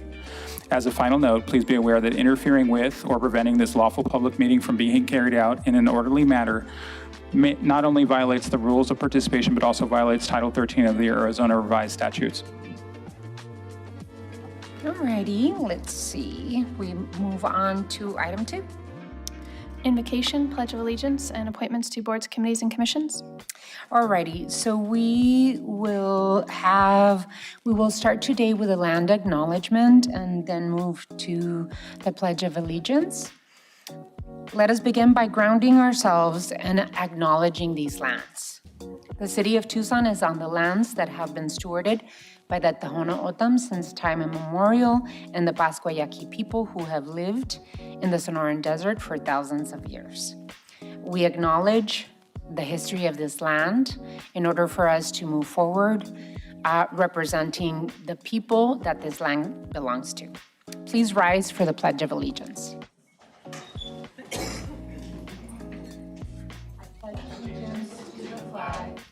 United States of America, and to the republic for which it stands, one nation, under God, indivisible, with liberty and justice for all. Should we move to the presentations? Yes. I'm sorry. We'll now move on to item 2C, which is the presentations. We have two proclamations today. We have a proclamation that I'd like to invite forward the many community members that are with us today who have dedicated themselves to reducing gun violence and supporting survivors in our community, whether through advocacy, public safety, healthcare, prevention programs, or sharing their own stories. These individuals remind us that behind every statistic is a human life. Their work challenges us to build a Tucson where every person can feel safe, supported, and free from violence. Let me see, I think I have a list of individuals that will join us. Our guests are Azul Navarrete Valera and Isaac Villegas Durgan from the City of Tucson's Viva Violence Interruption Vitalization Action Program, graduates from the 2026 Viva Community Safety Leadership Institute, Brittany Peterson, our very own TPD Violence Reduction Coordinator, representatives from Giffords, Eli Rasped and Daniel Garcia. These next two teams are partnered together with Arizona's first hospital-linked violence intervention program, Banner UMC Level 1 Trauma Center, Elisa Mikal, Trauma Center Program Manager, Dr. Colin Stewart, Trauma Medical Director, and Dr. Caitlin Said, Goodwill of Southern Arizona, the Village Program, Lance Meeks, Vice President of Community Engagement, Carlos Ramirez, Faye McCory, Michael Lopez Minor, Andres Medina, and let me see if we have more. Advocates and survivors of gun violence shootings in our community, Lisa Kistner, Associate Clinical Professor at the University of Arizona and survivor of the nursing school shooting, Katie Woodall, survivor of Las Vegas shooting, Pat Massage, survivor of the January 8th shooting, Pam Simon, Linda Patterson Vargas, Sarah Roberts, and Robert Valera. Mike Humphrey, gun violence prevention advocate in Pima County Medical Board, Sandra Gutierrez, Moms Demand Action, and Lisa Tellechea from Pima Prevention Partnership. If you can join me, those that are here and present up in the front so that we can go through the proclamation. And then we have a second proclamation, and I'll invite all of our guests for that when we reach that. I would like to invite my colleagues on the council to join me if you would want.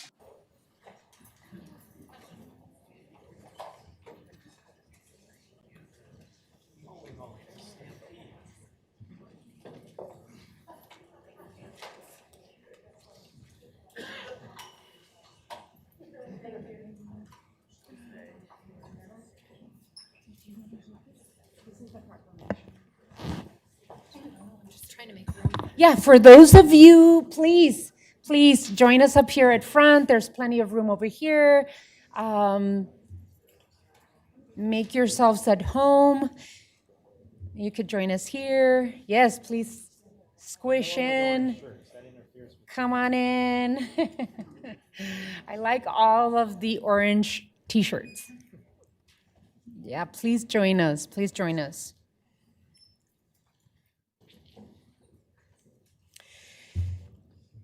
Thank you all so much. Yes, join us, please. Stand here and gather with us.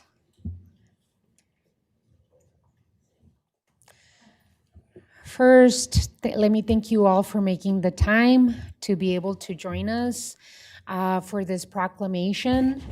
The work that you all do to affect the lives of our community, and not just Tucson and Arizona, but nationwide, is very meaningful and very important for me as the mayor of our beautiful city.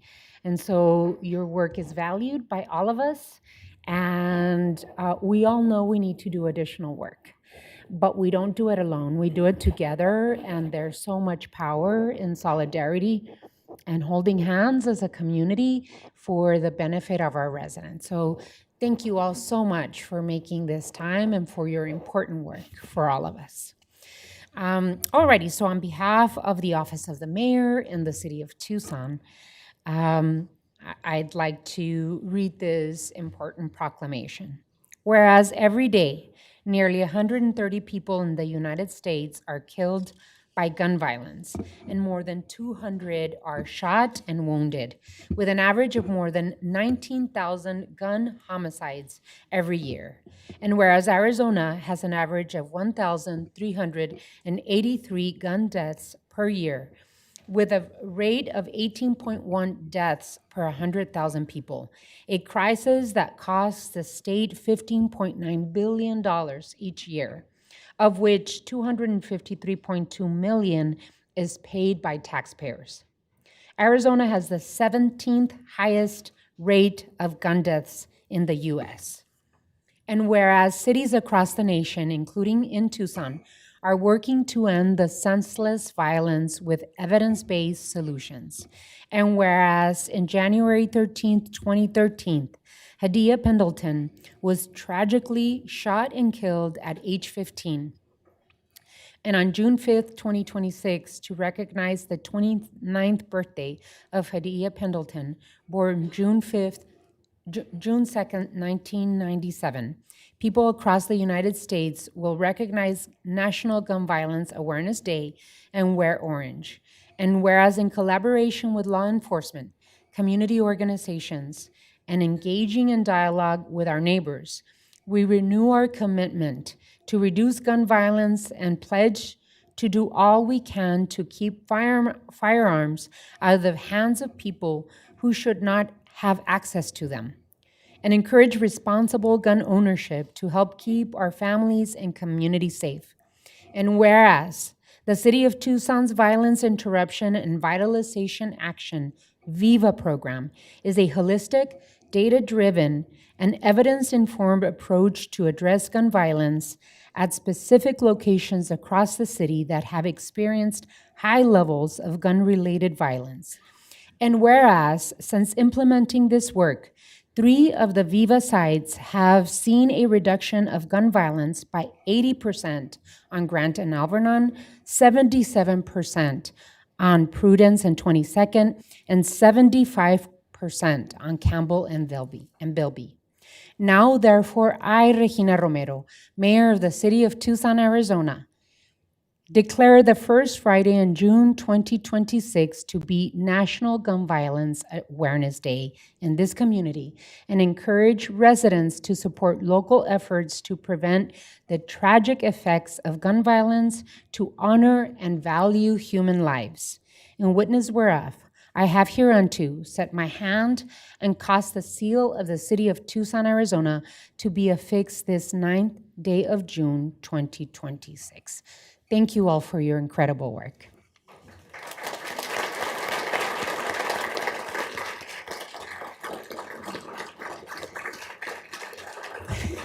And I would be remiss if I do not ask our guests, at least a few representatives, not all, to speak to all of us with your message. So I would love to invite a representative of the Village program, either Banner or Goodwill, to speak to us.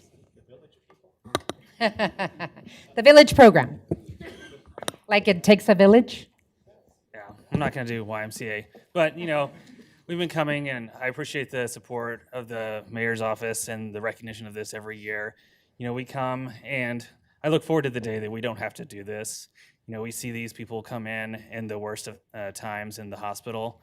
And while we continue to work to reduce gun violence in the coordination with all of our partners in the city and the various community agencies, we're not there yet. We still have a long way to go. And like I said, I just look forward to the day that we don't have to recognize this day because gun violence isn't a problem anymore. Thank you.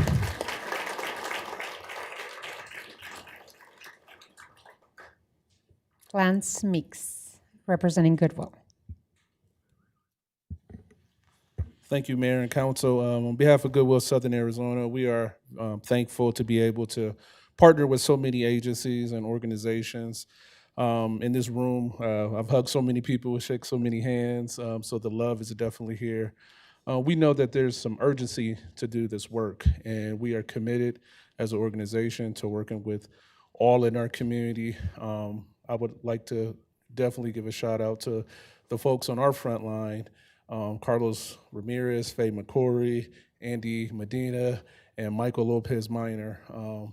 Without these opportunities, with the support of the City of Tucson, Tucson Police Department, and so many of you in this room, we could not do what we do on a daily basis. So it does take a village. And thank you, Mayor. Appreciate you.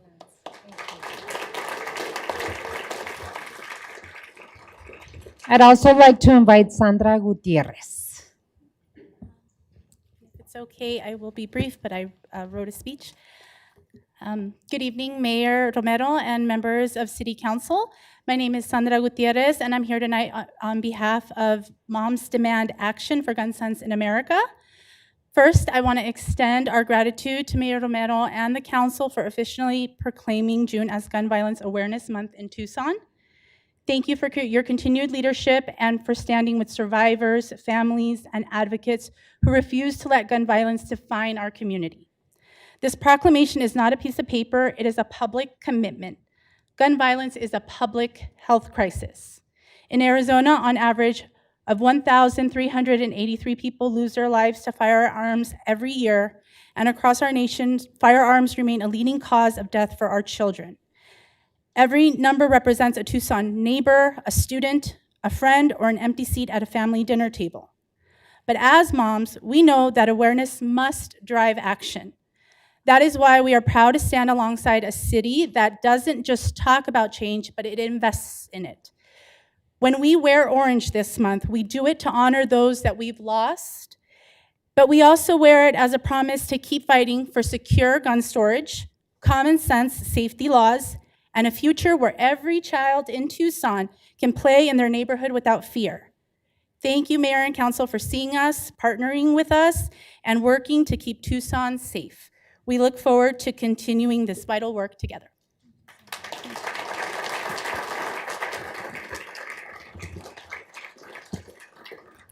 And I would love to invite a graduate of the Viva Community Safety Leadership Institute. Anyone? Alrighty, come on over.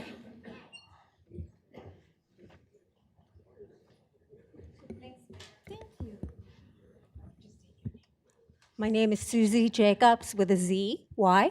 I heard about this program from Kevin Dahl's newsletter, so I was really grateful to be a part of it. We learned how to stop the bleed. We learned how to apply Narcan. We learned the different programs and opportunities with small business, with the Goodwill, who is part of our class, one of the speakers, and then a victim. And we brought all different kinds of people together because government is good. And when government comes together and works with people in nonprofits and in the public who care, nothing stops except gun violence. So thank you.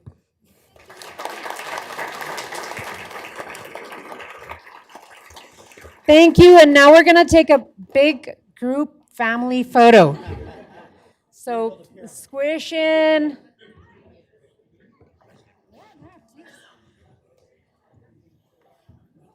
We like each other. Move in. Yes, there you go. Squish in. Don't be afraid.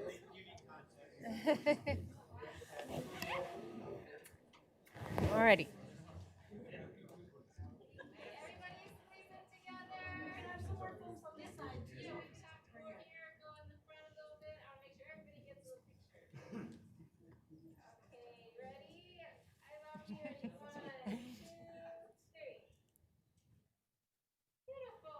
Thank you. Alrighty, don't go away, don't go away. I got it. Alrighty, thank you. Thank you.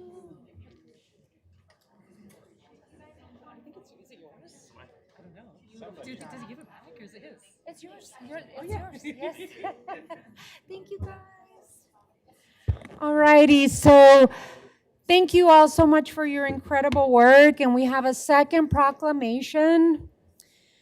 So we're going to, as we confront the realities of, gun violence and the work that is being done in our community by pretty incredible people, we are going to finish with the Pride Proclamation. We're going to bring some joy as we present another proclamation. So we're joined by many incredible advocates, business owners, and leaders who help Tucson become a more welcoming, inclusive, and vibrant city for all.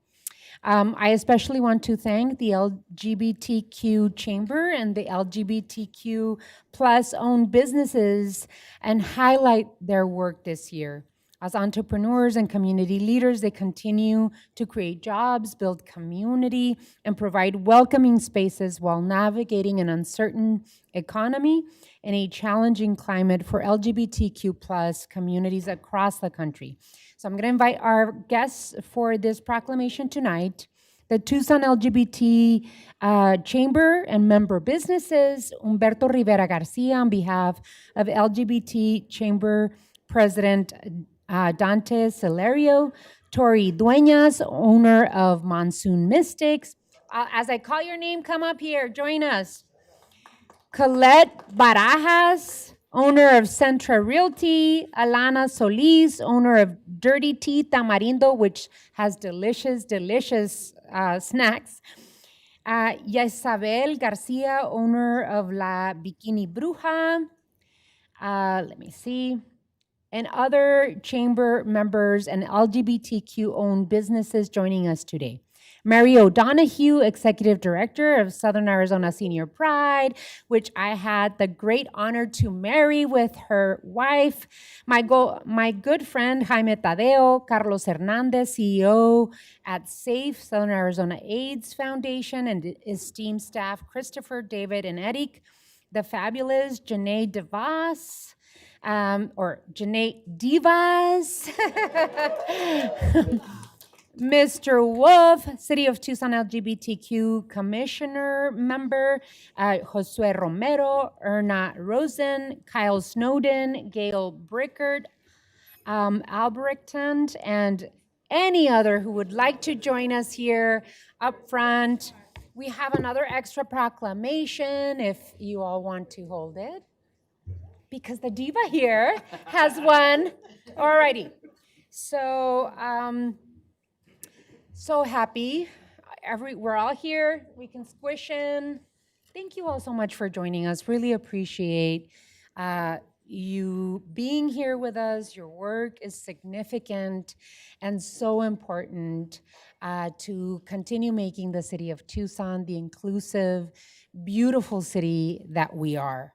So on behalf of the city of Tucson and the office of the mayor, I would like to read this proclamation.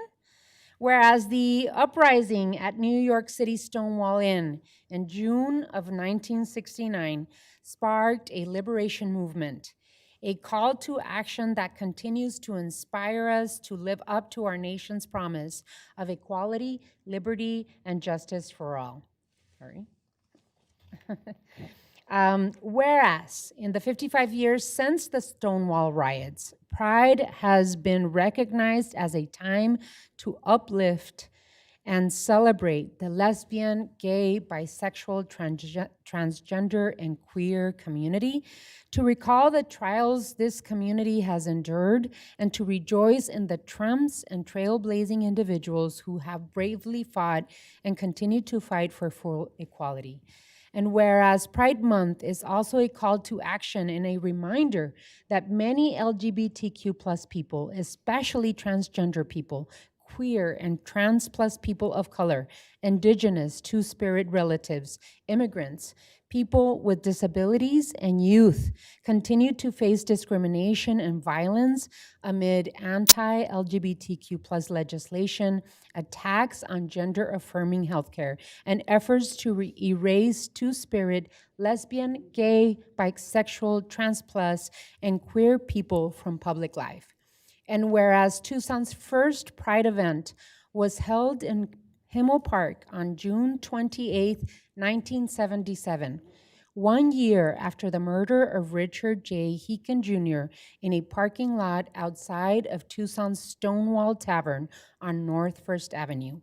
And whereas also in 1977, the city of Tucson was among the first U.S. cities to pass an anti-discrimination ordinance protecting the gay, lesbian, bisexual, and queer people, and whereas in February 1999, the City Council passed an amendment to the Human Relations Ordinance banning discrimination in employment, housing, and public accommodations based on gender identity. And whereas on November 2025, the Tucson City Council passed a resolution reaffirming the unwavering commitment to the rights, dignity, and safety of transgender and gender diverse people in the city of Tucson. And whereas the current City of Tucson Mayor and Council, the city officials that have served before this mayor and council have taken positions in opposition to legislation that would limit freedom of expression, reproductive freedom, and that would harm our LGBTQIA plus community. And whereas LGBTQ plus Tucsonans strengthen our community through their leadership, culture, creativity, and resilience, and Pride Month celebrates the histories and contributions of lesbian, gay, bisexual, transgender, queer, two-spirit, intersex, asexual, and gender diverse people in our community.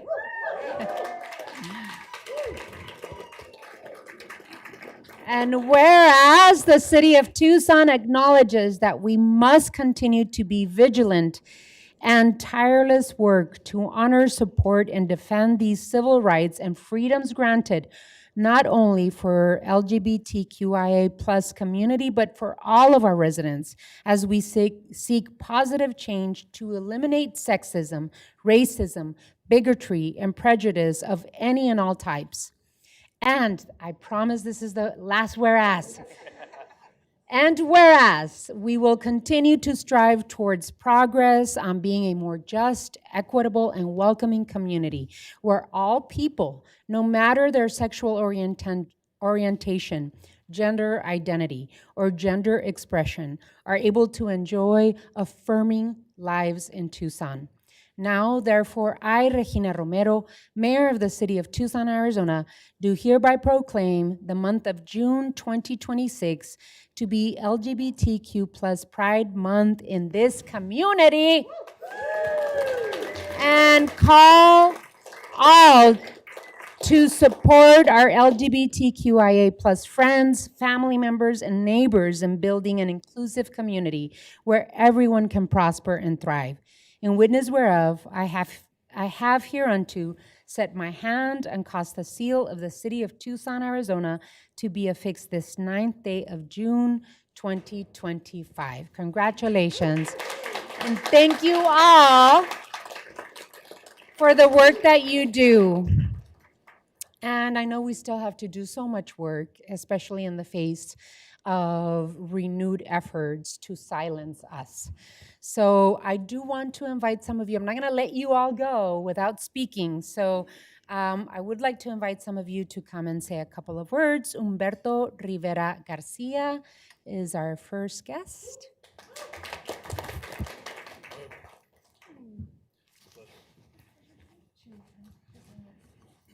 Hello, everyone. Good evening to Mayor Regina Romero and the council. Thank you for extending your invitation to this beautiful proclamation. I'm Humberto Rivera Garcia, and I'm representing Flux as a board member and a volunteer. Flux empowers LGBTQ plus communities with a special focus on queer, trans, Black, Indigenous, and people of color, or cutie BIPOC for those that are familiar, through arts, activism, and mutual aid. In the span of 20-plus years, we've created a safe space, we've created safe and inclusive spaces via 13 year-round programs and community events and fundraisers, including our upcoming Desert Pride Tucson Community Celebration in 2027, that all celebrate diversity, amplify marginalized voices, and inspire social change, fostering collective liberation and community resilience. Thank you to Mayor, Señora Alcaldesa Regina Romero, and the City of Tucson for their continued support to the LGBTQ+ community and their improvement of Tucson as a whole. Thank you, everyone.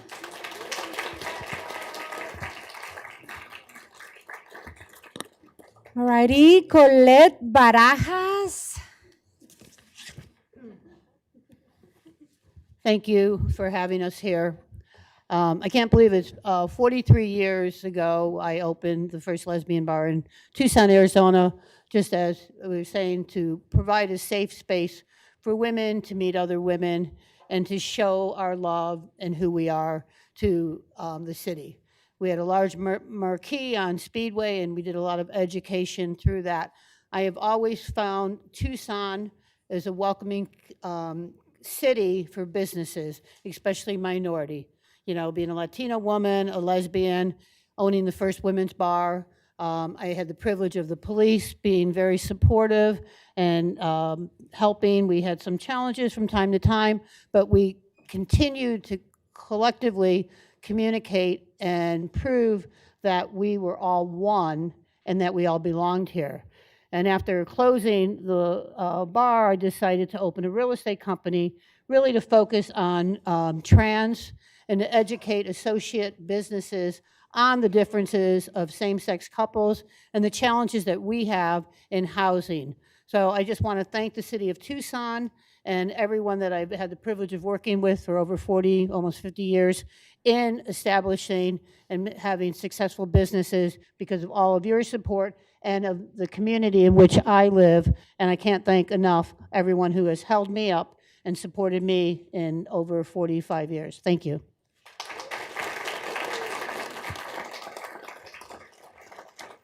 The diva herself, Janae Divas.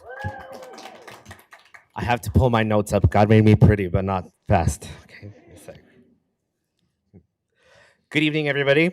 Mayor Romero, Council Salina, and Vice Mayor and Council members.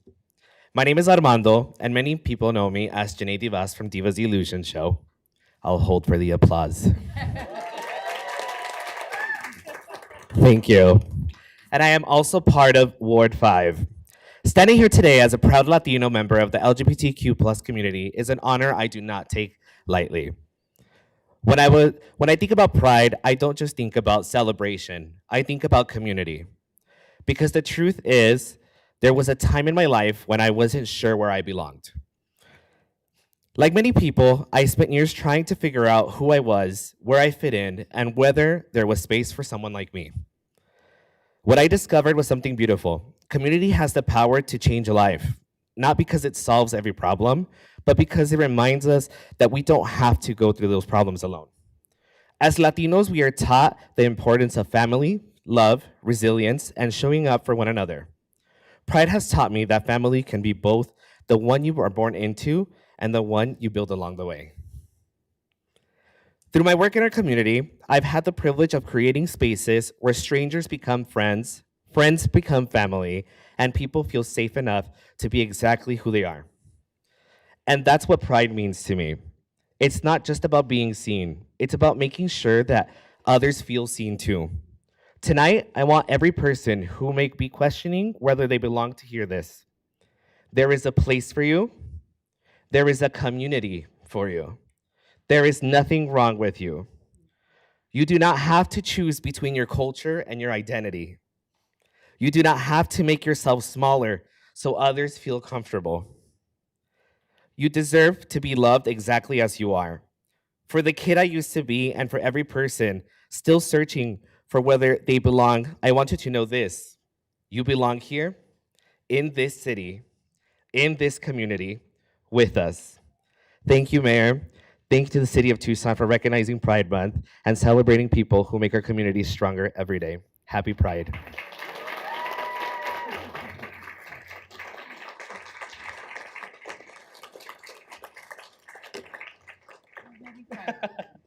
Alrighty, and then we're gonna finish off with Carlos Hernandez, CEO of SAFE. Carlos? Good evening, everyone. I'll keep it short and sweet. Thank you for inviting us here today. Thank you for this beautiful proclamation. We are really happy that we are becoming a much more progressive society, and we're just excited to share this beautiful moment with you. So thank you very much. And before everyone parts, we're going to take a nice family picture. I won't be seen. The higher the hair, the closer to God. Me dio gusto verla. Ay, a mí también a ti.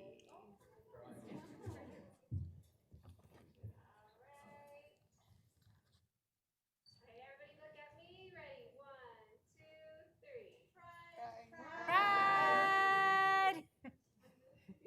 Yes.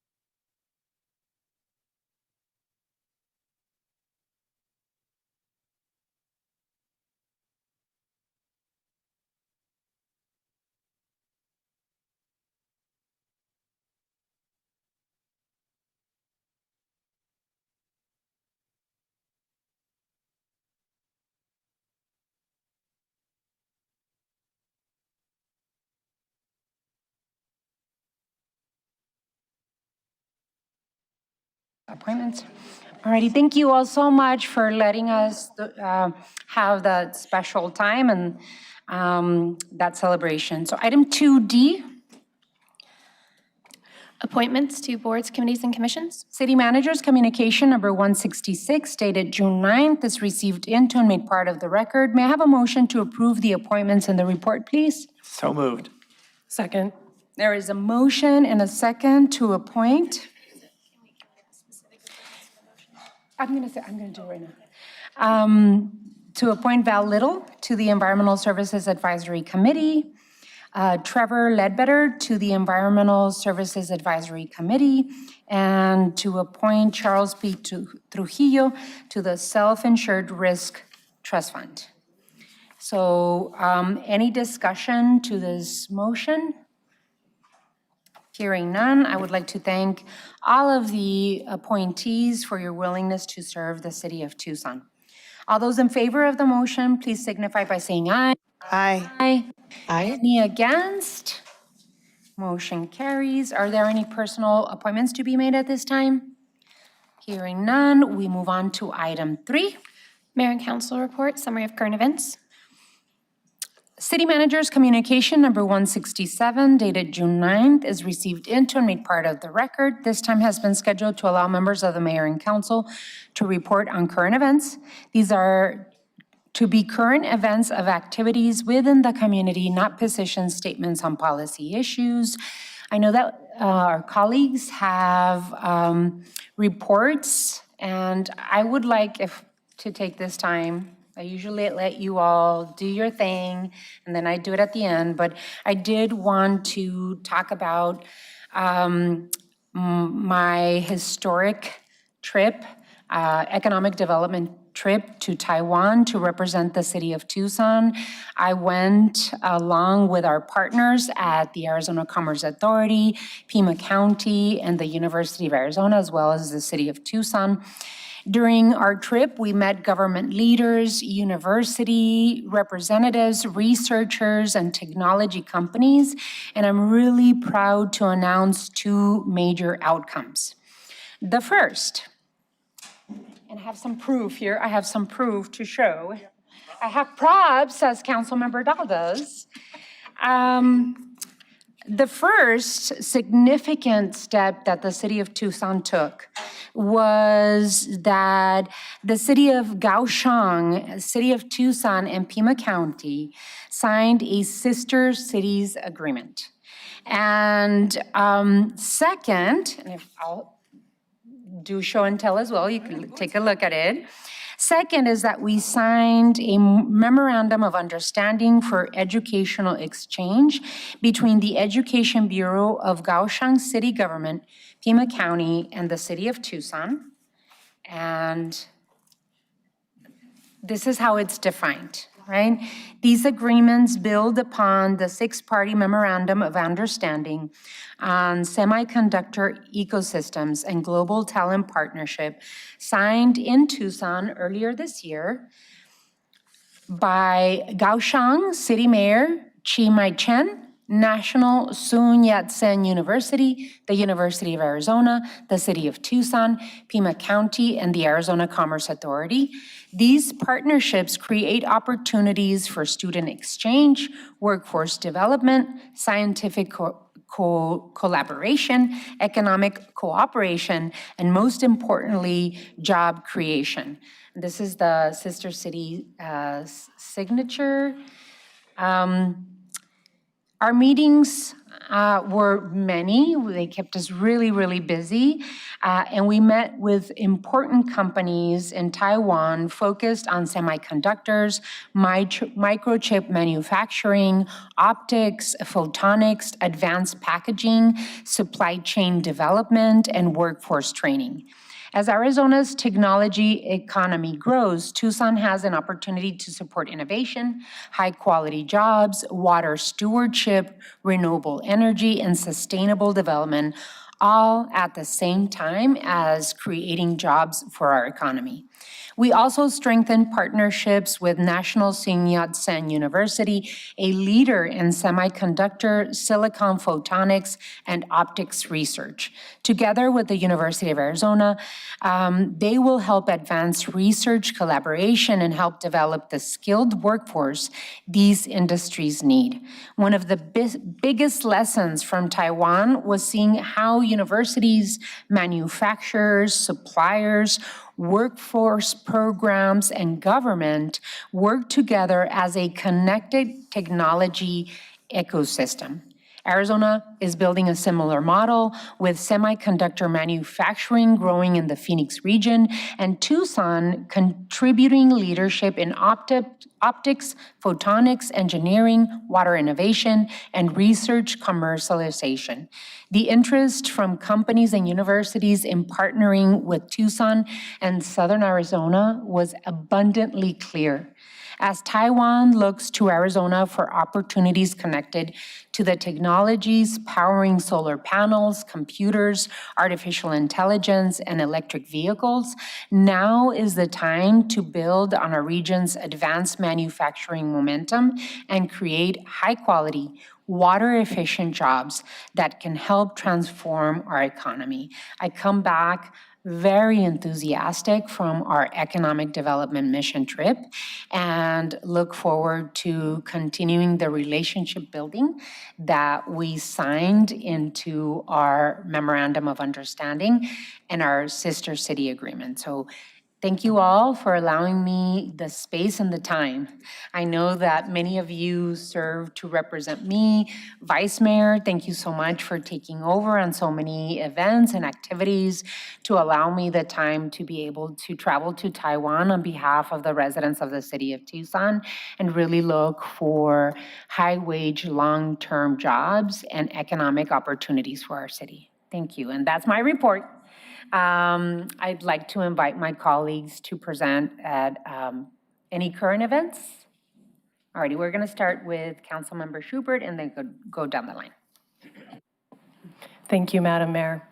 My current event report today will start with an update about traffic violence that has occurred since our last Mayor and Council meeting, which was on May 19th. And this is just an effort to keep these people at the forefront of our mind as we move forward with leveraging investments in safety here in Tucson. And I hope sometime when we have this meeting, I don't have any deaths or injuries to report. On May 22nd, 2 men died in a road rage-related shooting. A 21-year-old and a 41-year-old got into a confrontation while they were driving. They pulled over, and then they fatally shot each other. On May 24th, a 21-year-old was killed, and a 24-year-old passenger suffered life-threatening injuries in a high-speed single-vehicle crash. That same day, a motorcycle driver was taken to the hospital in a separate crash with serious injuries. On June 3rd, 1 person suffered life-threatening injuries in a crash. That same day, there was also a 2-vehicle crash that killed a 34-year-old. On June 5th, traffic was diverted for hours after a 2-vehicle crash with injuries. On June 6th, the 22-year-old motorcyclist was killed in an early morning crash. And on June 7th, there was a fatal crash. And I'm only reporting on incidents that happened in Tucson.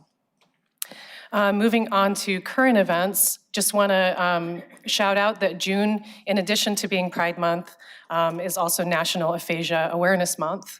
Wanted to shout out the Friends of Aphasia, who meets regularly at the Ward 6 office and brought that to our attention. We also wanted to, I'm excited to announce to you a fun summer project that we have been working on in the Ward 6 office.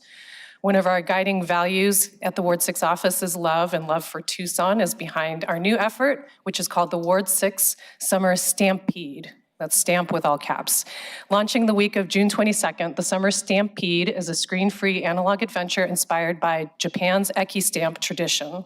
The program highlights special locations throughout Ward 6 where unique carved rubber stamps are hidden in plain sight, celebrating local flora, small businesses, parks, artists, and city services, like where the recycling is, while encouraging exploration and discovery. So you can stop by the Ward 6 office during the week of June 22nd, or starting during the week of June 22nd, to pick up a stamp passport and map. There's a map with all the locations, and then you can head out to find stamps and place the stamps in your booklet as a summer keepsake. We're also brainstorming prizes to give out to folks who participate, so keep an eye out for updates throughout our weekly newsletter and social media.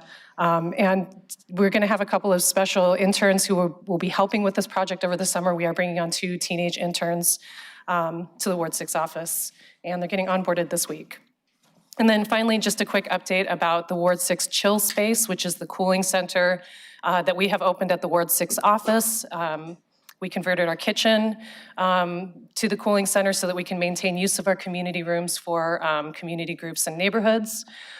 We've been open for 2 weeks. 60 people have been served in the first 2 weeks, and 22 of them have taken showers. Because our offices used to be a police station and a fire station, there's showers and lockers, which is a great resource for us to be able to offer. This week, we're starting to host agency partners with additional resources, including health checks, recovery resources, and housing navigation. And there's also plans to offer haircuts and bike tune-ups later that summer. Empire Beauty School is nearby, so they always need people to practice on. And if you are looking to help out, we can use donations of disposable razors, women's underwear, all sizes, and men's boxers, all sizes, snacks like chips and granola bars, ramen noodle cups, juice boxes, and single-serve flavored water. Single-serve flavor water packets, like the electrolyte kind, trial-size sunscreen, and trial-size insect repellent. So I'll continue to provide updates. Feel free to reach out to the Ward 6 office if you want the donation list, and we'll also include updates in our Friday newsletter. Okay, thank you. That concludes my report. Thank you, Councilmember. Councilmember Barajas. Thank you, Mayor. Hello, everyone. I would like to begin by sharing that last week, our Heat Loteria night at the Ward 5 office was a tremendous success. We were proud to partner with the City of Tucson Climate Action Team to host this community event focused on heat preparedness and safety. I would also like to recognize and thank Elma Alvarez, who's here in the chambers, our Civic and Family Engagement Advisor, and the entire Ward 5 team for their hard work in making this event a success. Thank you, Elma. Their efforts included canvassing nearby mobile home communities, conducting community outreach, and ensuring residents were aware of the resources and information available to help them stay safe during the summer heat. More than 60 community members joined us for an evening of learning, conversation, and fun.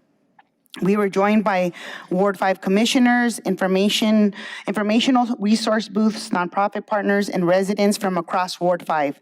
Thank you to everyone who attended, participated, and of course, congratulations to all of our Loteria winners, some here in the room. Events like these help ensure our neighbors have access to critical information and resources as we enter the hottest months of the year. And speaking of summer heat, I would like to remind our residents that the City of Tucson's cooling centers are now open.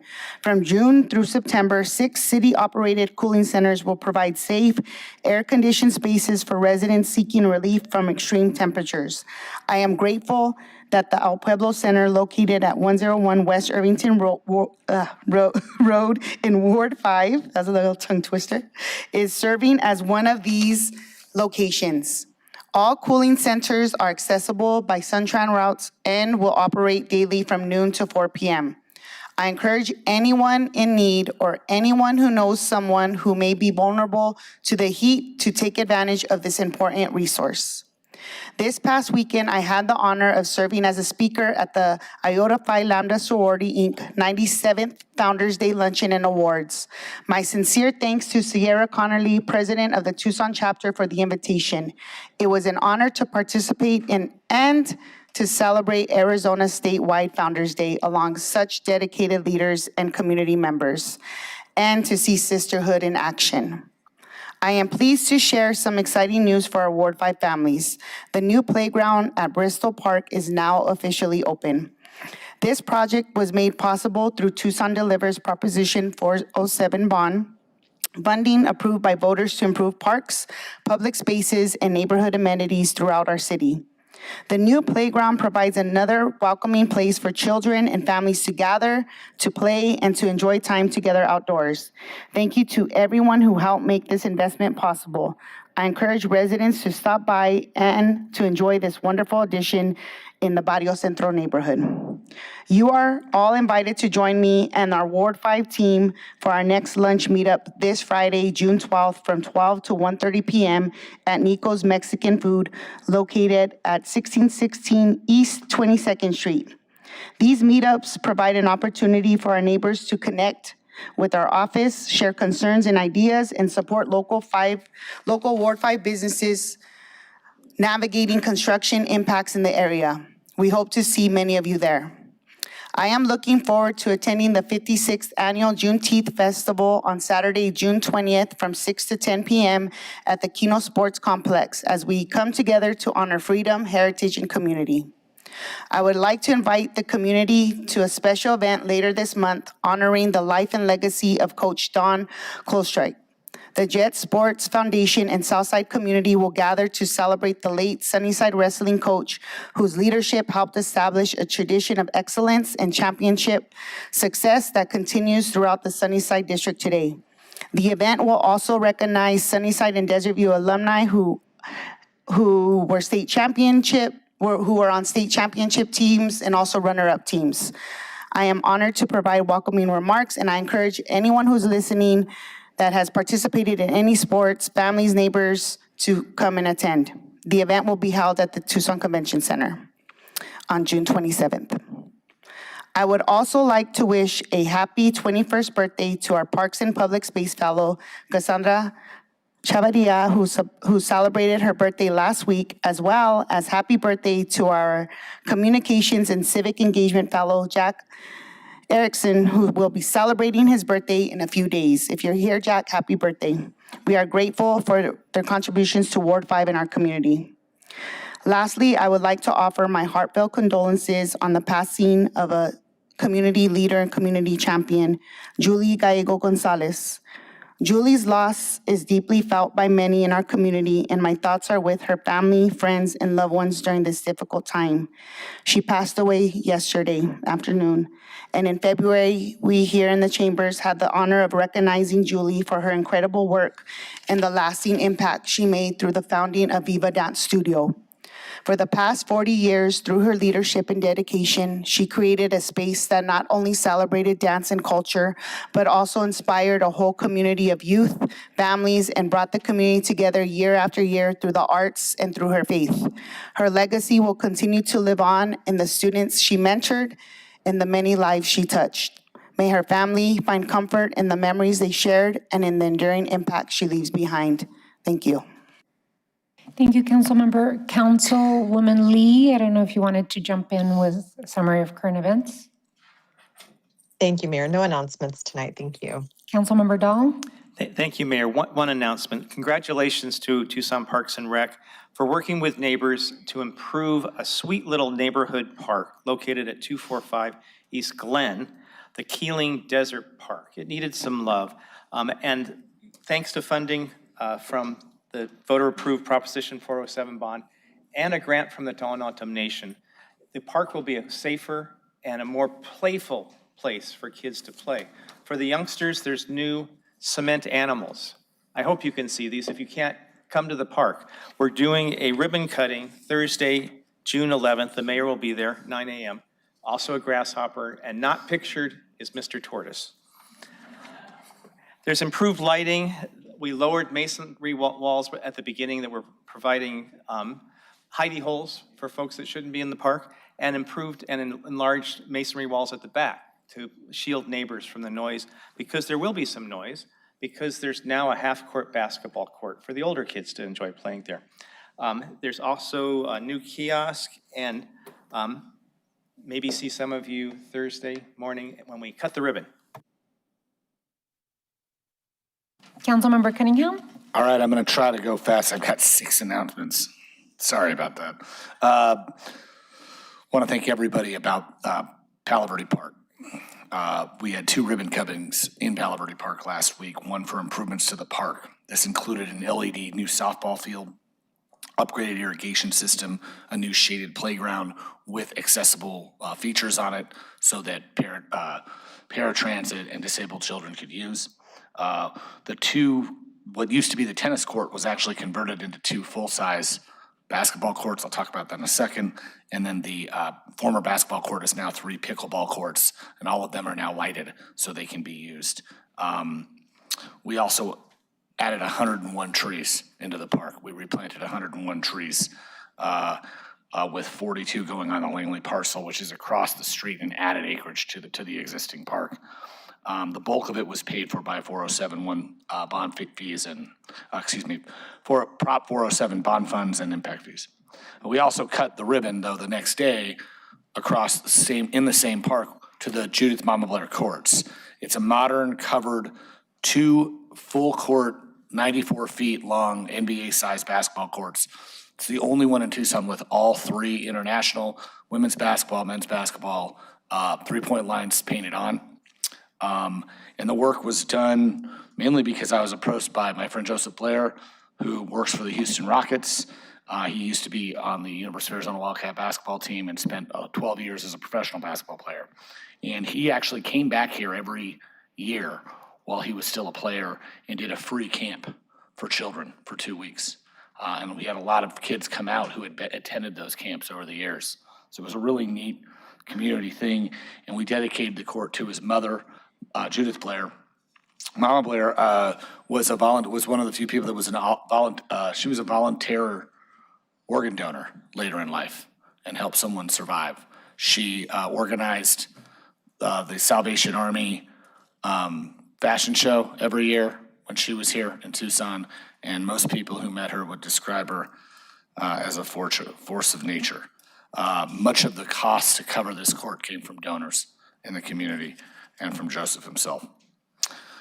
This Friday is the Fort Lowell Commissary ribbon cutting. The public is invited to celebrate the restoration and preservation of the Fort Lowell Commissary and Donaldson House. The work was funded also out of 407 bonds and some state Parks Heritage and Trails grant. We've taken a very big interest in the commissary property, which was constructed, we believe, in about 1873 as part of Fort Lowell Park. So it's one of the oldest structures east of Swan in Tucson, right down the street from Dr. Swan's original house. So there's that. Anyway, my staff and some of my staff even went out and we helped reseal some of the doors and work on some of the preservation ourselves. And that celebration is June 12th, 8:30 in the morning, located at 5477 East Fort Lowell. We also celebrated the opening of the East Side Pima Animal Care East Side Pet Adoption Center this week. We had, I think there was maybe 40 or 50 dogs that were adopted that day. That's located at 7225 East Broadway, and it's open 7 days a week. Now this is an interesting one, so bear with me. The United States Capitol flies about 3 or 4 flags a day, every single day. And every year people make requests to receive those flags that actually flew at the Capitol. And thanks to Congresswoman Grijalva, our office received the one that was flown on May 1st, International Workers' Day. So for all of our labor union folks in the room, we have the Workers' Day flag that was flown at the Capitol, and that'll be flying every day for the next year from sun up to sundown at Ward 2. And I really want to thank my team for arranging that with Congresswoman Grijalva's office. It's a really, really cool thing to have. All right, I'm going as fast as I can. Sorry, everybody. The last two are fresh off the presses, and they are kind of business related. The first one is, I want to let everyone know that from 7 p.m. to 6 a.m. on Sunday, June 14th, overnight, we have to shut down the intersection of Speedway and Harrison over in Ward 2. And we're doing that to do some road work, and that way we don't have to obstruct traffic as much through the week as we complete that road repair. And so I thought it was worth it to do some of that work overnight so that we don't have to have people come in and out of one lane for 2, 3, 4, 5 days in 1 week. We just get it all done in overnight. And in that same road, I have an update on the construction at Tankerverde Road. Tankerverde Road had a permit pulled in December by a developer to improve sewage lines, and they got 2 permits. One to improve the sewage and one to block traffic while they improve sewage. And we went down at one point to 2 lanes on each side of the road. It's been quite the burden to the folks living way out east. And that permit's now been extended twice, 60 days twice, so it's still going. And their final permit expired today. And we recommended out of our office not to renew that permit. We said that's unacceptable. You can't block the road for 6 months. So we met with the developer, and they actually told us they were about a week and a half away, and our streets department said, look, if we shut them down, it's still gonna take us 2 or 3 weeks to clean up what they did before we were able to open traffic anyway. They said they're almost done. So we granted them an additional 30 days, but we have a couple requirements for them. One, they need to move to a 6 or 7 day a week working model, so they do a little more, they get moved along a little bit. And also, we are requiring them to have a neighborhood meeting. We want them to explain to everyone the burden they took on with the community. And I'll be honest with you, it's one of the main reasons we voted for some of the recent fees with traffic block. When people pull permits to block traffic, this is one of the reasons we need to do that. So the meeting will be on this Thursday at 6 p.m. at Ward 2, which is 7820 East Broadway. And for those of you who are interested, you can talk to the developer and the contractor of this project. And 1, vent your frustrations, but 2, let them know, at least have an open mind to listen about their explanation on all the holdups. Sorry for taking so much time, but thank you. Vice Mayor? All right, thank you, Mayor. I recently had the opportunity to attend a New American Leaders Conference and training in Miami, where I joined other city electeds and county electeds from across the country to discuss land use, transportation, climate resilience, and community development. One of the most impactful parts of the trip was visiting Little Haiti, where residents are actively organizing against climate-driven displacement while preserving their culture and identity in their neighborhoods. I also had the opportunity to learn about their transit system, the Everglades environmental challenges, and the fragile water ecosystem in South Florida. And getting to hear from passionate community organizations and elected leaders on the approaches that they're taking to their public infrastructure. I came away with valuable ideas and connections, and I look forward to sharing some of that with my colleagues. My office is excited to announce the completion of our fourth cycle of Budget de la Gente, our participatory budgeting program that puts public dollars directly into community hands.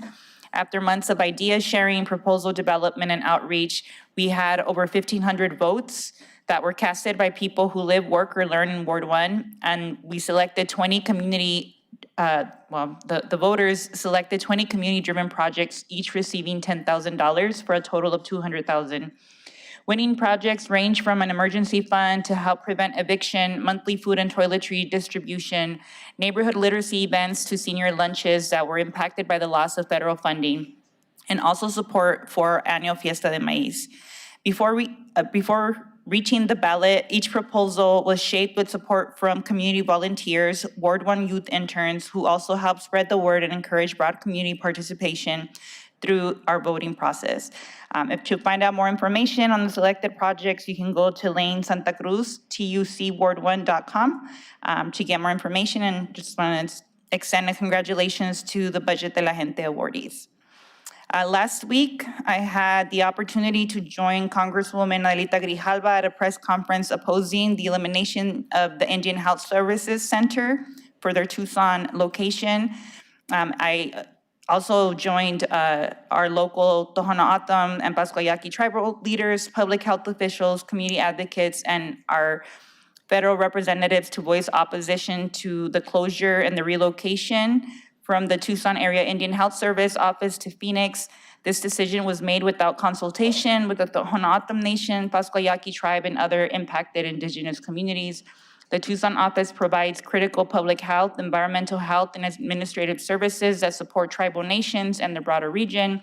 And I stand with our tribal partners in calling for a pause to this closure and for a consultation process that respects the tribal sovereignty and addresses the significant impacts this decision would have on Southern Arizona.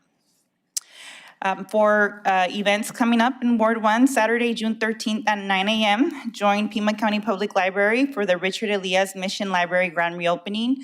The celebration begins with the dedication and ribbon cutting at 9 a.m., followed by a full day of activities for people of all ages from 10 a.m. to 5 p.m. Enjoy performances by Mariachi Luz de Luna and Ballet Folklorico Tapatio, children's crafts, teen makerspace activities, and book giveaways. There will be pan dulce and refreshments, and this is located at 3770 South Mission Road. And then also on Saturday, June 13th from 9 to 1 p.m., join Regeneración Tucson and the Southwest Folk Life Alliance for the second Community Land Trust Symposium at Louis Market. This bilingual community event will explore how community land trusts can support affordable housing and community ownership through workshops, discussions on governance and legal considerations, and a community policy conversation. There will be free food and aguas frescas will be provided. Louis Market is located at 4001 South 12th Avenue. And then this Sunday, 8 a.m., join Fuga in my office for our annual BCM Burros Pride Ride. Bring your family, your friends, your flags, and your pride as we roll together in celebration of our LGBTQ+ community. We ride for love, visibility, and freedom to be ourselves. And like Councilmember Schubert said, people should be extra nice to the queers in the month of June. So finally, I want to wish a happy birthday to Councilmember Schubert, who celebrated a birthday this past Sunday. Love my 1984 babies. So I hope you had a good time and just wish you well this coming year. Thank you. That's awesome. Alrighty, well, thank you everyone for your reports and summary of events. This is what we're gonna do. We do have a request from Councilwoman Lee that we move things around a little bit, only because she is on East Coast time.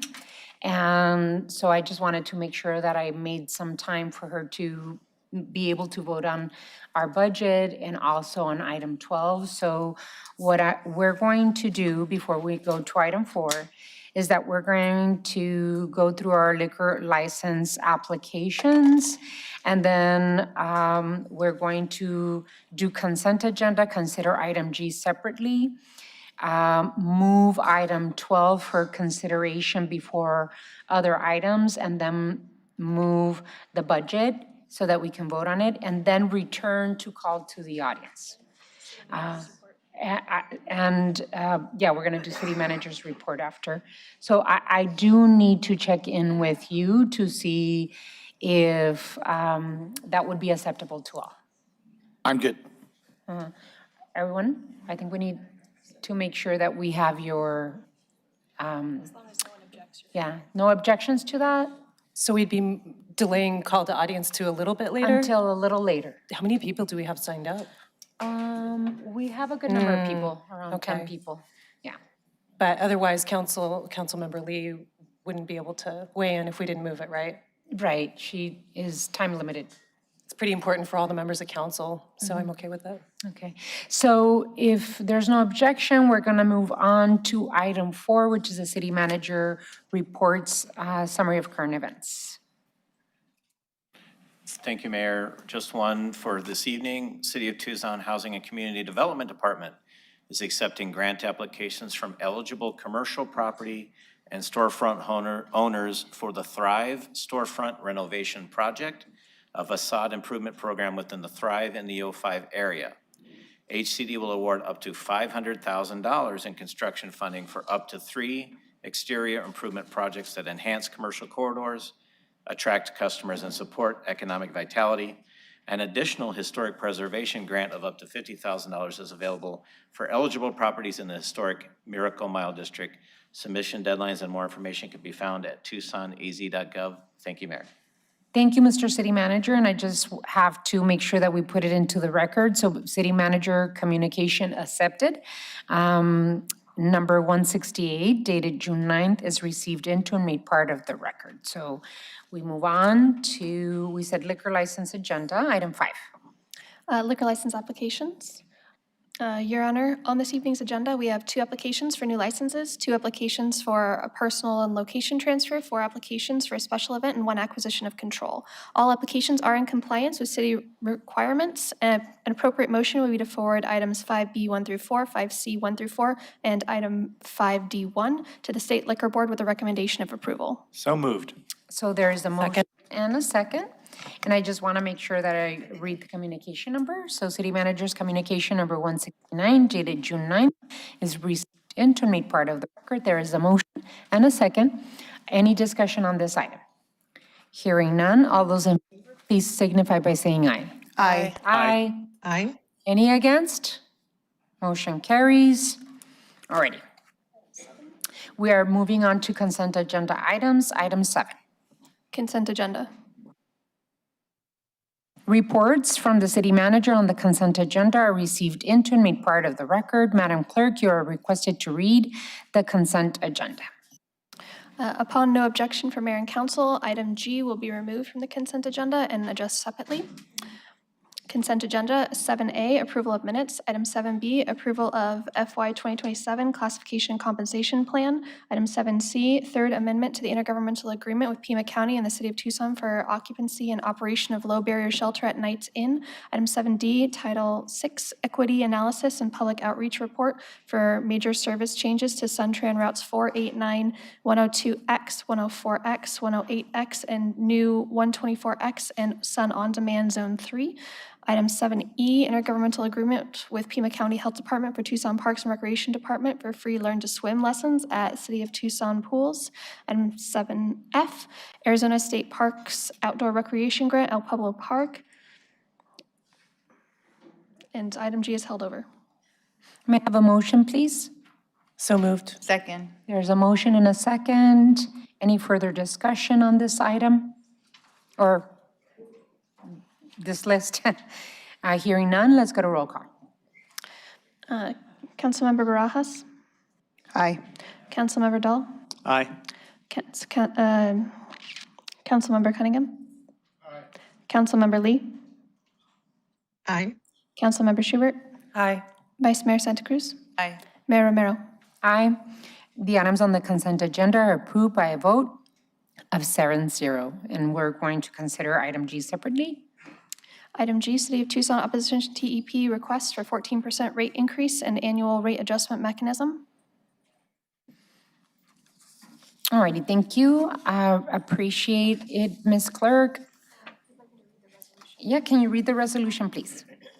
Read the resolution by name and title. Resolution number 24-135 relating to the mayor and council and the City of Tucson's opposition to the Tucson Electric Power's request for 14% rate increase and annual adjustable rate mechanism and declaring an emergency. Thank you, Ms. Clerk. I just want to make sure that we start with this particular item by thanking Council Member Schubert for making sure that we added to the City of Tucson's back in September of 2025, I requested that Mayor and Council vote formally to intervene the Tucson Electric Power case. And so Mayor and Council back in September of last year voted to intervene and add our voice as a city to our Attorney General's intervention of the case for TEP's 14% rate increase. I just wanted to remind the community that we have taken a position on this as mayor and council. We all feel as though 14% rate increase is significant at a time when families are struggling with housing costs, groceries, insurance, gas, and other expenses. We have an obligation as a mayor and council to ask whether the magnitude of this request is reasonable and fully justified. This issue is particularly important because the impact extends beyond individual households. The city itself would experience more than $2 million in addition annual electric costs. Those ultimately affect the services we provide to taxpayers who fund them. I'm also concerned about the proposed annual rate adjustment mechanism.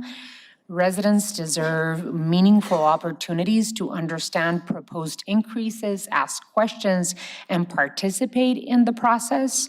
Any mechanism that reduces the public visibility or limits the stakeholders' participation deserves scrutiny.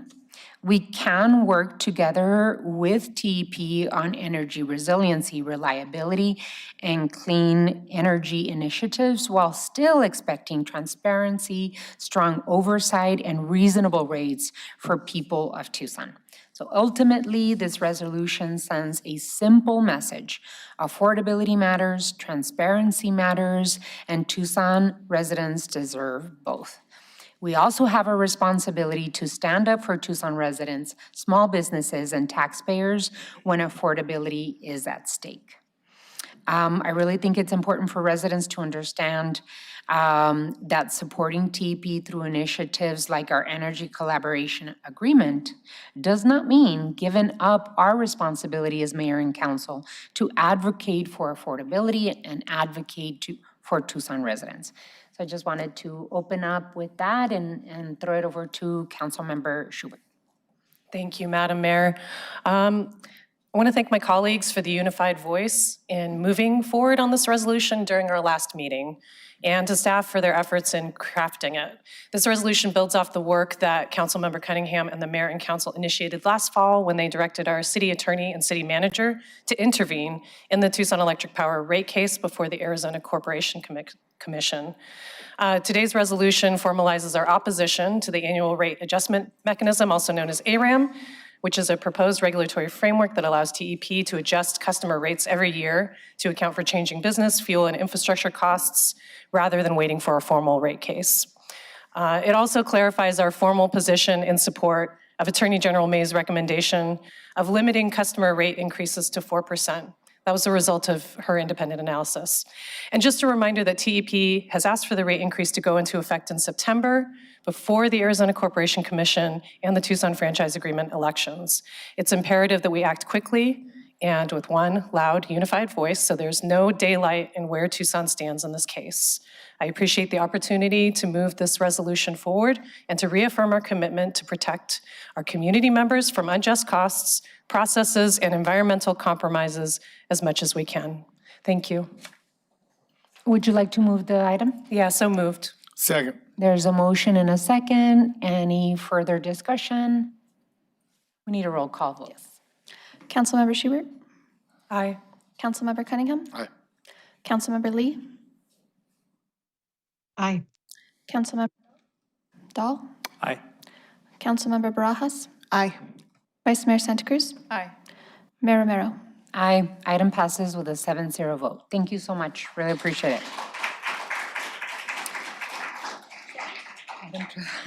All righty, now we are going to move to item 12, and let me make sure that I have the language for that item.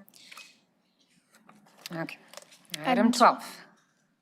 Public hearing, appeal of zoning examiner special exception land use decision, TEP ENT 1025-00021, TEP Vine Substation, Vine Avenue R2. City Manager's communication number 159 dated June 9th is received into and made part of the record. Ladies and gentlemen, this is the time and place legally advertised for a public hearing on an appeal of the zoning examiner's decision in case number TP-ENT-1025-00021, the TEP Vine Substation. The city attorney will first summarize the issues presented in this case. Honorable Mayor, members of council, thank you very much. This appeal of the zoning examiner's special exception, they granted the relief requested by the applicant, Tucson Electric Power, for the Vine substation, is to resolve the issues presented by the appellant. The appellants are Underground Coalition and Underground Arizona.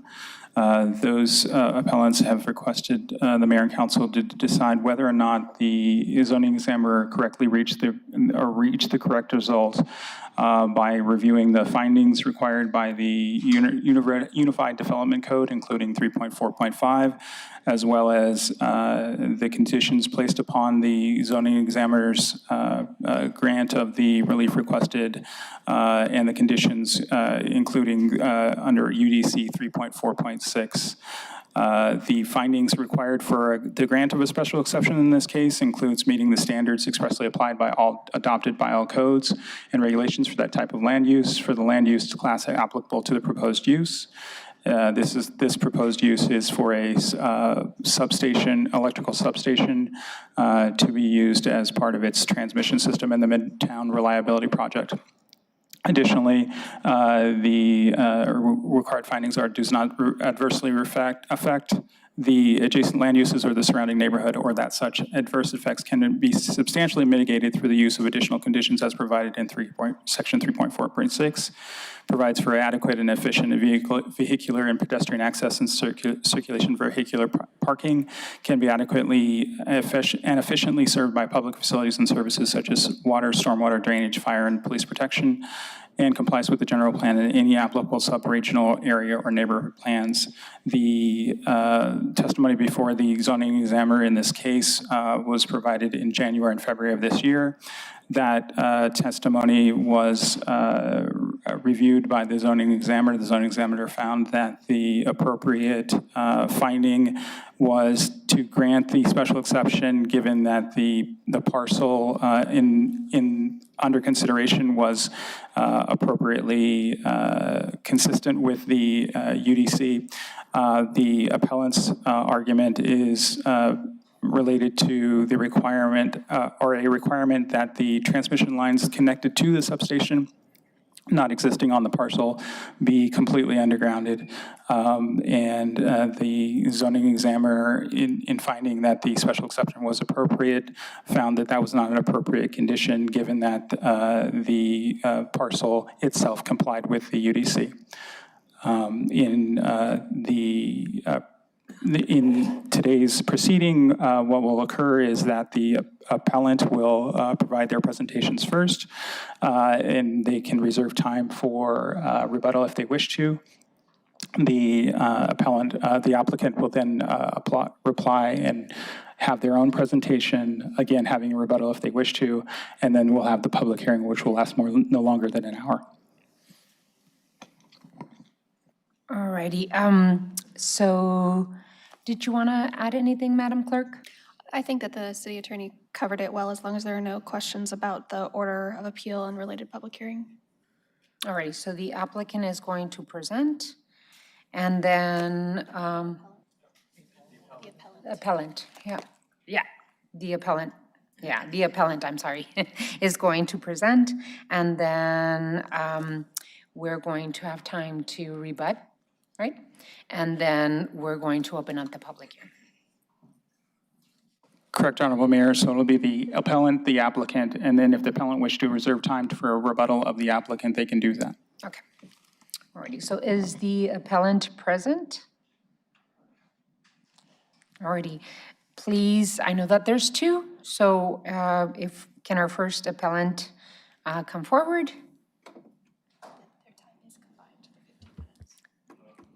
According to the city clerk, your time is combined for 15 minutes, okay?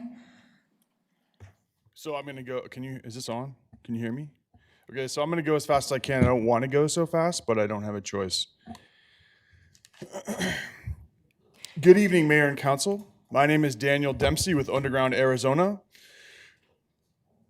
Like I said, I'm going to go pretty fast here. So for details, please review the written record. There's an extensive written record that you should review. We are appealing the zoning examiner's decision to approve the Vine Substation Special Exception Permit without mitigating the impact of new on-site or off-site 95-foot tall high-voltage transmission lines to adjacent property or the university area. Undergrounding new utility lines has been preferred or required by the UDC in special exceptions for decades. This boils down to two issues. One, what is required by UDC 3.4.5 to grant a special exception permit? And two, what conditions are allowed to be placed upon a special exception permit by UDC 3.4.6? UDC 3.4.5 requires that you look beyond the strict parcel boundaries in determining a project's impact. Clearly, two zoning examiners have had different takes on this issue, one an attorney and the other not an attorney. The attorney took the position that you must look beyond the parcel boundaries at transmission line impacts and denied TEP's application. The non-attorney did not and invented new TEP requested limits on his authority. It is our opinion that these limits are arbitrary and erroneous. If you are not allowed to look beyond the parcel boundaries, then you could not, for example, create requirements to mitigate the impact of new traffic from a large building by requiring new turning lanes or crosswalks or speed bumps or other traffic calming. We disagree. You absolutely have the requirement and authority to assess and mitigate the full impact of a project, and not merely what is within the parcel boundaries. Clearly, city staff and TEP, not even a year ago, agreed with us because special exception conditions on the two intersections of this very same project went well beyond the parcel boundaries to require distribution undergrounding and the removal of substations. Logically, one must consider impacts beyond parcel boundaries to create conditions mitigating those impacts. In fact, until this application, TEP has always included transmission lines as part of its substation applications. As the record shows, this is the only application where TEP went so far as to not just exclude the transmission lines, but say they could not be reviewed. At a minimum, TEP cannot be permitted to get approval by omission of material facts. That all being said, we can set aside UDC 3.4.5 requirements because even where undergrounding new electric lines not required by law, you can make following plans a condition under UDC 3.4.6. which allows you to protect the general welfare of the community. It is inescapable that if you read the University Area Plan, Plan Tucson 2025, the West University HPZ, or any other policy directives formally issued to guide City of Tucson development, that the city's goal is gradual aesthetic improvement, not decline. encircling the University of Arizona in 95-foot tall transmission lines, 2 to 3 times taller than any existing lines in the area, is contrary to all city plans and directives. Why? Because new economic development does not occur in cities that do not care about or protect their view sheds. Developers don't want to build new high-density infill development mere feet from or looking at transmission lines. Nobody wants to live under transmission lines. Why would we put new overhead transmission lines through the densest part of the city by inventing some contrived technicality for TEP? It is not TEP's job to protect Tucson's interests. It is not the city staff's job to protect Tucson's interests. It is your job as the elected representatives of the people. In 2020, TEP, on its own accord, eliminated the Euclid route because of conflicts with adjacent land uses. Then on September 1st, 2021, when Euclid surfaced again as a route, you unanimously told TEP and city staff in a special meeting and a written directive that Euclid must be rejected and TEP needed to underground on Campbell. The facts have not substantively changed since then. In fact, we fought to keep Campbell as a route before the ACC because we expected this very situation. TEP has belligerently plowed forward, including suing the city and losing, and including having the ACC adopt a policy statement banning undergrounding and losing on appeal. To put TEP's belligerence in perspective, Central Phoenix has over 14 miles of underground transmission lines. Tempe and ASU have over 8 miles of underground transmission lines. Chandler has over 7 miles. APS has over 60 miles of underground transmission lines. TEP and Tucson have 0. Not because we can't, but because TEP doesn't want to. So it fabricates all these excuses as to why it cannot do it and tries to pit neighborhoods against each other. But TEP not wanting to do it does not make the law optional. As the record shows, cost is a non-issue. APS's costs are not substantively different than TEP's. There will be no rate increases because of undergrounding 2 miles of transmission lines. In fact, TEP has already spent more money fighting city plans and ordinances than following them would have cost. You have to disincentivize such wasteful behavior to protect ratepayers because TEP admitted in its rate case that it earns money on delays. In closing, you have the legal power to condition the Vine substation special exception permit on TEP undergrounding its new transmission lines within the university area plan, as Section 6, Policy 6 of that plan has directed since 1989, and as Guideline A25 of Plan Tucson 2025 has directed since 2025. We believe such a decision is required by UDC 3.4.5 and precedent, but even if you disagree, you can create such a condition anyways. UDC 3.4.6 gives you broad authority to protect the city and enforce your policy directives. After all, what is the purpose of these policy directives if not this very process? TEP must not be allowed to keep treating Tucson as a second-class city. By enforcing plans now, you can sidestep a lot of other subsequent issues that will cause further delay, especially in areas with narrow rights-of-way, as TEP and the city identified over 5 years ago. Finally, if you are still undecided, I ask that you defer to the preferences you stated on the record in 2021 and defer to the preferences of Ward 6 and Ward 3. There is no good reason to break precedent to deliver damage to our community on behalf of TEP. Thank you for your time. Thank you, Mr. Dempsey.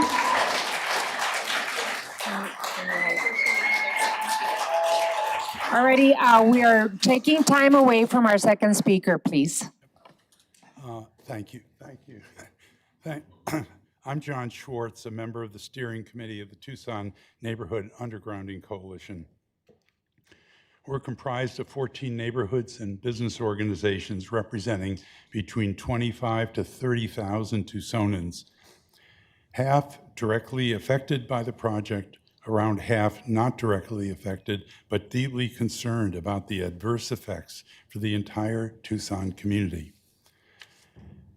TEP opposes our appeal of the zoning examiner's decision to grant TEP a special exception for the Vine substation with no condition for undergrounding the transmission lines to and from it. We vehemently disagree, and apparently the Unified Development Code disagrees too. In fact, it contains a section devoted solely to requests for special exceptions, a section specifically addressing the issue of adverse effects of special exceptions, both off-site private property and on public rights of way. I'm referring to 3.4.6 of the UDC. It directly states, paraphrasing here, quote, in approving an application for a zoning exception, the zoning examiner or mayor and council may impose such reasonable and appropriate conditions and safeguards as are necessary to ensure compliance with the criteria for approval.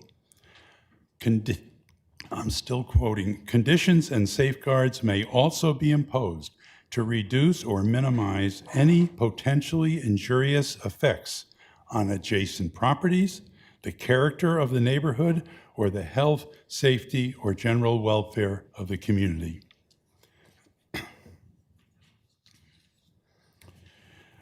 TEP contends that the UDC has no jurisdiction whatsoever over following the ordinances and area plans or the city's special exception process for off-site properties, which what I've said clearly disputes. We also just heard from Mr. Dempsey that prior zoning examiners, such as zoning examiner Urias' ruling on the Vine substation rezoning, also opposed the reasoning of TEP and the current zoning examiner's decision about off-site effects. And Mr. Dempsey mentioned too, TEP itself agrees that the UDC does apply to it as regards setting conditions to mitigate adverse effects on off-site private property and public rights of way. It did so when it concurred in the city's decision last fall to construct the same project underground as TEP's expense across the Broadway-Euclid intersection. In our written submissions to you, we have described the multitude of harmful historic, economic, safety, and aesthetic impacts of overhead transmission lines imposed on the directly affected neighborhoods and also on the community of Tucson at large.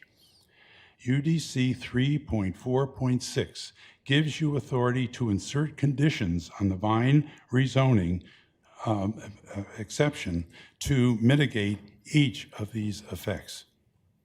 The numerous harmful impacts of overheaded utilities, in fact, is precisely why the city's university area plan includes a specific provision stating that utilities be placed underground wherever possible. This 5.2 square mile area in Tucson encompasses every income and socioeconomic level of the community. It is one of the most economically diverse areas in the city.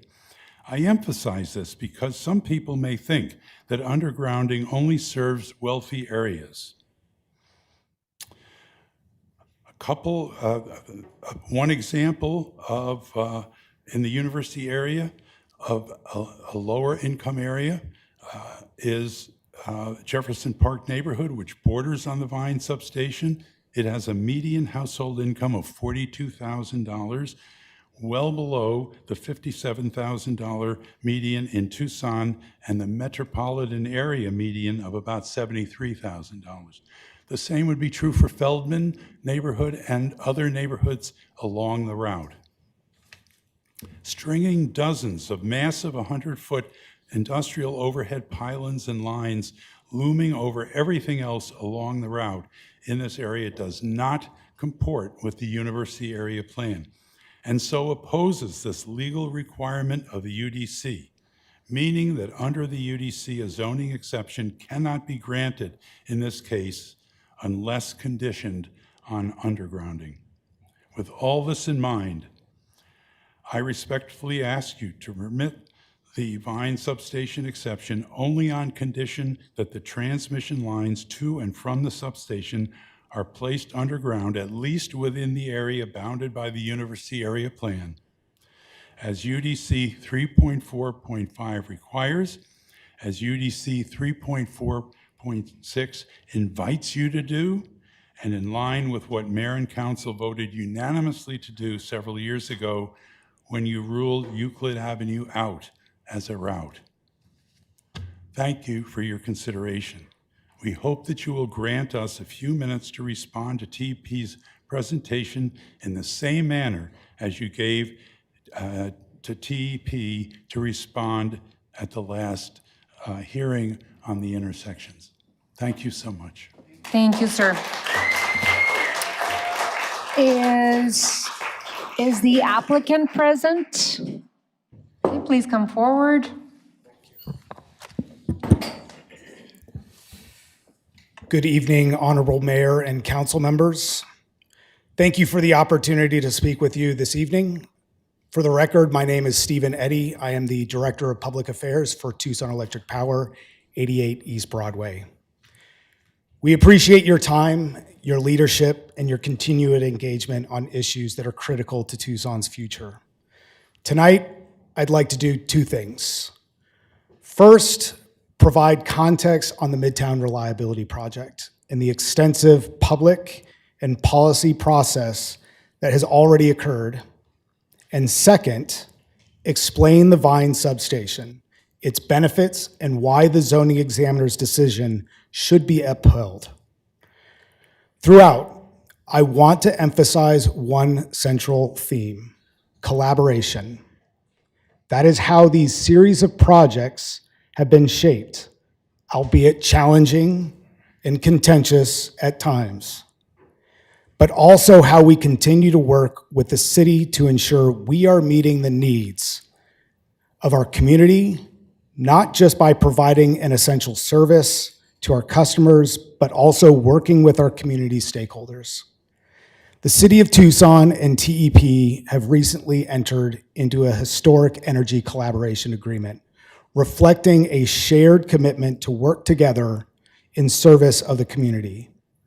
That agreement establishes a framework for ongoing coordination focused on energy reliability, affordability, resilience, and long-term community priorities. Importantly, it recognizes that significant infrastructure investments, like the previously decided Midtown Reliability Project transmission line, require early, consistent collaboration between the city and TEP to ensure they are planned thoughtfully and serve the broader community interest. While Midtown Reliability Project and the present Vine substation predate the agreement, it reflects exactly the kind of deep coordination, engagement, and partnership that the ECA is designed to formalize and strengthen moving forward. So let me address the Midtown Reliability Project, a process that has been thoroughly decided. Mayor and Council, the project before you today did not start here. The Midtown Reliability Project has been the subject of years of public process, legal review, and collaboration. The project began in 2019 and resulted in a state approval of the transmission line route in September 2024. Trying to go to the next slide if possible. I think you have There to you go. point behind you. Okay, perfect. The city played a direct role throughout the siting process, not only as a stakeholder, but as an intervener in the case. Underground Arizona was also a key stakeholder and an intervener in that case. Additionally, the city has also established a policy relating to transmission lines in its jurisdiction by establishing the Gateway Corridor Special Exception process, which has already been utilized as part of this project.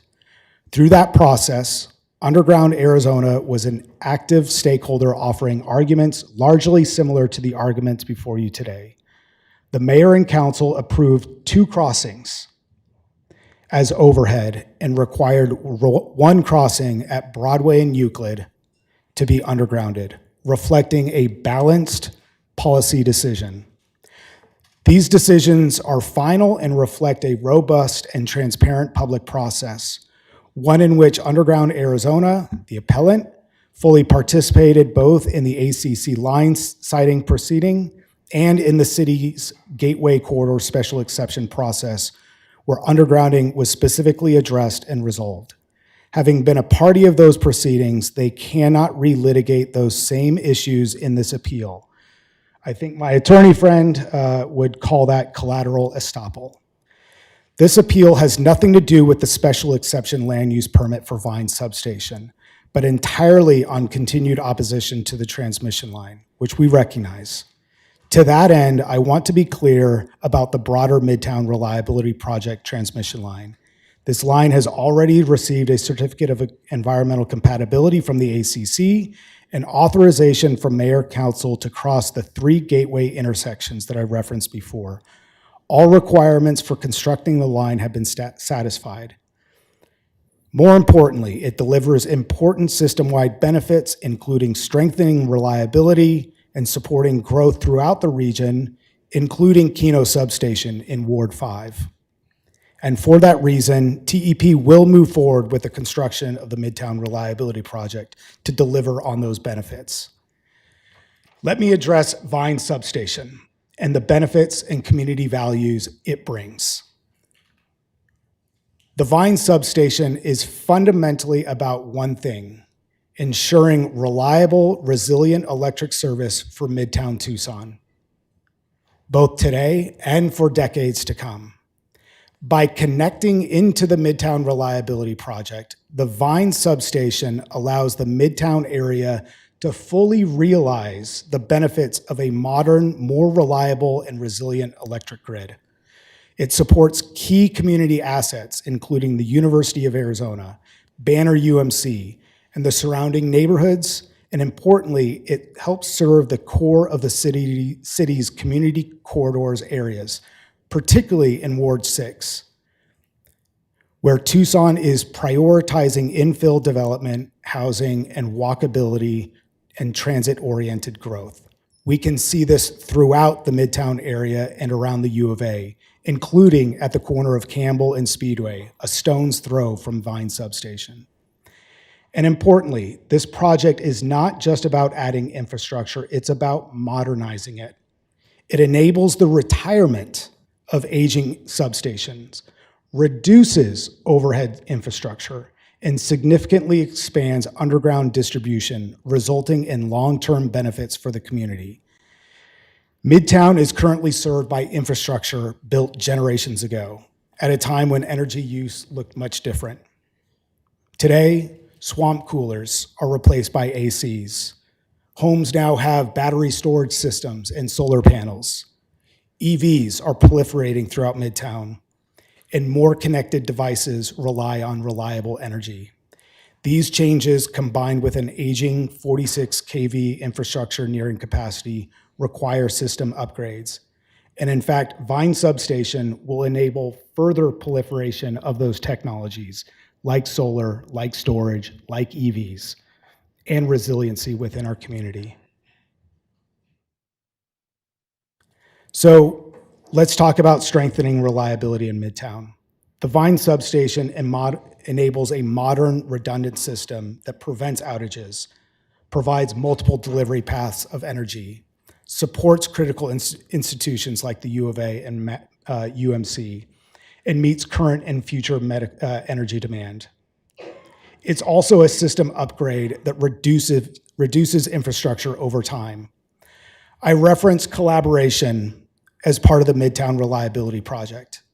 It's also about compromise. As a result of the extensive public process for that project, there are specific conditions in the CEC that address undergrounding and reduction of overhead infrastructure. 100% of the distribution lines along the project route, as noted in this map here, will be placed underground. That is approximately 6.3 miles of distribution lines and over 20 miles of that low-hanging cable that we all see. Approximately 19 miles of overhead infrastructure will be removed, which includes the 46 kV system that this 138 system will replace. It results in long-term reduction in above-ground infrastructure and improved neighborhood conditions. While this is many years ahead, the Vine Substation will also allow the retirement of up to 8 substations, again, as identified in this map, throughout Midtown, which creates an opportunity for infill development, including affordable housing, and strengthens collaboration between TEP and the city for those efforts. Let me talk about site selection. The site was selected after evaluating 15 different locations. It meets key critical criteria, including proximity to demand, compatibility with surrounding uses, and adjacency to existing utility infrastructure.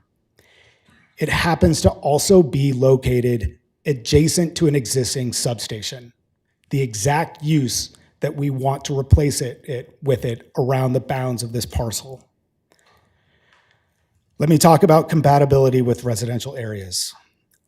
The project has been carefully designed to be compatible with its surroundings, incorporating architectural treatments, landscaping, public art, along with a 20-foot buffer along Vine Avenue. This was considered in the design review board, as well as specific conditions placed by the zoning examiner to ensure that there is compatibility with the adjacent uses. Additionally, TEP operates multiple substations near residential areas throughout its service territory. These facilities operate safely and reliably.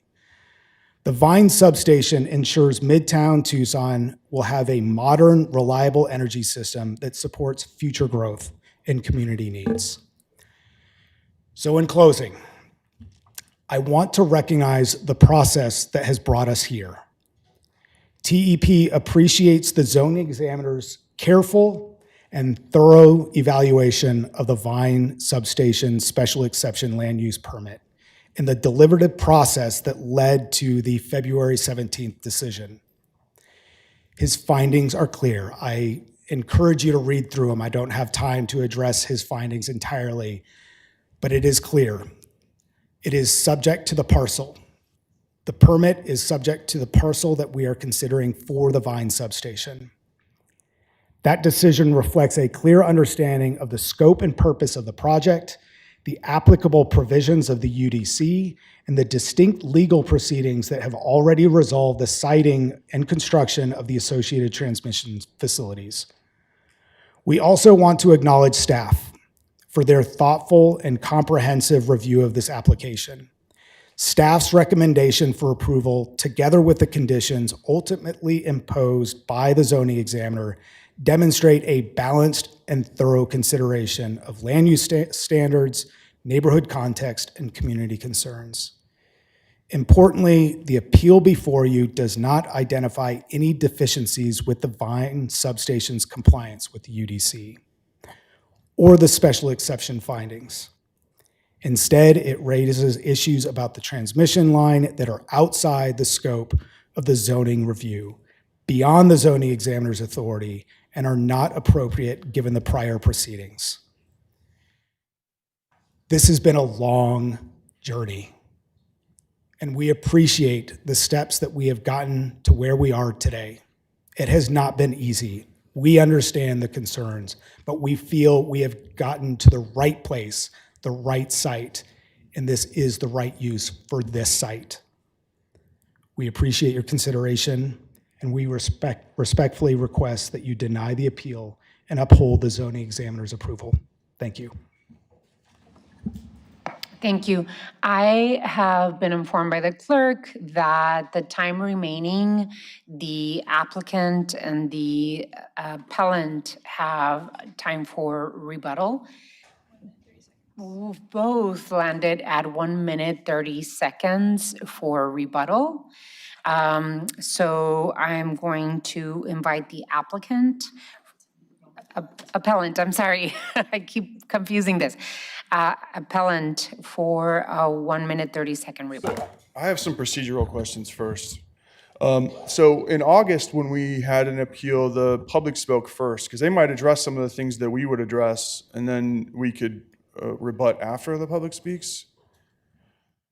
And then TEP also had another 15 minutes after it spoke. It spoke for 30 minutes in the August appeal. So I just want to make sure that we're having some consistent treatment here. Alrighty, Mr. Attorney? If I may, Honorable Mayor, the mayor and council may proceed with the public hearing first and then ask questions of or reserve the minute and 30 left for the applicant and the appellant in your discretion. So we do have the possibility of opening the public hearing and then having some additional time for rebuttal. Okay. So what we're going to do, let's see, is open up the public hearing. So this public hearing is scheduled to last for no more than an hour. Speakers are limited to 5-minute presentations. We don't have many speakers. We have 3 cards for the public hearing. So when I call your name, please come forward and make your presentation. I apologize, Honorable Mayor. It occurred to me that neither of the party discussed what the actual special exception request was. So I thought it might be helpful before we get to the public hearing to describe what that was for the mayor and council. The actual application requested from TAP requested a relief from 20-foot setbacks from the north, south, and east sections of the property, as well as an increase from the 10-foot wall allowed to 13.5 feet. That was just the requested relief from TEP, which the zoning examiner granted. Okay. So we can start the public hearing? Okay. So we're starting the public hearing. Please come forward when I call your name, make your presentation, state your name, whether or not you live in the city of Tucson, whom you are representing, and whether or not you are a paid speaker. The first person that I have is Rosemary, I think, Bolza? Yes, I'm Rosemary Bolza.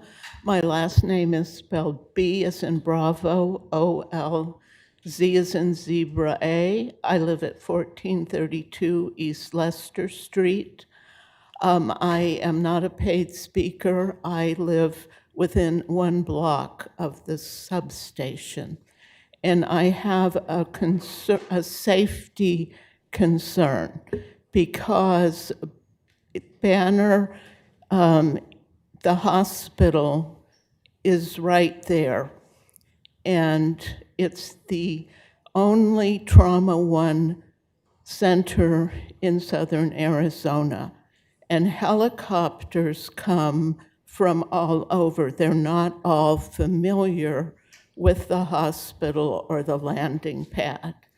And I see them flying in, and sometimes circling. And the last thing we need is poles with these high volume voltage transmission lines. The helicopter pilots are bringing seriously injured people, and they are having to navigate by line of sight, and we do not need any other hazards for them to navigate. Also, the university has a gas-powered electric generating plant that's as close to the hospital as you are to the door outside. And this, to me, is a real hazard without the poles and these high-powered lines. But this adds another layer of hazard. If a helicopter crashes into the gas-powered electric generating plant, it would disable Banner, and we have nowhere to take those patients. And I had some pictures that I wasn't allowed to put on the screen. But I would ask you to think hard about this, and if I would really want people to come and actually walk through this and see it, because life is precious, and we have to look for the safest way to build our infrastructure. And having the high voltage lines above ground, they are more vulnerable to vandalism, to drones, to all of this technology now that people can use to cause harm. And so I ask that you require, if you approve the substation, that you require that to be undergrounded in this very important place for the entire community. Thank you.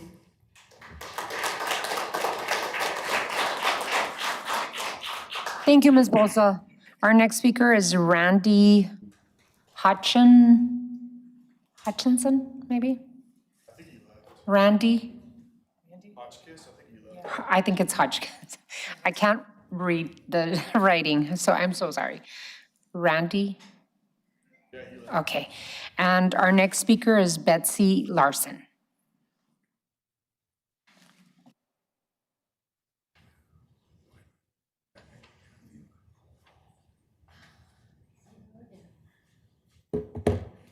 Hello, my name is Betsy Larson. I'm president of the West University neighborhood, which includes Main Gate Square.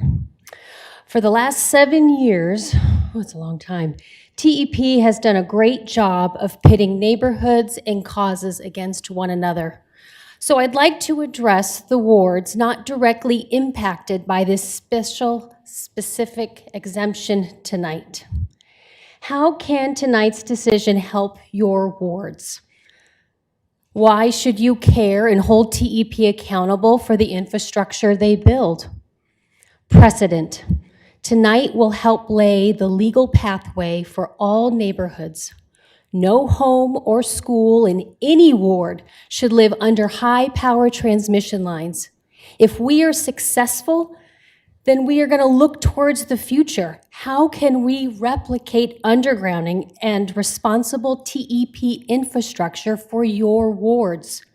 Neighborhood plans, creating more zoning overlays, and strengthening existing laws are some of these ways. These are grassroots tools that we can expand and strengthen upon. All of us volunteers here tonight are fighting to make the roadmap for you, for your neighborhoods, and for your community spaces. TEP has fought a ridiculous amount of time for a mere 2 miles of undergrounding. Why? For a $1 billion international corporation, this project is a mere drop in their vast bucket of wealth. So what's the real reason? They're afraid of our community waking up to the possibilities ahead. They're afraid of new expectations and accountability. So again, why does this matter to your ward? Infill. There's a reason Phoenix, Tempe, and other dense cities require miles of transmission line undergrounding. Infill and density are not compatible with high-power transmission lines and obnoxiously large poles in tight right-of-ways. West University is actively experiencing rapid increases of density and infill. We intimately understand the challenges of accommodating new infill and infrastructure failures. Adding 100-foot high-power lines into the mix is counterproductive and dangerous. So I ask you tonight, reverse and modify TEP's Vine special exemption. Underground the lines according to multiple zoning overlays and general plan. Help us empower all neighborhoods. Give them the precedent and the tools that they need to fight corporate greed. Thank you very much for hearing us tonight.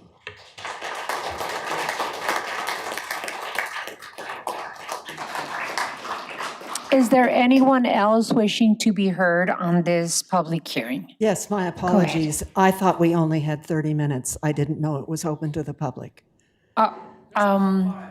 It is a public hearing, and you do have the right to... I'm sorry, was this gentleman first? No, you can go ahead. So I'll give you my card later. My name is Kathy McLaughlin. I live at 2739 East Carthay Circle. I have been part of this fight for nearly 7 years. And the disingenuousness of Mr. Eddy just makes me furious. TEP has done nothing but put barrier after barrier after barrier after excuse throughout this whole process. I am an architect and a planner. I care about what Tucson looks like. I've been on the Billboard Review Committee since 1985.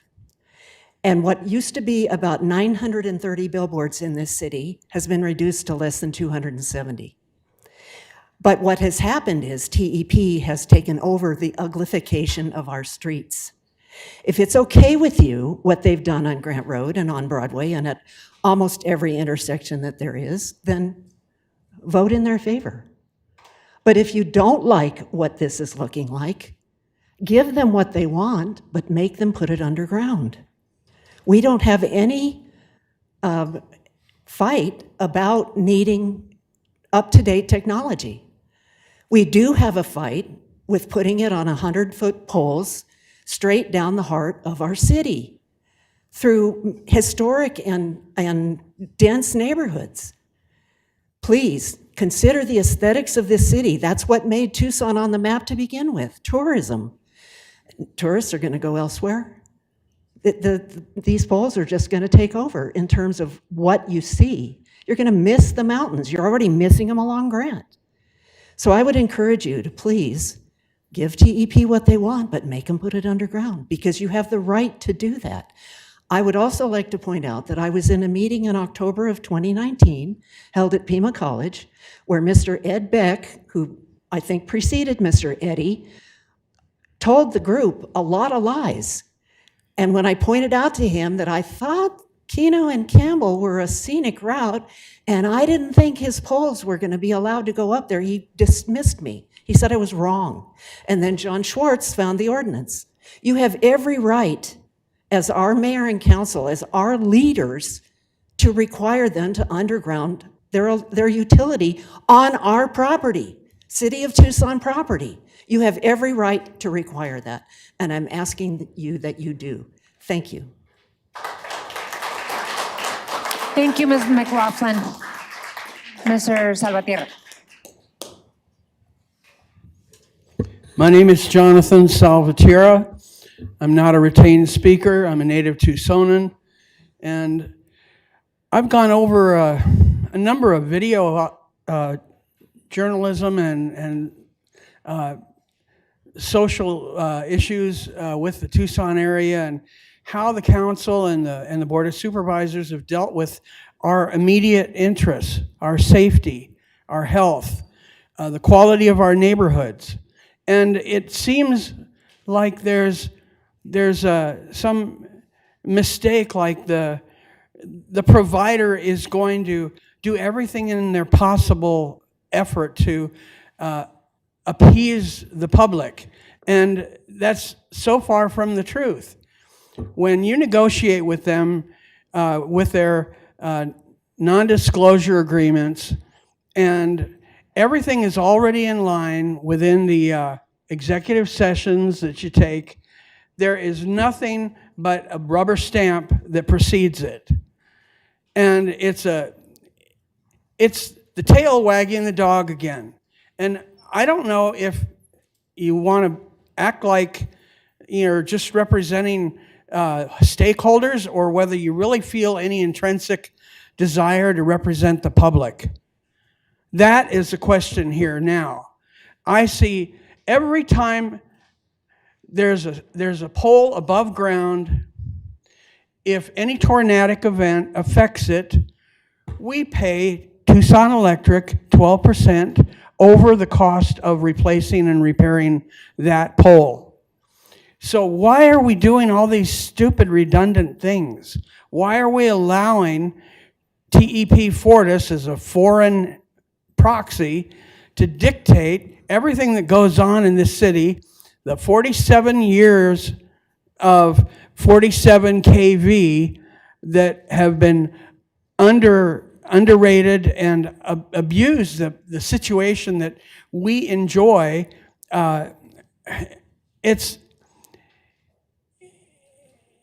It's implausible that anything that comes up from TEP is going to benefit the public. Their interest is totally separate and given their stakeholders' interests. So why would I say this? I've done this for over 2 years now. I came to this council 2 years and better in October of 24, and it's just like we repeat the same things, and this council hears, but they don't listen. So what's up with that? Do you care about us? Is this really an issue? Or is it just another rubber stamp because TEP has given their consent and control in their non-disclosure agreements, and all their contracts are already laid in place, and all you have to do is be nice and comfortable and just act like, oh, we're just following our direction within the limited scope of our authority? No. This is not right. And I'm saying this because it's really frustrating and aggravating to see the people that I love and appreciate sitting at this board that have so much more to offer their constituency. 138 kV. Gee, isn't that the same kV that Sarita is going to be requesting and supporting for Copper World? Is this a backup system? Why aren't we doing something that plans a future master plan for everything that goes on electrically and through the utilities? The Commonwealth Utility Cooperative that includes Arizona for the transmission, the counties and the cities that create their own bond issues to support the takeover of TEP. There's no more having the tail wag the dog. Why are we doing this over and over again? It doesn't benefit us. We're not independent. We're interdependent on TEP's little token gifts. Oh, here's $2 million. Oh, take it and use it. You know, we just, out of our largesse, you know, we're going to help you. This is Thank you, Mr. Salvatierra. abysmal. Thank you, And I Mr. appreciate your time. Salvatierra. Thank you for listening. Anyone else wishing to be heard on this item?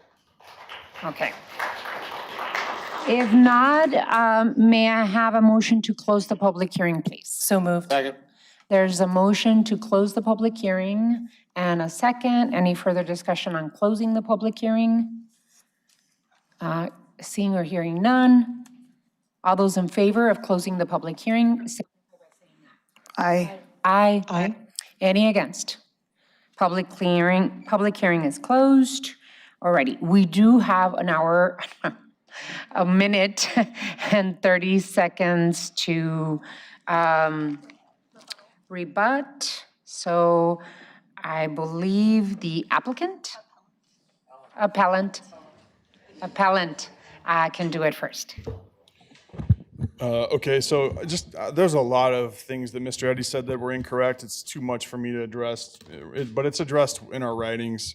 First of all, replacing 30-foot poles with 90-foot poles is not an improvement by any reasonable definition. And TEP has no control over the joint use attachers. So when TEP takes down a distribution pole, you still have the cable and the fiber and all those guys. They don't have to underground. It's up to them. So there's no improvement to its undergrounding some distribution lines. And he seemed to imply that the ACC controls how something is constructed. That's not how it works. The ACC controls routes.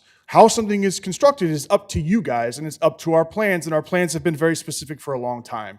It's, you know, whether or not you agree with it, whether it's required, you absolutely should be enforcing the spirit of those plans. Alrighty, is the applicant wishing, still, Yeah. Mr. Schwartz. I just want to say that Mr. Eddy talked about a balanced decision with the intersections because one of the three of them were done underground. We're asking, in essence, for a balanced decision on the undergrounding. The route is 7 to 8 miles long. We're asking that approximately 2 miles be placed underground in conformance with the Unified Development Code. And finally, virtually everything that Mr. Eddy said, praising the project is diversionary in the sense that it will also be achieved if the transmission line is underground as we believe it should be. Thank you. Thank you, Mr. Schwartz. Is the applicant wanting to rebut? Honorable Mayor, council members, I think the closing statement that I provided earlier makes it very clear in terms of where we are at in this process and the authority granted by the zoning examiner with respect to this special exception land use permit for the substation. The transmission line, obviously, we've heard, has been contentious. It has been settled. That route has been decided. Mayor and council weighed in on the underground crossings that have been considered. And today we are considering the Vine substation. I will, though, take one moment to address one of the concerns around UMC. And I will state that they have been an active stakeholder in this process. In fact, they should have submitted a letter of support as part of this hearing. And we have ensured that their safety has been applied to the siting of this substation, but even previously as part of the line siting decision, their concerns were addressed as part of that decision. So thank you, and obviously if we get to any questions, happy to address those. Thank you. Alrighty. Does council have any questions for the appellant or the applicant or other persons who may have relevant information in order to establish the reasons for affirming, reversing, or modifying the zoning examiner's decision? And this is for This council. is the time of discussion? This is for council, yes. Yes, for questions for the appellant, applicant, or other persons that might have relevant information in order to establish the reasons for affirming, reserving, reversing, or modifying the zoning examiner's decision. Does that include questions for staff? Yes. I'm going to defer to 6, 5, and 3 first. Alrighty. I guess if there's no questions, I think this is the time and place for you all to have your questions. This includes for the applicant, the appellant, the city attorney, the city manager. I guess my question would be, can we ask questions to the zoning examiner?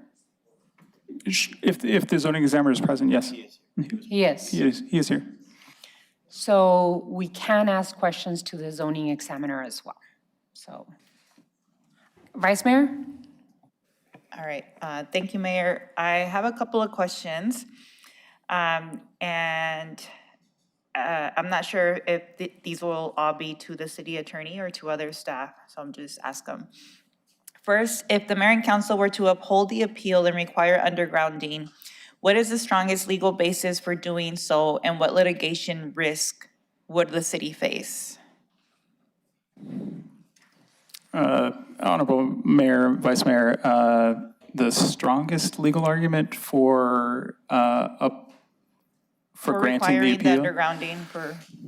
I think it's hard for me to speak for the appellant, but I think the appellant would say that the strongest legal argument would be to uphold or to apply the university area plan in UDC 3.4.5. The litigation risk, there's a couple, and I'll go through them just so that's clear. One is that we would be exceeding the authority granted under UDC 3.4.6. In that can happen in two ways. under the code itself, I think there would be no surprise that TEP would likely want to litigate that authority under 3.4.6 and whether or not it was appropriately applied in this case, given the request from the applicant, or the request from the applicant was to get relief from a 20-foot setback and to get relief from to an increased wall height.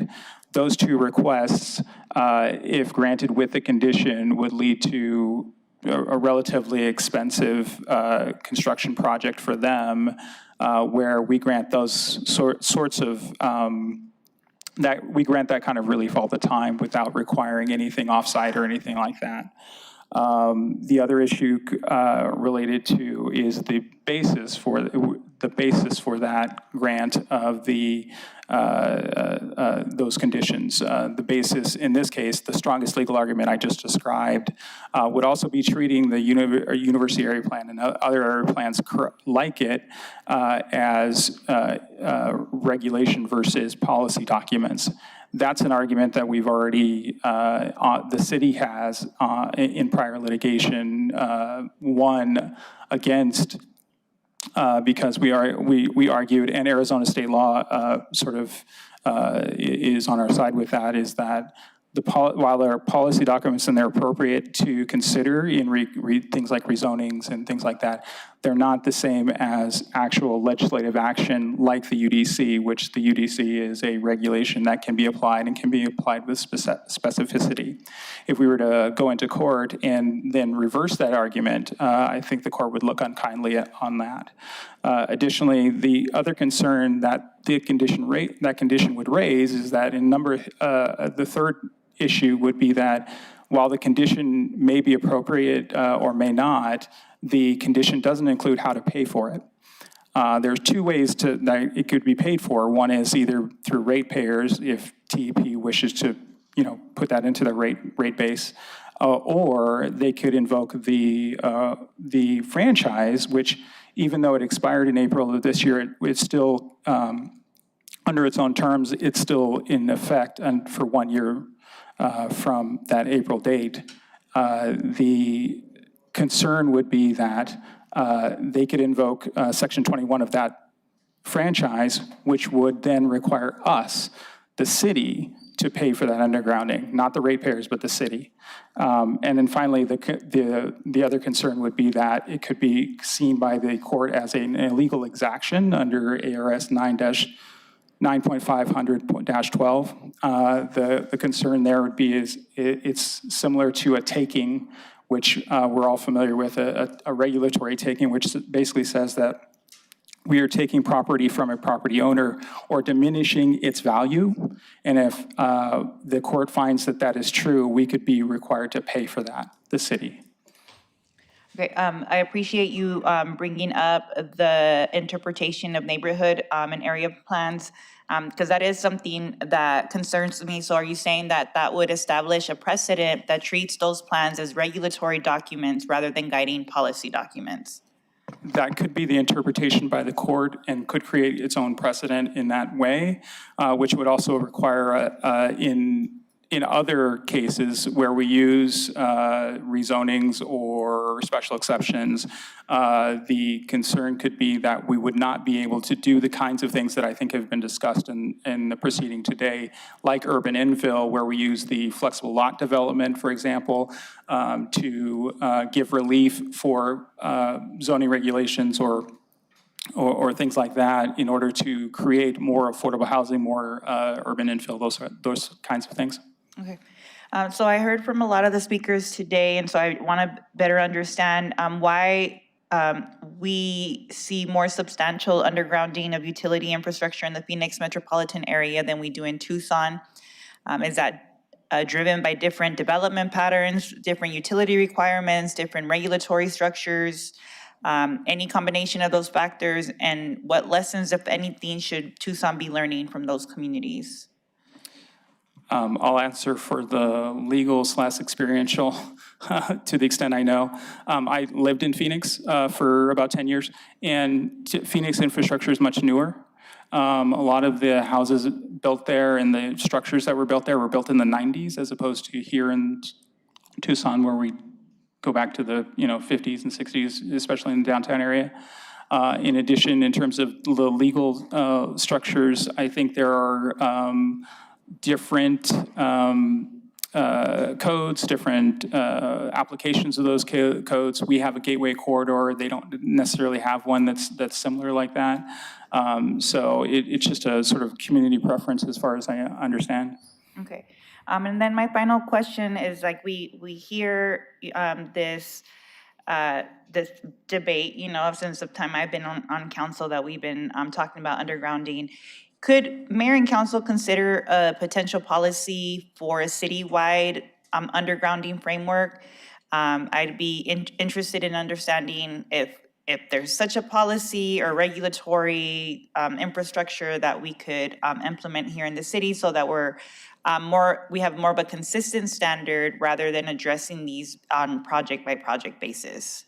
I think that's absolutely within the mayor and council's purview. Obviously, the mayor and council has already taken the steps to designate the gateway corridors and the scenic corridors within the city as requiring underground, and we've been successful in holding TEP to those requirements, even through litigation if we need to. If the mayor and council, and again, this goes to the difference between the policies and the regulation, if the mayor and council really want to do that, they can pass through the planning commission and the adoption process of new codes or land use codes that would accomplish that result. That's all, Mayor. Thank you. Councilman Lee? Thank you, Mayor. I have a question for the city attorney. And city attorney, you mentioned this 2 separate times, but I just want to clarify because there's been a lot of components in the conversation tonight. For the special exception, am I understanding correctly that it's really 2 components? TEP is asking to be able to go to 13.5 feet for a block wall. That's one component versus 10 feet. And have an exception from 20-foot setbacks, so they can have shorter setbacks. In English, is that the 2 components of what they're asking for relief for? Honorable Mayor, Councilmember Lee, that is correct. That is the request that TEP was making in its application for a special exception. Okay, I just wanted to kind of recenter myself to make sure I was understanding the scope of what we're considering tonight, what's in scope and what's out of scope. So I just wanted to make sure I was understanding that correctly. That's my only question, Mayor. Thank you, Councilwoman. Any others? Councilmember Dahl. Follow-up question to that. There was an earlier attempt to get a special exception for this substation, and the ruling was that undergrounding of the lines would have to occur. Is that correct? And if that's correct, what was the special exception being applied for then? Was it the same thing? Honorable Mayor, Councilmember Dahl, I don't believe, and correct me if I'm speaking about this the wrong special exception. There's been 2 special exceptions processes related to this line. The first was the original Vine special exception request, which was denied because the line hadn't been determined at that point. And then there's also a second special exception process, which actually involved 3 separate special exceptions. Those 3 special exceptions were for the intersections crossing gateway corridors. I'm asking about something else. Sure. And I think the applicant was the one who talked about and maybe they can answer the question. Appellant. Now you're doing Mayor has what I was affected me. doing. Okay. Daniel, can you answer that question? Appellant. And then maybe Steve, you can see if he got it right. So ask the question again, I'm sorry. There was a previous special exemption effort at the Vine substation. What were they asking for, and did that, you said that it was denied? Right, so my understanding is they were asking for the same thing. And what Roy leaves out is that he denied it because we didn't have a route determined, but the reason why he denied it was because the route wasn't determined because he couldn't determine where the transmission lines would be, right? There's no reason to deny it if you're not tying it to the transmission lines because the ACC only has jurisdiction over the routing of transmission lines. That's what doesn't make sense about what Roy just said.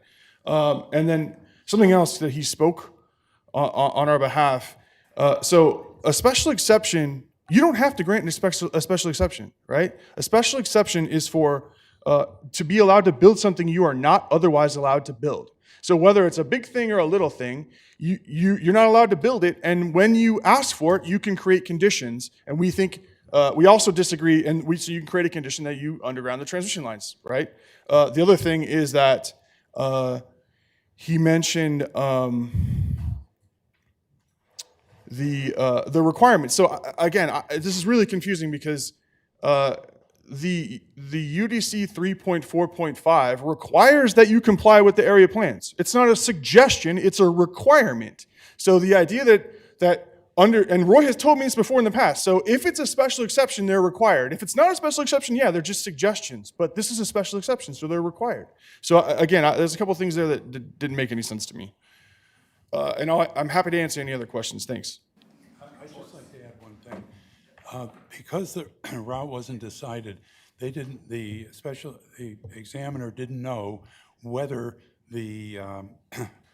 whether in the end it would comply with the UDC, with the university area plan.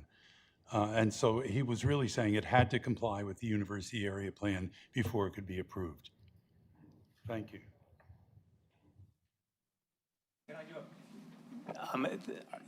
Can I do a follow-up question to the current special examiner? Sure. Yes. And kind of following up that, why did you do something different than was done before, or do you disagree with that analysis? And hi, by the way.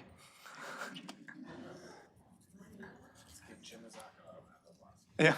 Good evening. I'm Jim Mazzacco, and I'm the current zoning examiner. So in this particular case, it had to do with a substation, and the line had been established. And there was a lot of the testimony. I heard at least 6 hours of testimony, and a lot of that testimony had to do with the laying of the transmission line underground or above ground. What I had to focus in on was this single property at Vine Avenue. Did it comply? And I looked at it, and I listened to the testimony, I looked at all the materials, and I made my decision on that. I could not make a decision on whether the transmission line should go above ground or below ground because they're in the right-of-way. There's a part of the zoning code, section 1.4.2G, says zoning applies to private properties except right-of-ways. So I applied to the property. I couldn't jump into the right-of-ways and start regulating those. You have a document that regulates the right-of-ways. That's the franchise agreement. Franchise agreement handles right-of-ways, zoning code handles substations. That's just how it's written.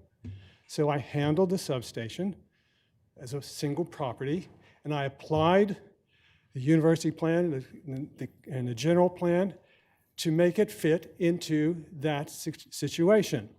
Because a substation is only permitted in industrial zones. It's a special exception in commercial zones and residential zones. So you have to have special conditions to make it fit.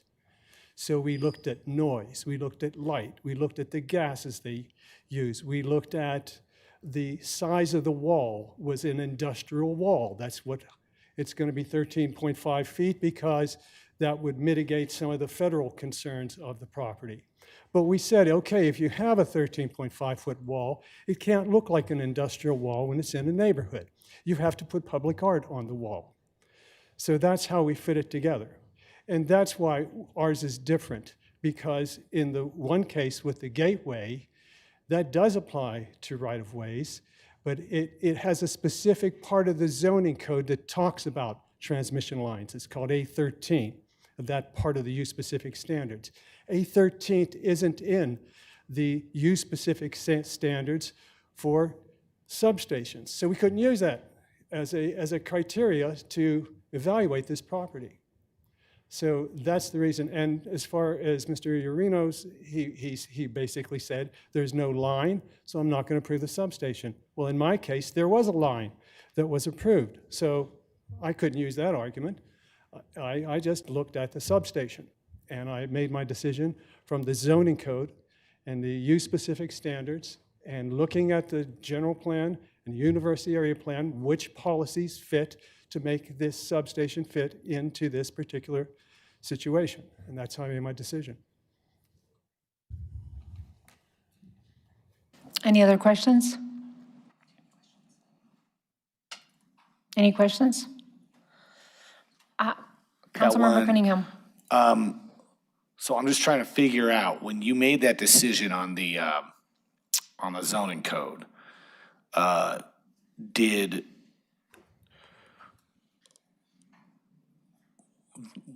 were we granting a special, we granted a special exception when we allowed the substation to go by the hospital? Because I don't remember that being a special exception.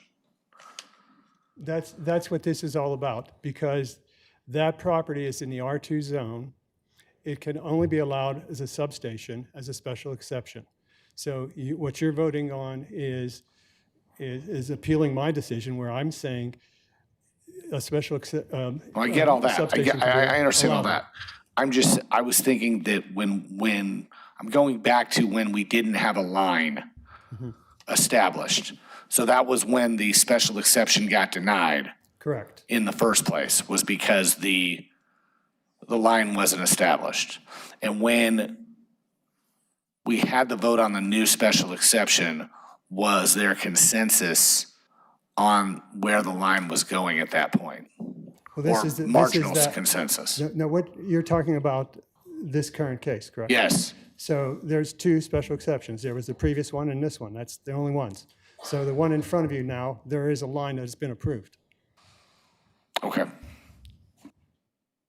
Okay? That helps. Okay. For me, my question might be legal or zoning examiner.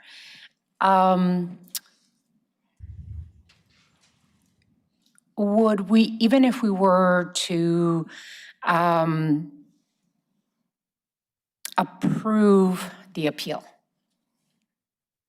would we as a mayor and council be able to request in this particular case the undergrounding of the lines moving into the substation?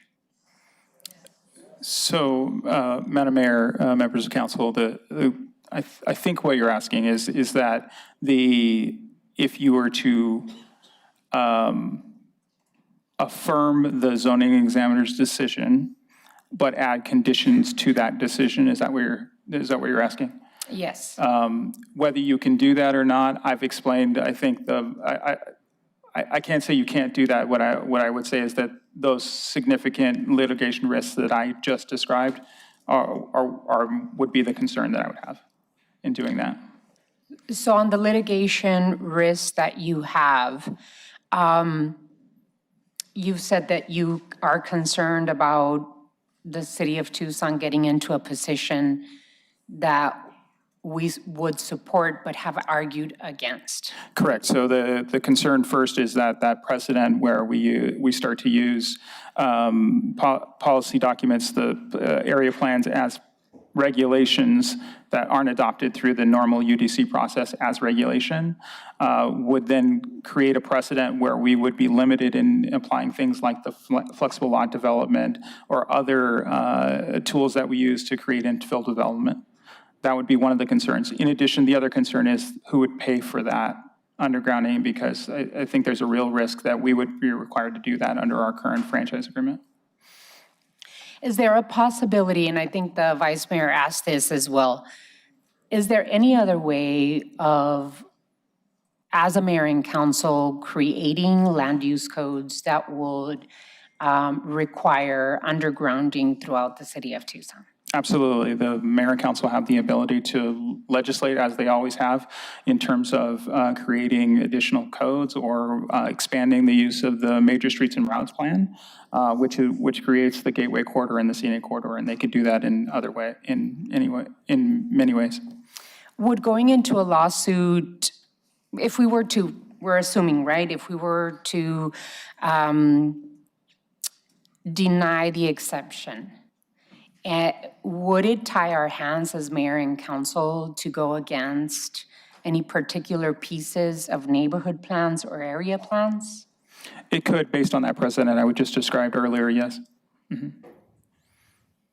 So I'm just thinking about the time here that I've been on the council, and I think we've done a few things. And one of the instances is the Mountain Enclave example that mayor and council voted against a particular piece of a neighborhood plans, and that action was consistent with the general plan and resulted in a significant increase of density in a particular area. So we went against the neighborhood plan, a piece of it, but it was consistent with the general plan approved by voters. And it created lots of density. The other piece I'm thinking about is that mayor and council took a position against, I'm sorry, West University, but we took a position against West University to create the density around just outside the university, the main gate, because the neighborhood plan had just a 3-floor High requirement, correct? yeah, density restriction. And so the mayor and council voted against that particular piece of the neighborhood plan, and we were able to create transit-oriented development in that piece and that piece alone. Would it limit something like that? It could, Your Honor, just because that precedent, especially if we were in litigation, obviously the mayor and council can do things differently in different proposals, but once we get the courts involved, they create precedent. So if that litigation were to say that, you know, the area plans have the weight of planning code in the same way that the UDC does, that could limit what we could and could not do, especially on those projects you described, which create those infill sort of developments that you're talking about. Any other questions? Councilmember Dahl and then Councilmember Barajas. So Roy, my understanding of area plans was that they were to make recommendations for actions that are done by the Planning Commission and by mayor and council. So I'm not sure, they're recommending to us, and it was done a long time ago, that we don't have big overhead lines. In fact, all utilities should be undergrounded. That was the wish for the whole university area. So I don't see how that's a precedent saying that we're using that to regulate. I think we're taking advice from this plan, and we have our own, we make our own actions, we make our own decisions on this. So that would be my non-lawyer pretending to be Perry Mason review of the situation. Now it occurs to me that if we want TEP to underground, and I do want you to underground this, it's going to look nicer. Tucson will benefit. It's not tremendously expensive in the scheme of things, and I think it would be a great thing for TEP to do.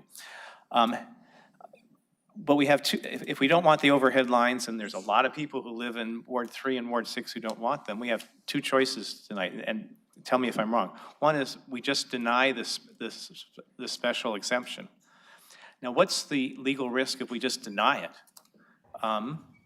Because we don't want a 3.5-foot wall, or for whatever reason. We don't even have to express a reason. It's a special exemption. They're asking for something special. We can deny it, correct? But is there potential litigation from that?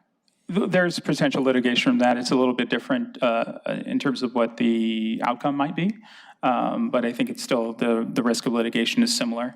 And I think in that litigation, there's still the opportunity for either side to argue that the reason why, because of the discussion here at Mayor and Council and with the public hearing, that the reason why you did decline to affirm that special exception was because of the area plans, and that litigation could lead to a similar result, not exactly the same, but it's possible.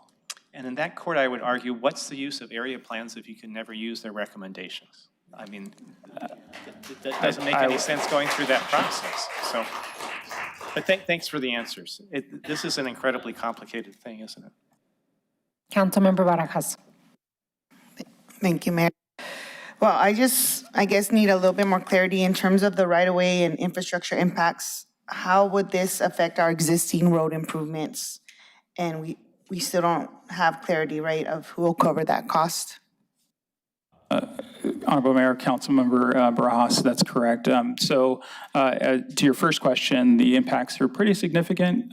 If you're undergrounding a transmission line, that takes quite a bit, and I don't want to take away from TEP, so hopefully they'll correct me if I'm wrong, and I encourage you to ask them about this. But my recollection from our ACC Power Line Siting Committee hearing, they presented testimony and evidence that the way you have to underground a transmission line includes sort of tearing up basically a lane at a time. And so however long that transmission line is, you basically are taking out an entire lane of traffic. For however long it takes to do that, that can be, a significant undertaking. So, you're talking about taking out a lane of traffic for, I don't know, a couple months. But again, I'm not the expert. That'd be more TEP. And then I'm sorry, the other question was how we pay for it. Again, the concern is that that TEP could invoke that Section 21 of the franchise, which would require us to pay for it, and/or it would be paid through rates. Any other questions? Councilmember Cunningham. I've got some things I just want to clarify, and forgive me, it's been a minute. I'm trying to figure this out. I remember that part of this includes some distribution lines being undergrounded. Is that correct? So there's undergrounding of distribution lines only on the route. And then the transmission lines that don't currently exist go where the distribution lines would be. Am I essentially saying that correctly? Then we had some exemptions that we voted for, or I voted against actually, about 4 months ago with the 3 intersection thing. So my hang up on this whole process back then was that, all right, transmission lines, if we don't underground them, we risk the ratepayers, we risk prices going up, we risk litigation, all that rigmarole. And that may be true, maybe not true, whatever. But if we're gonna approve the exemption, then why don't we get something else? Because I still have that same thing in my mind about Oro Valley and Scottsdale and Paradise Valley and Chandler and Gilbert and the 18 other jurisdictions that have underground distribution, and we can't get a little extra underground distribution in other areas or in neighborhoods nearby or a couple extra easements. At least we get something extra. I mean, if we've got to build, that the transmission lines are really expensive and undergrounding transmission lines are really expensive, can we get something extra to underground? So that was kind of my thought process back then. So it's really an interesting situation we have here, that we have a 3.5 foot variance on a wall and the setbacks where the poles already exist. But I don't know if that's what we're talking about. What I think we're talking about is whether or not the rules applied, that there was an expectation for undergrounding prior to this application. So did we have a requirement for them to underground transmission lines when they submitted this? Are you talking about in this area? I'm sorry, Councilmember. I'm talking about in general. Yes. We already adopted our transmission line undergrounding requirement when this application was set forth. Correct. So if I understand your question correctly, Councilmember Cunningham, the requirement that we have in the city of Tucson is to require that all overhead lines be undergrounded in the areas of the Gateway Corridor and the Scenic Corridor. In this area, that is not a requirement under the UDC.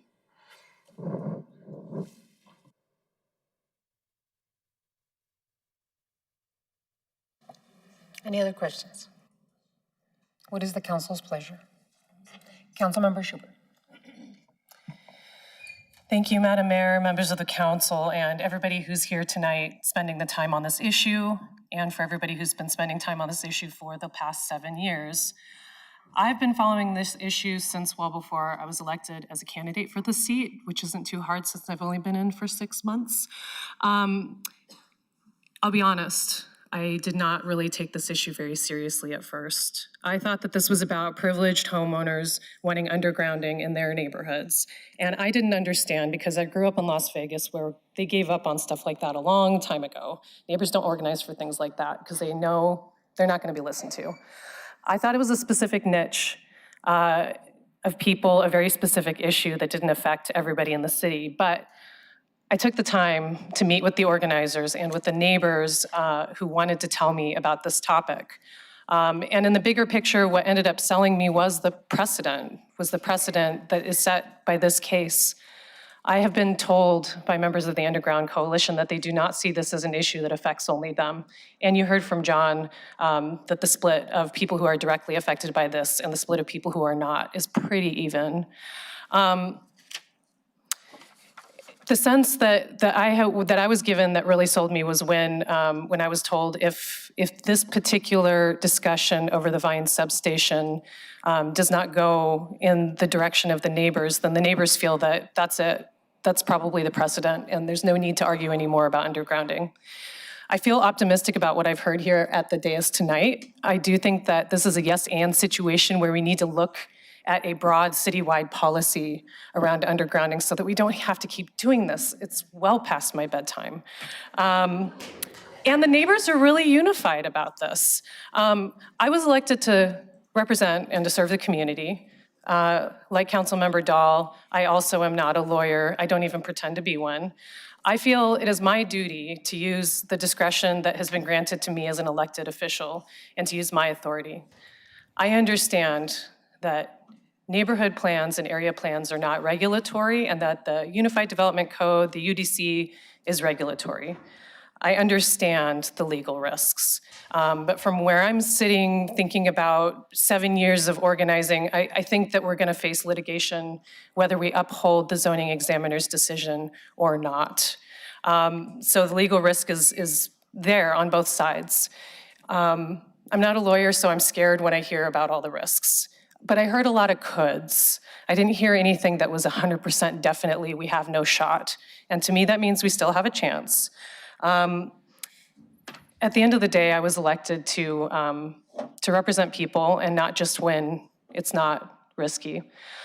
So I moved to modify the zoning examiner's decision by approving the special exception land use permit subject to the zoning examiner's conditions and adding the following condition, requiring any currently planned or future connecting transmission lines in the university area plan and in any residential neighborhoods to be placed underground in accordance with the duly adopted directives of the university area plan and in accordance with our own voter co-created and adopted general plan, Plan Tucson.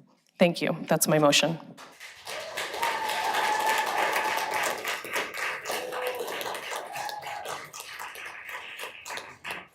Second. There is a motion and a second. Any further discussion on the motion? Can I just add one more thing? There was another point I forgot to make, Yes, and yes, it was about the neighborhood plans on the precedent, because a lot of the stuff that the city of Tucson has done to encourage density, flexible lot development, all that is awesome. I think it's really great. Neighborhood plans, I think that we should have the purview to pick and choose the things that we want to enforce. Because we've done it in the past, we have used pieces of the neighborhood plan to make our arguments. I don't think it's an all or nothing. And I also think we need to look at neighborhood plans if they're that counter to what the city's goals are. But in this case, I would like to pick apart the plan and say, I want to use the part that tells us that we need to underground. And that's my motion. Thank you. Any other questions by the council colleagues? Councilmember Cunningham. I just need clarification. Does the undergrounding that you're adding apply to this project? Yes. So just to be clear, I haven't heard from any constituents that they have any trouble with the setback relief or the wall height or anything like that. They've been very clear. They're concerned about the lines that are going to connect the substation to the rest of the grid. Alrighty, Mr. Attorney, I just have a question about the authority that we have in front of us to be able to add the additional requirements as stated by Councilmember Schubert. Mayor, Councilmember Schubert, and council members, I think the argument would be that the authority was exceeded in 3.4.6 and could be an exaction because it's unrelated to the requested relief. It far outweighs, and the court would look at that and say that it is greatly exceeded by what the relief requested is. I'm really concerned. I'm so concerned and torn here because, there was an accusation by one of the public hearing speakers that we're just sitting here not caring, with a decision already made, and that can't be further from the truth. I make my decisions on evidence, and my concerns with this particular motion is that we know, if that is your intention, that we're going to go into litigation. My concern is that we're going to spend time and money to get to a point where we're all going to lose. I want to make sure that we look at undergrounding in Tucson as a whole. And for me, it is irresponsible to say that this mayor and council don't care about this. This is something we want. We've been fighting for the the gateway corridors. We've been fighting for the rights of our neighborhoods throughout this process. I mean, I don't know, it's been 7 years. And we've gone to court, we've pushed back on TEP.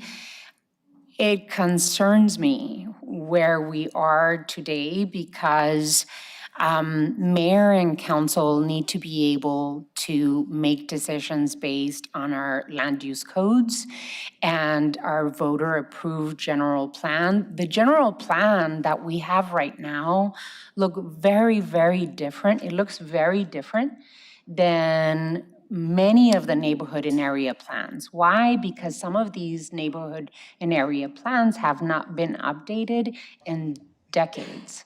And so I mentioned the mayor and council, I don't know how many years ago it was, moving against the West University neighborhood plan, one piece of it, which was the density and the size of, or the amount of floors that we could add to development next to and in the West University area. And because we did take a position as mayor and council to go against that particular piece of the neighborhood plan, we've been able to develop density in the university, which, by the way, really helped with pushing back against mini dorm development in our neighborhoods. And so it concerns me we would go to court and argue against our ability as a city to push back against maybe antiquated neighborhood plans or area plans. And so I'm not completely convinced that we should move in the direction of the motion. And I'm very torn because I wish we could say, yes, let's underground everything.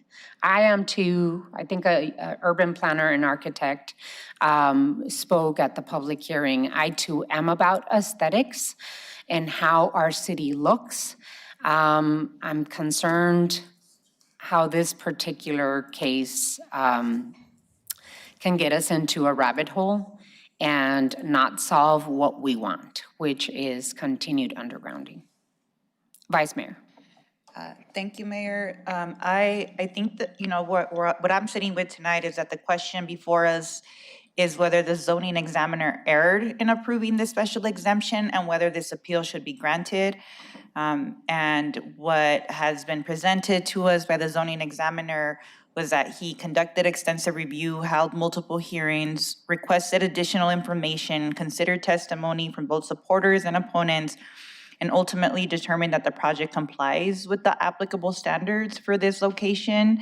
And so I am also concerned about the precedent that we could be establishing in granting this appeal, and that I want to continue to use neighborhood and area plans as important planning tools that help guide our decision-making and express our community values.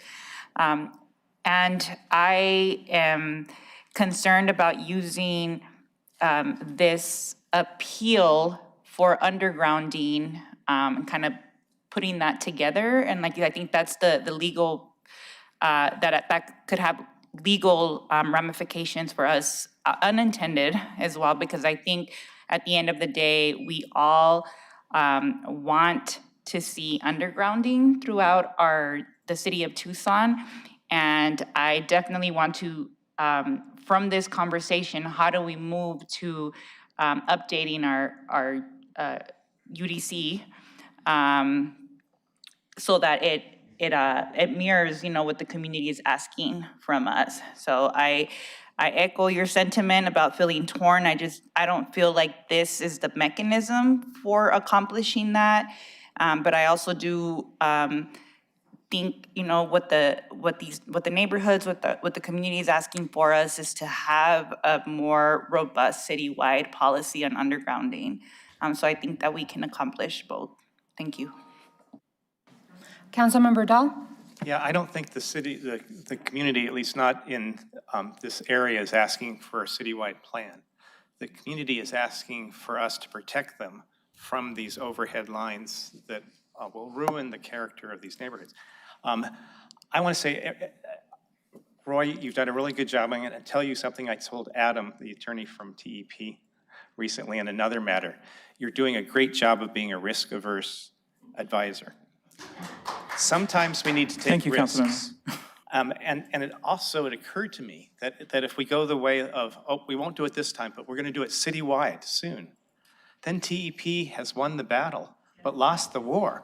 It's going to cost you a lot of money to underground everyone, because I think if we don't do this, there's going to be a movement to force us to do what you're saying we're going to do, and do undergrounding everywhere. So in this case, I think we should do, and recognizing that it is complicated and everybody has a perspective on this, but in talking to my Ward 3 neighbors who are so concerned about these going into an established neighborhood, I think the right thing to do is to pass the motion my colleague has put before us. But I won't be mad at anybody who goes the other way. We will. I count on everybody else. Thank you, Mayor. Well, I am concerned. I do feel like we do need a comprehensive citywide plan because a lot of the neighborhoods that are the most vulnerable do not have neighborhood plans, and they won't be here at mayor and council meeting past 9 o'clock because of work and other issues. So I do think we need to create a process for a long-term policy based on what's before us today, and I don't feel I can support this proposed modification by Councilmember Schubert. Additionally, within the narrow scope of the special exception, I think we have to have a solid reason to deny. So with all that said, I support approval of the special exception, but would support a long-term process to explore undergrounding citywide. Are you making that in the form of a substitute motion? I would like to do a substitute motion to propose a citywide policy for undergrounding citywide. Already. So that's a process motion. Is I'll there a second that. Okay, there's a motion and a second. And you also asked that we approve the city manager recommendation? Because I heard you would. Yes. Okay, so there is a substitute motion and a second. Any discussion on that? Councilmember Lee.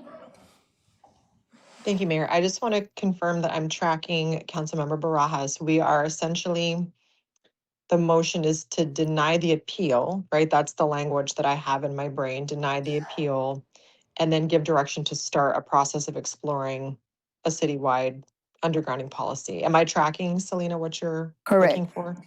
Okay, thank you for the clarification. Any other questions? Councilmember Cunningham. All right. Couple things. One is, I'm still thinking about the actual setback. I'm still back at the 13.5-foot wall. I'm trying to figure out whether or not I thought if you go over 8 feet on a wall in a residential, you're required an additional setback. Was that considered when they did the wall? Yeah, Jim. Honorable Mayor, Councilmember Cunningham, they picked that number because that would make it consistent with the wall that's already there.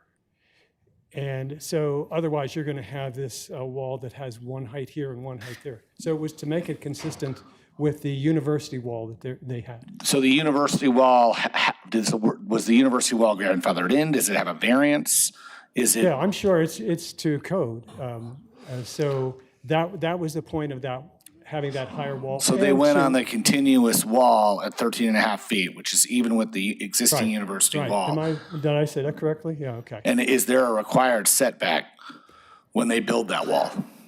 The setback where they're requesting setbacks, there's only non-residential uses. The side that has a residential, they're setting back 20 feet and putting in a landscape buffer yard there. And is that in compliance with our existing code, or is that basically the exception piece? The 20 feet is required, and the landscape buffer yard, I assume that's part of our landscaping code, but I can't say for sure. But it's going to be landscaped too. And that's where they're going to have public art along the wall. Did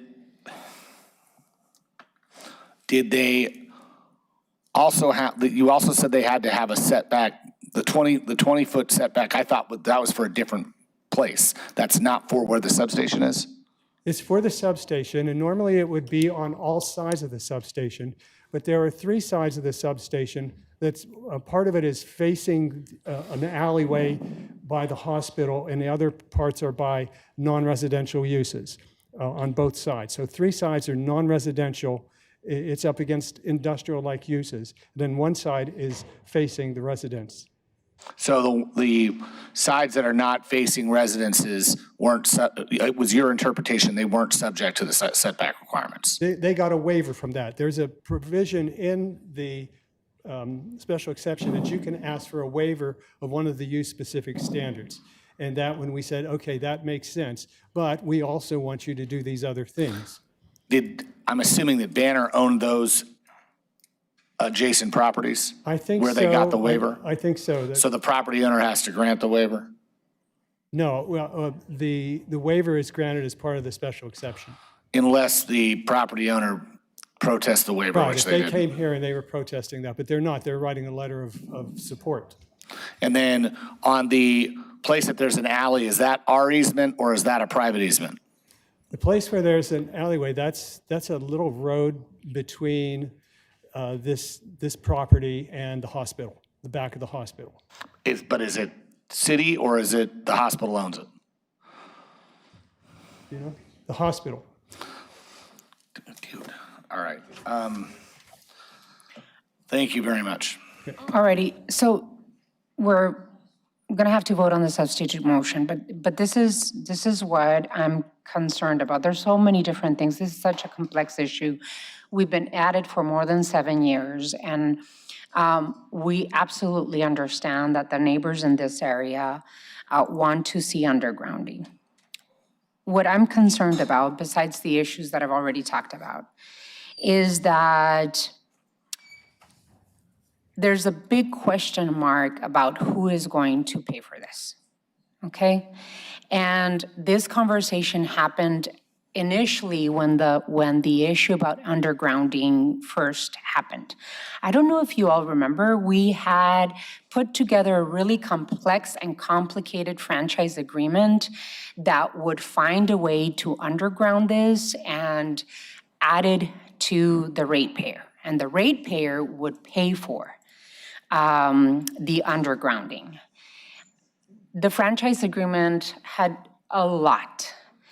But what I heard a lot from the community is that why are we and other people that live in other places that are not going to see the benefit of undergrounding have to pay for that?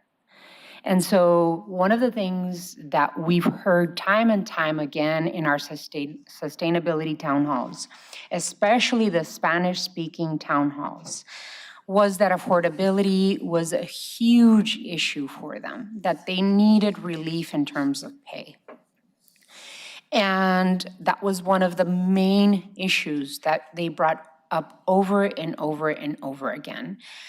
I feel as though two things. One, that in whatever way, if we get sued one way or the other, our residents are going to feel the pain of wherever we go, whoever decides to sue us.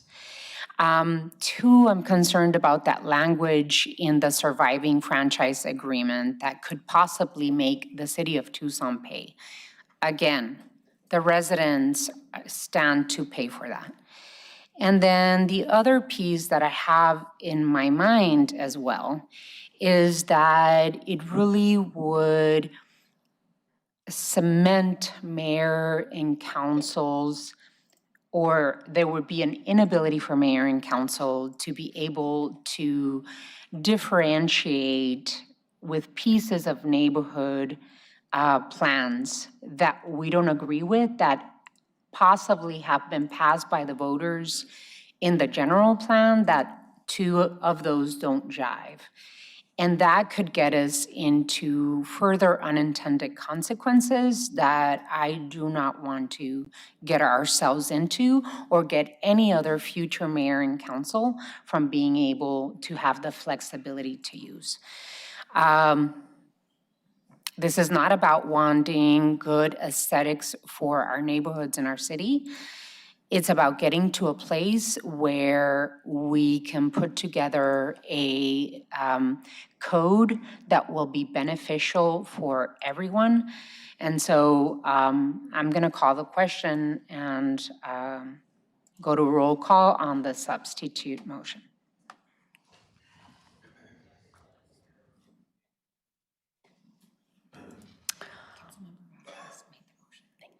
Councilmember Barajas? Aye. Councilmember Cunningham? Nay. Councilmember Dahl? Nay. Councilmember Lee? Aye.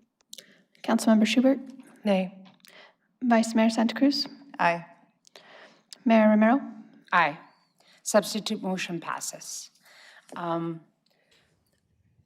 So I think the motion was if we are going to have the substitute motion as the main motion. And so now if you would like to pass the substitute motion, you would vote on that. Okay.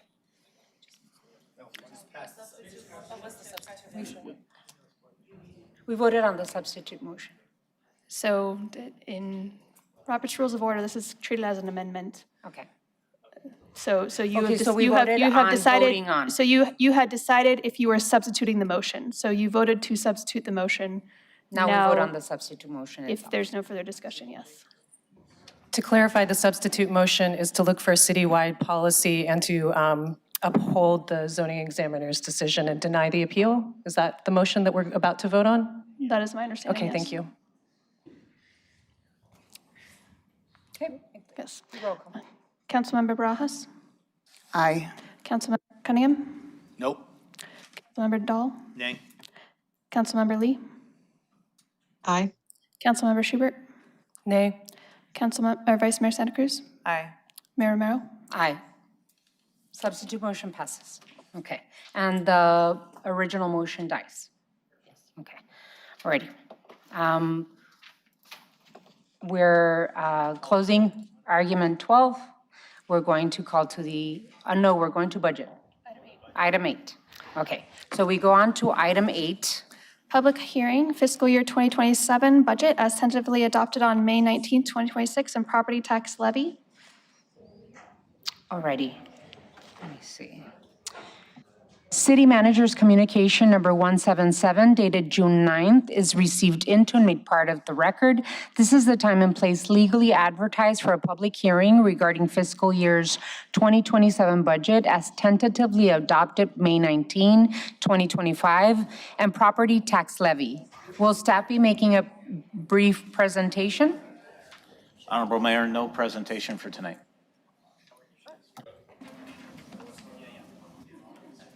Okay, go ahead, Mr. Tamir. No presentation for tonight, Mayor. Okay. We are going to open for a public hearing. I don't know if we have speakers for the public hearing.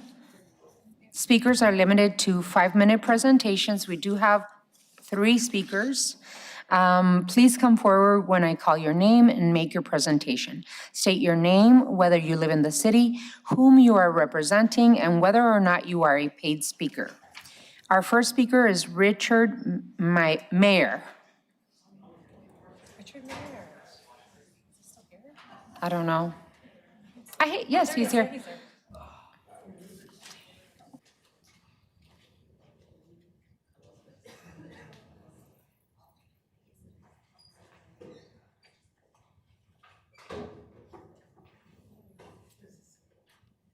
This is short. Okay. Bus ridership before and after pandemic, and it applies to the budget. 2025 trip numbers compared to 2019. Remember that at that time, our bus ridership was trending down. Nationwide, 2025 trips, 83% of 2019 nationwide. Tucson, Suntran, 2025 trips, 116% of 2019 trips. This is the bus only, doesn't include the streetcar. Streetcar came way up. If we included the streetcar in the numbers, it would be higher than 116%. Streetcar currently about 20% lower than this time last year because we're missing 2 cars, 103 and 105. They were in an accident, they haven't come back online. And the streetcar is not keeping its headways. It's not very frequent. Phoenix bus, 2025 trips equal 69% of 2019. That's bus only. For all modes, it's 72%, but what we're talking about here are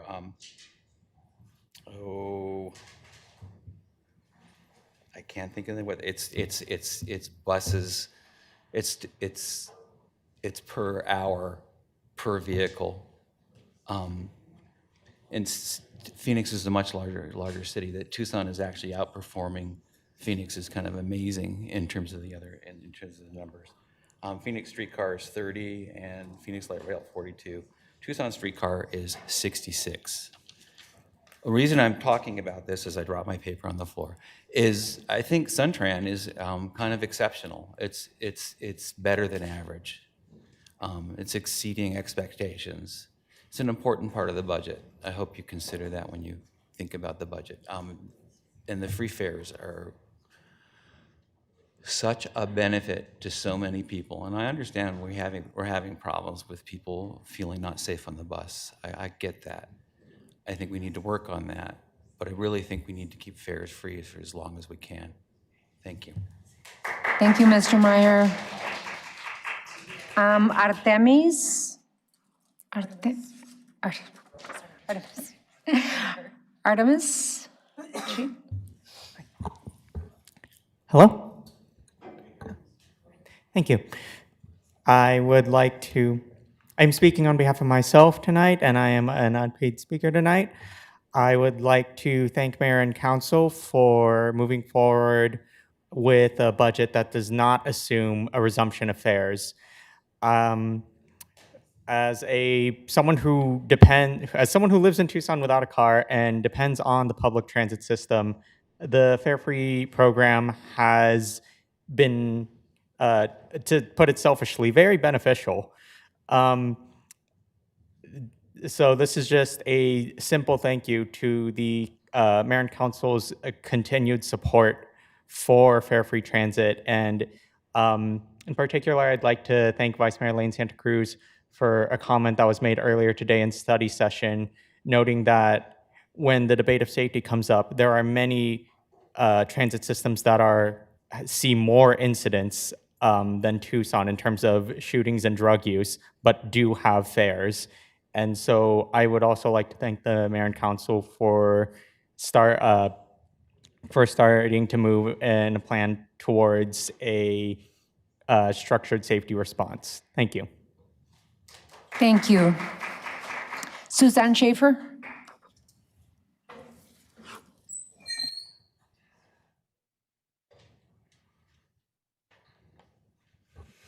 I'm Suzanne Schaefer, Tucson resident, not a paid speaker, speaking on behalf of myself. Thank you for the time, Mayor and council members. I feel a heavy responsibility to keep you awake. We are in really challenging times, obviously, needless to say. But I'm coming tonight from a place of gratitude. My favorite cause is public transportation. It's equity, sustainability, and community, all rolled into one core values sandwich with geography for dessert. So I'm grateful because even though this place from its 20th century history is way too auto-centric for someone who refuses to be car dependent, the people governing this city long-term have cared enough to build and maintain a transit system sufficiently robust to carry a higher number of riders per capita than any city in Arizona, other than Flagstaff, more than twice as high as Phoenix, and nothing else even comes close. Far higher than just about every southwestern city. So for all that I want our system to be bigger and better, it goes a very long way toward meeting the needs of this community, and we can be proud of it. And through all the economic ups and downs, we have had the foresight and the values to do what it takes to keep it functioning, not shrinking, and even incrementally improving. That defies the pattern that many car-centric cities followed during the pandemic. And many of them are now struggling to come back from having minimized their offerings and left a lot of people stranded or economically burdened with the need for a car. And in the state of Arizona, doing what it takes has not been easy. What it has taken is to recognize public transportation as a core service of the city of Tucson. For the past 15 years or so, and I don't know the numbers as well before that, we've invested 2.5% to 3% of our overall city expenditures to operate it. I don't honestly think most Tucsonans object to that. Most of the people riding probably think it should be more. Many of the people not riding say that they're waiting for it to be bigger and better so that they can hop aboard.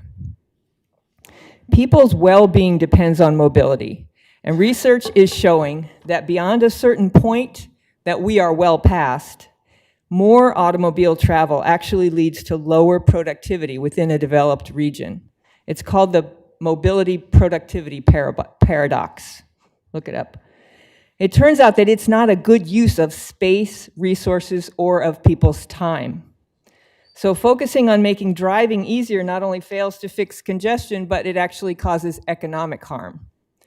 Whereas if we work to design our community for less car dependence, we're not restricting people, we're allowing more people to choose safer, far healthier modes of travel at a time when ever more of us are joining the categories of people that don't drive. So all that means we don't want to make our transit system smaller. Fares would do that. Not taking care of the workforce would do that. It's a downward spiral if we do. So we do have a lot of work to do. Most of the deficits of our transit system really have to do with the environment that it sits in. That is the appalling pedestrian environment, and that's a quote from Jarrett Walker when he came here, and the road designs that make it tough to be a bus rider. I believe this community will invest both in remedying those issues and in funding more service. Fortunately, like I said, research is showing that in urban areas, policies that liberate people to move around the region without driving actually increase economic productivity, all the while giving us more safety, better health, and more freedom of choice. So thank you for holding the line in this budget. because mobility for all uplifts us all. Thank you. Thank you, Ms. Schaefer. I don't have any additional cards for the public hearing. Are there any speakers wishing to be heard on this particular item? This is for the budget. Come on up. Come on up. This is for the public hearing on the budget. Did you sign up for the call to the audience? I signed up for number 16 about Parks and Rec.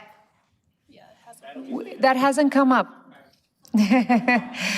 Any others wishing to be heard on the public hearing for our budget? Okay, I don't see any. If there's no one else, may I request the council close the public hearing? So moved. Second. There's a motion and a second to close the public hearing. Any additional discussion on that? Hearing none. All those in favor of closing the public hearing signify. Aye. Aye. Any against? Motion carries. The public hearing is closed. At this time, the regular meeting will recess and the special meeting will be called to order to adopt the budget.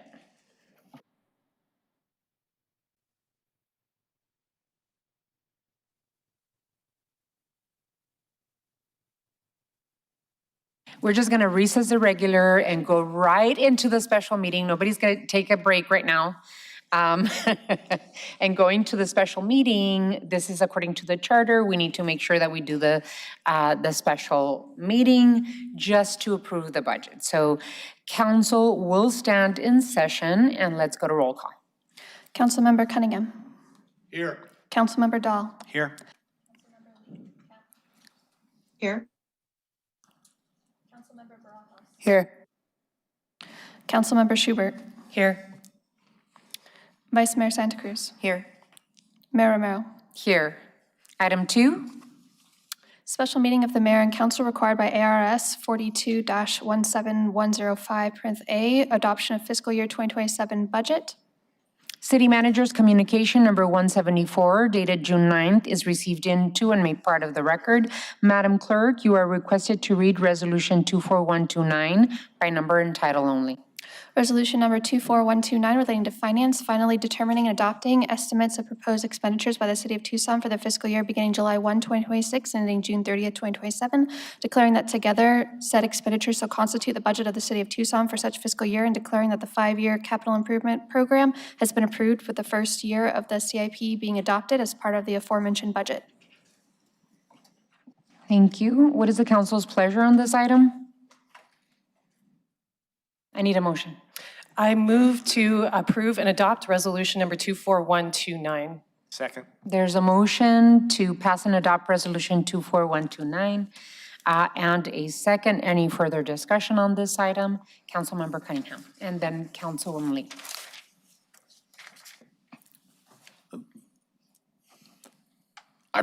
This is, I think, my 15th budget. And since my first budget, I've actually been voting for the budget a lot of times based on there were programs that I wanted to have passed that were included in the budget, and I was happy that we were balanced. My first and second budget, especially my first one, we ran I think, $67 million deficit. It included budget furloughs.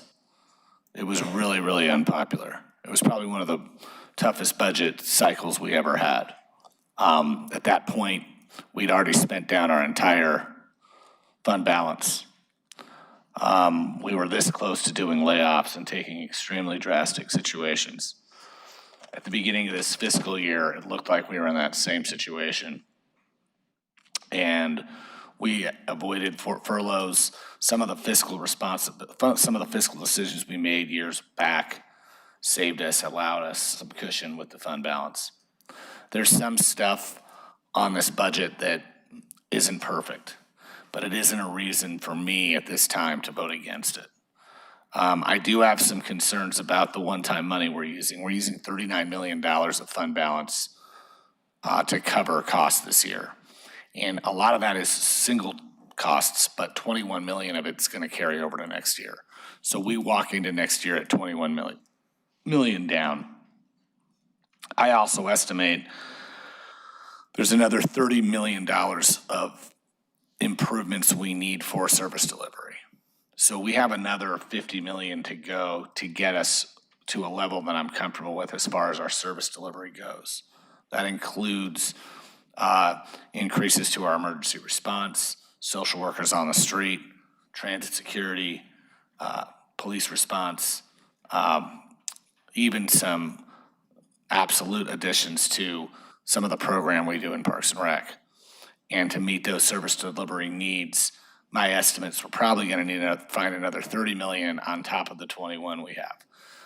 And unfortunately, the other piece is that I think we probably could have banked another 10 or 15 million dollars this year in one-time money, and it wouldn't be such a bite next year.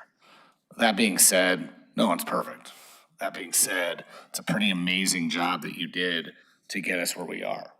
We meet all of the same service delivery we did last year, as well as finish up some projects that were a long time standing as far as capital needs. So for me, I'm in a good place with this. But I wanted to make sure I exercise my concerns, because I know there's a lot of people that interpret voting for a $2.5 billion budget. There's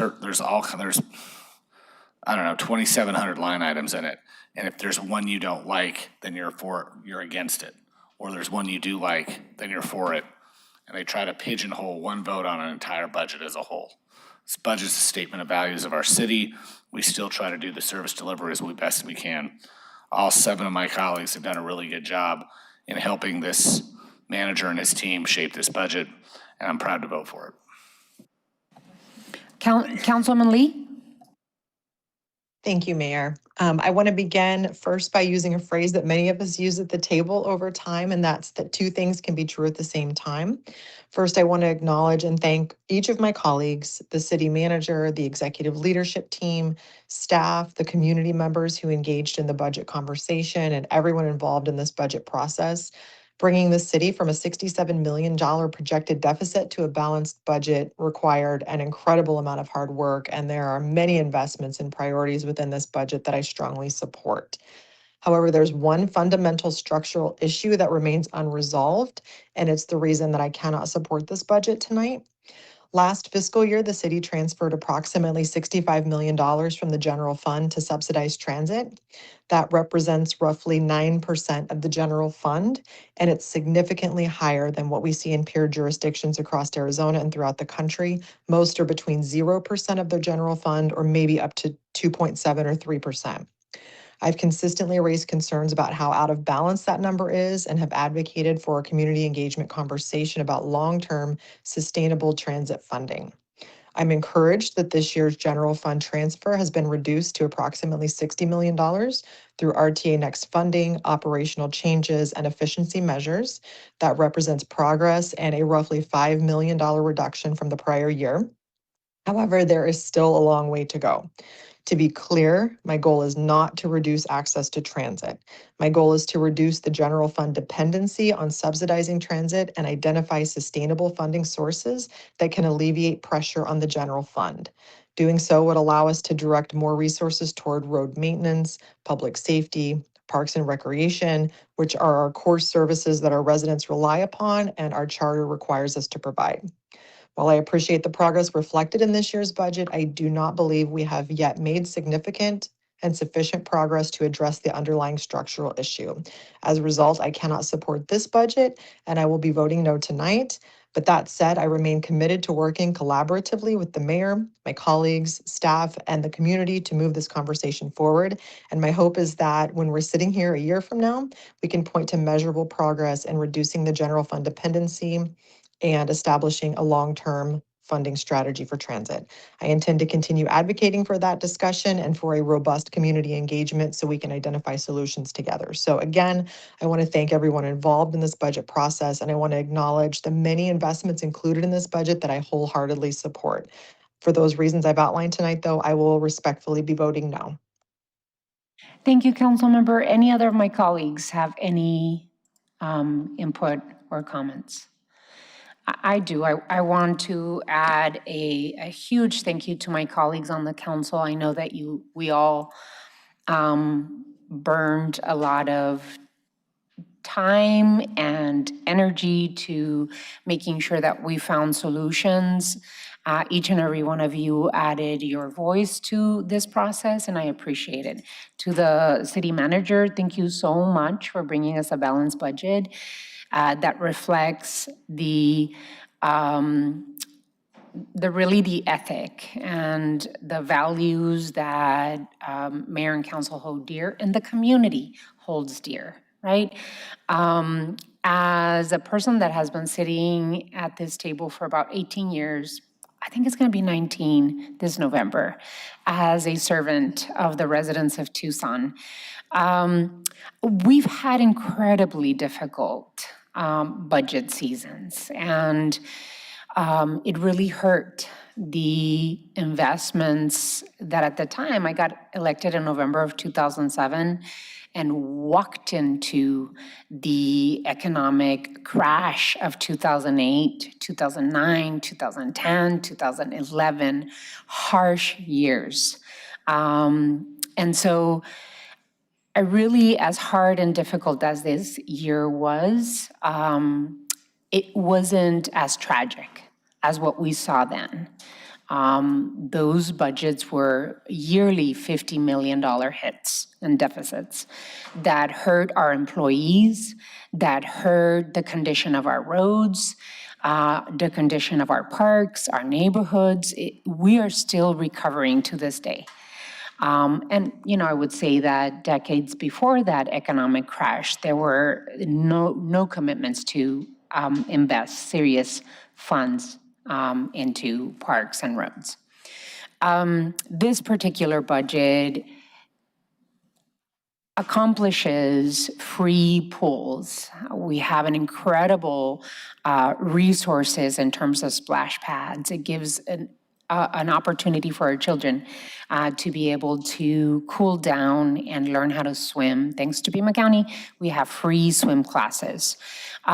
We are giving an $18 million investment, I would say for the 6th year in a row, to our employees, a market rate investment in our employees, as well as a cost of living adjustment. This year alone, it signifies $18 million in investment in working families that work for the city of Tucson. We are hiring 50 additional officers.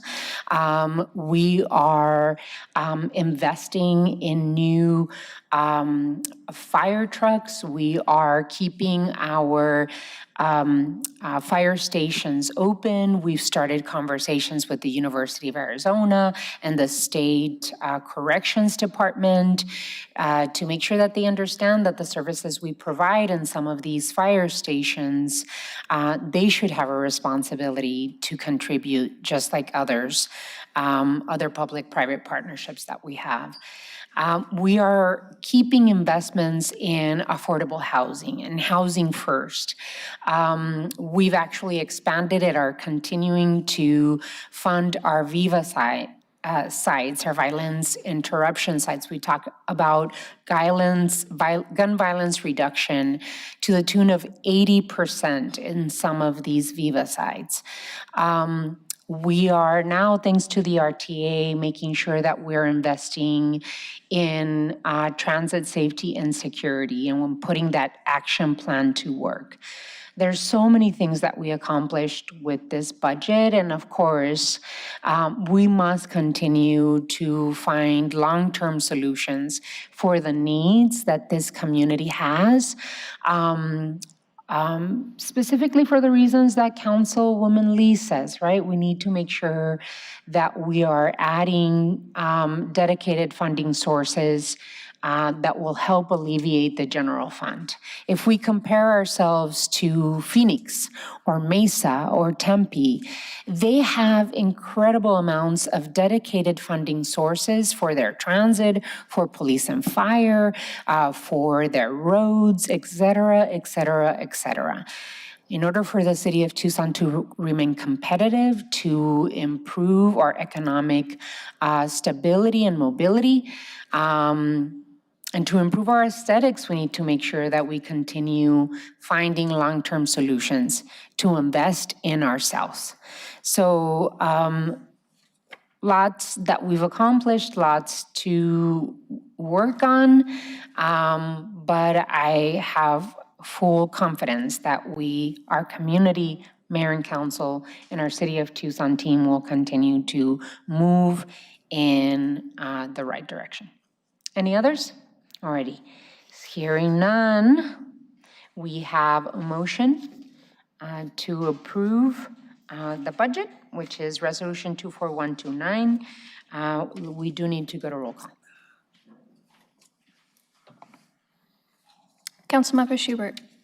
Aye. Councilmember Cunningham. Aye. Councilmember Baraja. Aye. Councilmember Dahl. Aye. Councilmember Lee. No? Vice Mayor Santa Cruz. Aye. Mayor Romero. Aye. Resolution 24129 passes by a vote of 6-1.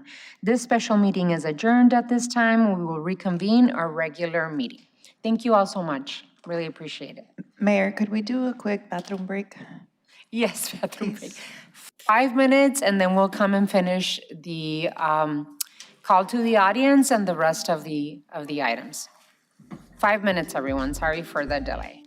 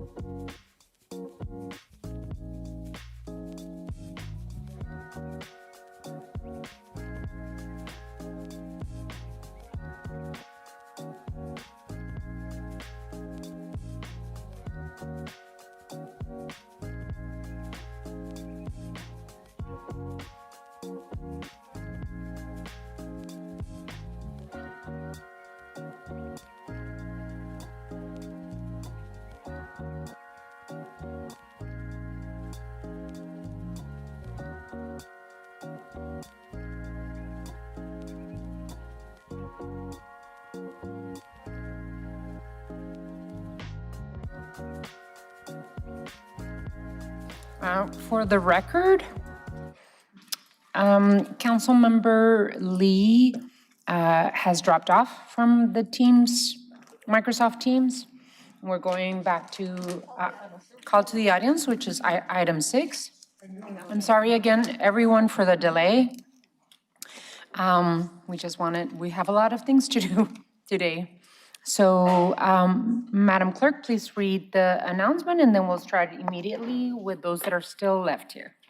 At this time, any member of the public is allowed to address the mayor and council on any issue except for items scheduled for public hearing at the meeting. Call to the audience will last for 30 minutes, and speakers are limited to 3-minute presentations. The green light will turn on when you're called to speak. It will turn yellow when you have 30 seconds remaining, and then will turn red and beep when your time is up. At that time, please conclude your comments. Alrighty, our first speaker, I think it's Jesus Hawthorne Klinger. Oh my God, I'm so sorry. It is so far off. Leslie. Leslie Hawthorne Klinger. I'm sorry, Leslie. Maybe it's the voice of Jesus. Maybe it's the time of night. Good evening, Mayor Romero and members of the council. My name is Leslie Hawthorne Klingler. I'm a Tucson resident and the coordinator of the very hardy volunteer group, Friends of Santa Rita Park. Thank you. Santa Rita Park is a few blocks from my home. After a century of serving the community, those 22 acres became the picture of urban neglect, and every use of the park disappeared except for frequent charity services to growing numbers of unhoused people there. I remember walking through the park when I was new to the neighborhood. I was determined to be undaunted, no matter the feces, the needles, the loose dogs, the people moving erratically through the space. No one harmed me, but several people yelled at me, and the comments were unsettling. My second time through was quieter, but I had to pick my way through litter left behind after a meal was served there. That was my last walk through Santa Rita Park. Last April, the park closed for an $8 million renovation. With new ball fields, a splash pad, and a playground, it's set to reopen later this summer. The investment makes the city's intent clear. It's a place for recreation, not part of the much-needed response to Tucson's addiction and homelessness challenges. But without enforced policy, that new infrastructure will become a senseless investment in property once again marred by pollution, violence, and drug use. Still, we've been encouraged by how Councilwoman Selena Barajas, the Tucson Police Department, and Parks and Rec have partnered with Friends of Santa Rita. Thank you. They've walked alongside us as we work to attract regular activities and events, and they've taken our safety concerns seriously. But it isn't enough. For this park to thrive, it needs to be protected, and that takes the leadership of this mayor and council. So tonight I ask for 3 things before Santa Rita reopens.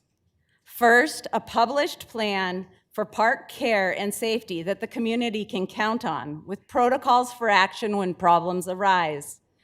TPD Captain Aaron Wine gave us a good start with a plan for multiple daily patrols and ongoing presence during park activities, especially those involving children. Second, we wholeheartedly support meeting the basic needs of our unhoused neighbors. And we ask the city to work with charities to move feeding programs to places equipped for them. Many underutilized spaces nearby could be activated without risking everything that we've put into this park. Third, if food distribution continues, we request it be limited to an area and frequency that don't deter others from using the space. We ask that those serving food help ensure a positive social environment and conclude each event with thorough cleanup. We want to fill this park with people and life. We urge you to protect your $8 million investment and the many people who are eager to benefit from it. Working together, we can make Santa Rita a beacon for hope for our city. Thank you. Thank you very much. Thank you so much. Really appreciate it. John Moreno. Did he leave? Okay. So I'm sorry about that. Melissa Cordero. Alrighty. Isabel Mariscal.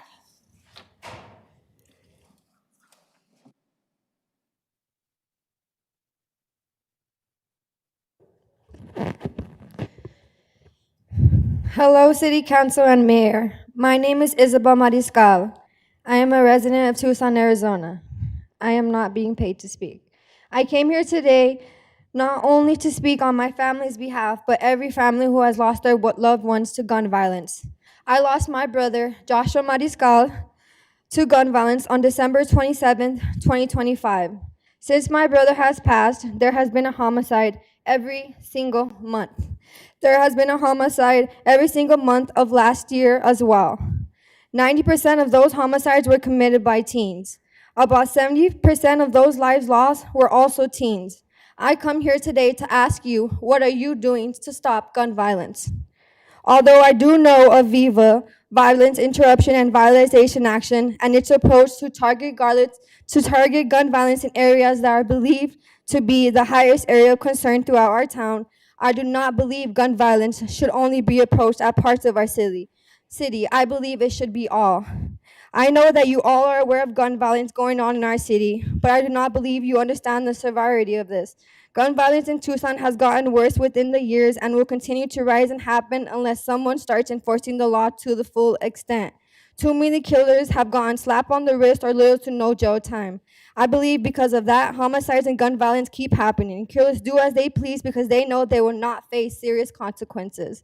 Our judges and public attorneys are too lenient on these killers. The police make arrests and the attorneys just let the alleged killers go. I have first-hand experience this. I got a call in April that one of the defendants on my brother's case was being released, not because he wasn't there or because he was innocent, but because the state felt that they needed more evidence. When I reached out to the detective on this case, he had told me he had just heard this information and was not sure why this was happening. He told me he had provided all the necessary evidence and that there was nothing more he could do. When I told the victim advocates I feared for my life and my family's life, all I was told was that I had to be more attentive. I know you believe that you are making a difference and trying to fight for gun violence, but respectfully, you are not. I have never seen or heard anything about any council member or the mayor coming and talking about anything that has happened involving gun violence. I have never seen you guys send condolences or express any type of sorrow for the countless homicides that have happened throughout these past years. Although it is not necessary to make any statements, it would show our community that you do see what's happening, that you feel for us, and that you care. I come here today to ask you, to beg you, help me spread more awareness about gun violence. Please help our city end these senseless murders. Please consider a meeting with our district attorneys, with our judges, and with our police departments. A conversation needs to be had. This cannot keep happening, and we will no longer stay silent. My brother's death was not his life. Thank you, Ms., and I'm so sorry for your loss. It would be good to have any type of contact information so that we can have a conversation with you and your family. Already. Can we make sure that we get your, before you, yeah, thank you. Thank you so much. Brock Lynch.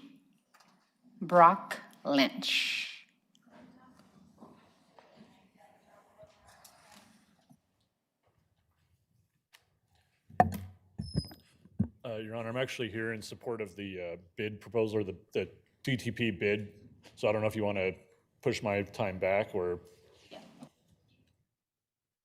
If you could speak at that item, it'll be next. Yeah, no problem. We'll make it really quick. We'll put you to the side for the DTP item. Tony Zinman. All righty. Doug Levy. Hassan Clement. Okay. There's no more requests to speak. I'd call to the audience. Thank you so much for the patience, for those that did stay for the item 7. Oh, item 7 we did. Item 9. Public hearing and passing on any written objections to the fiscal year 2027 assessment on the property within the downtown Tucson Enhanced Municipal Services Improvement District, the bid, and authorizing and approving the assessments. City Manager's Communication Number 172 dated June 9th is received into and made part of the record. This is the time and place legally advertised for a public hearing regarding hearing and passing on any written objections to the fiscal year 2027 assessment on the property within downtown Tucson Enhanced Municipal Services Improvement District, the bid, and authorizing and approving the assessments. This public hearing is scheduled to last for no more than an hour. Speakers are limited to 5-minute presentations. Please come forward when I call your name and make your presentation. State your name, whether you live in the city, whom you are representing, and whether or not you are a paid speaker. I do have 3 speakers, right? Is that correct? I have 3 speakers for this item, and our first speaker is Elizabeth Johnson.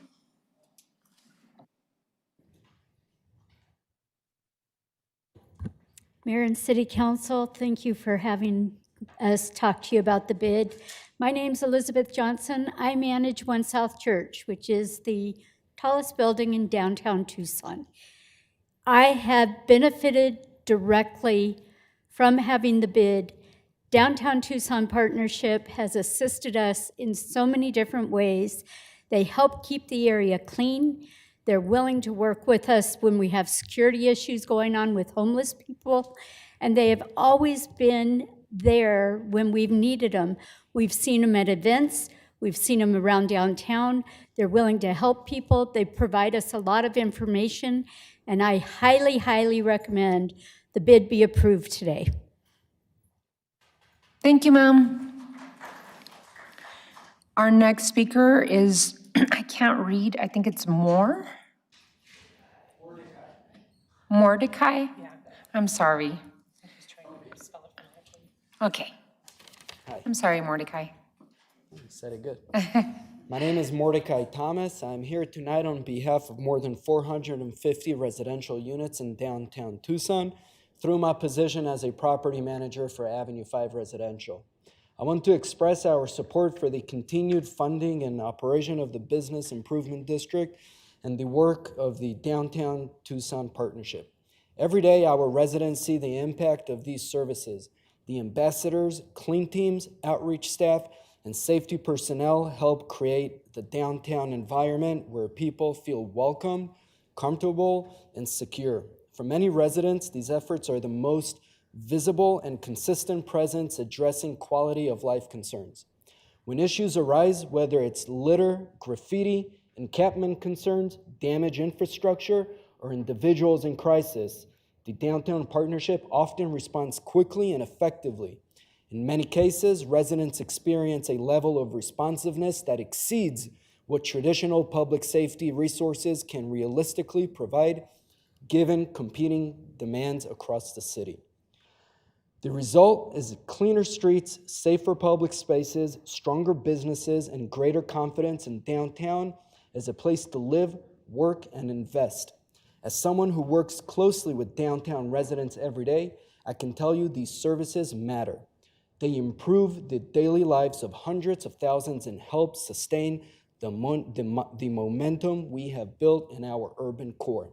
I respectfully encourage Mayor and Council to continue supporting the Business Improvement District and the Downtown Partnership efforts. The return on investment is visible, measurable, and appreciated by the residents we serve. Thank you for your time and consideration. Thank you.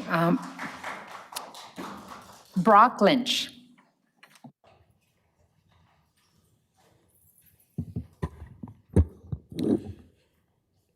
Good evening, Mayor, Vice Mayor, and members of the council.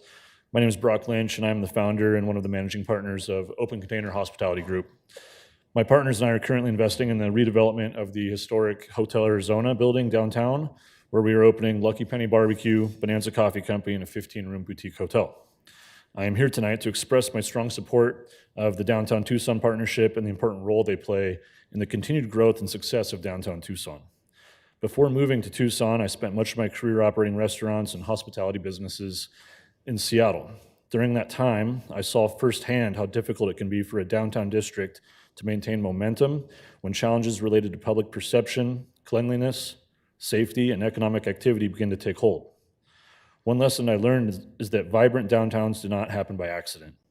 They require constant stewardship, collaboration, and investment.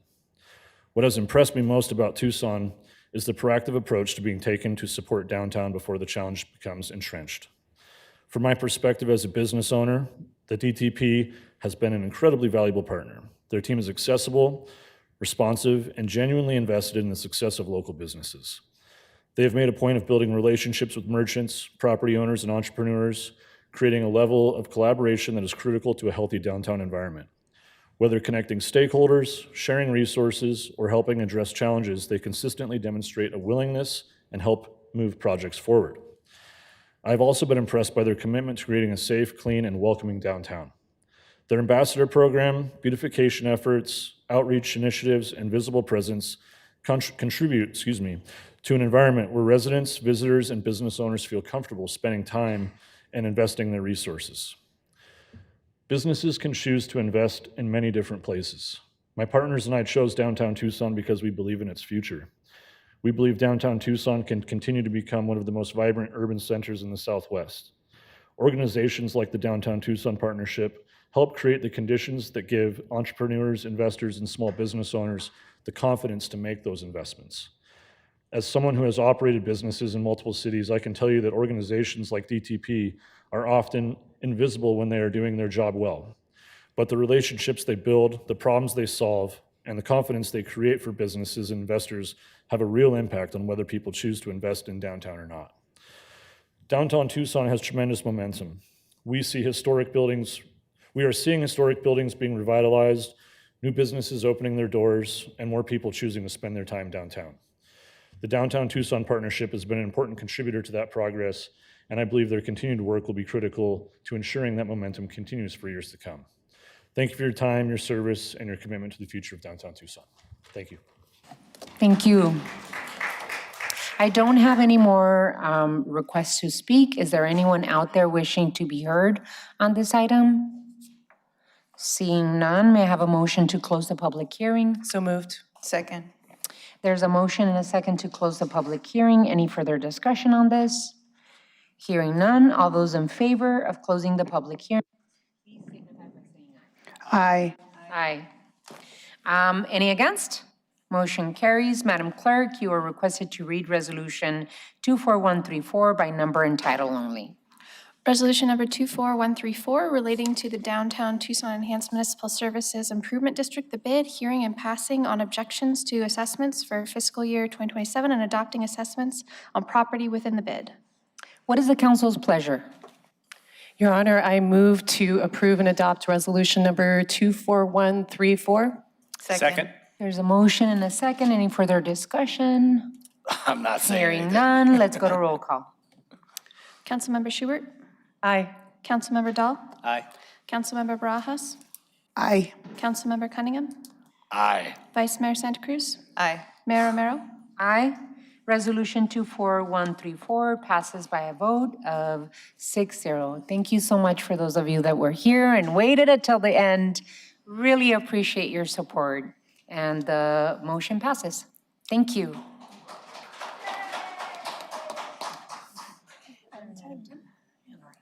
We move on to item 10. Public hearing, bingo license application, American Legion Auxiliary, Unit 7330, West Franklin Street. City Manager's Communication Number 176 dated June 9th is received into and made part of the record.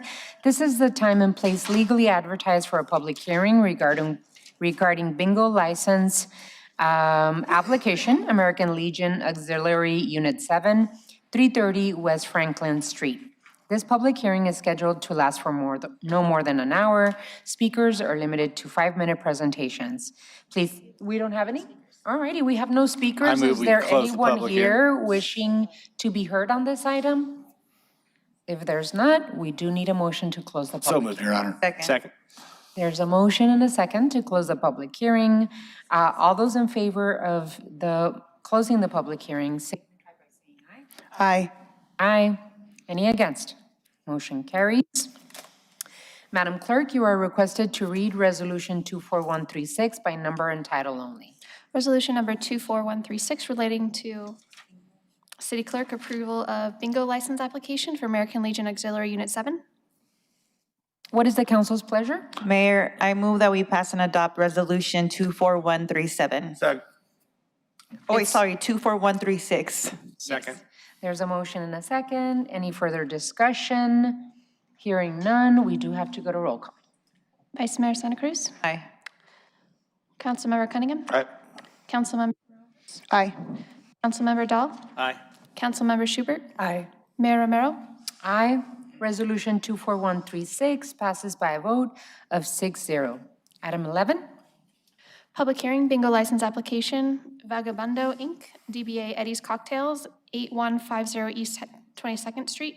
City Manager's Communication Number 178, dated June 9th, is received into and made part of the record. This is the time and place legally advertised for a public hearing regarding bingo license application, Vagabundo, Inc., DBA Eddie's Cocktails, 8150 East 22nd Street.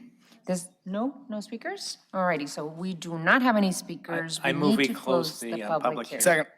There's a motion and a second to close the public hearing. All those in favor of the motion, please signify by saying aye. Aye. Aye. Aye. Any against? Public hearing is closed. Madam Clerk, you are requested to read Resolution 24137 by number and title only. Resolution number 24137 relating to City Clerk approval of bingo license application to Vagabundo, Inc., DBA Eddie's Cocktails. What is the council's pleasure? Your Honor, I move we pass 24137. Second. There's a motion and a second. Any further discussion? Hearing none. Yes? Just because I'm a little slap happy at this hour, I want to note for the public record that I once played on a softball team known as the Vagabundos. I don't think that this is any reason to recuse myself. No, I could tell you that one. Thank you. All righty. So if there's no additional discussion, we should go to roll call. Councilmember Cunningham. Aye. Councilmember Schubert. Aye. Councilmember Dahl. Aye. Councilmember Barajas. Aye. Vice Mayor Santa Cruz. Aye. Mayor Romero. Aye. Resolution 24137 passes by a vote of 6-0. We move on to item 13. Public hearing, August 2026, major service changes to SunTran routes 489, 102X, 104X, 108X, and new 124X and SunTran On-Demand Zone 3. City Manager's Communication Number 160, dated June 9th, is received into and made part of the record. This is the time and place legally advertised for a public hearing regarding allowing public input and the mayor and council to deliberate on recommended major bus service changes for SunTran routes 489, 102X, 104X, 108X, and a new 124X, and Sun On Demand Zone 3 to go into effect August 2026. Do we have any people wanting to speak already? So can I have a motion to close the public hearing? So move. Second. There's a motion and a second to close the public hearing. All those in favor, please signify by saying aye. Aye. Aye. Public hearing is closed. Madam Clerk, you are requested to read Resolution 24130. Resolution number 24130 relating to transportation and public transit, adopting the service changes to the SunTran bus routes routes 489, 102X, 104X, 108X, and a new 124X and Sun On Demand Zone 3, effective on Sunday, August 16, 2026, and declaring an emergency. What is the council's pleasure? Your Honor, I move to approve and adopt resolution number 24130. Second. There's a motion and a second. Any discussion? Councilmember Dahl.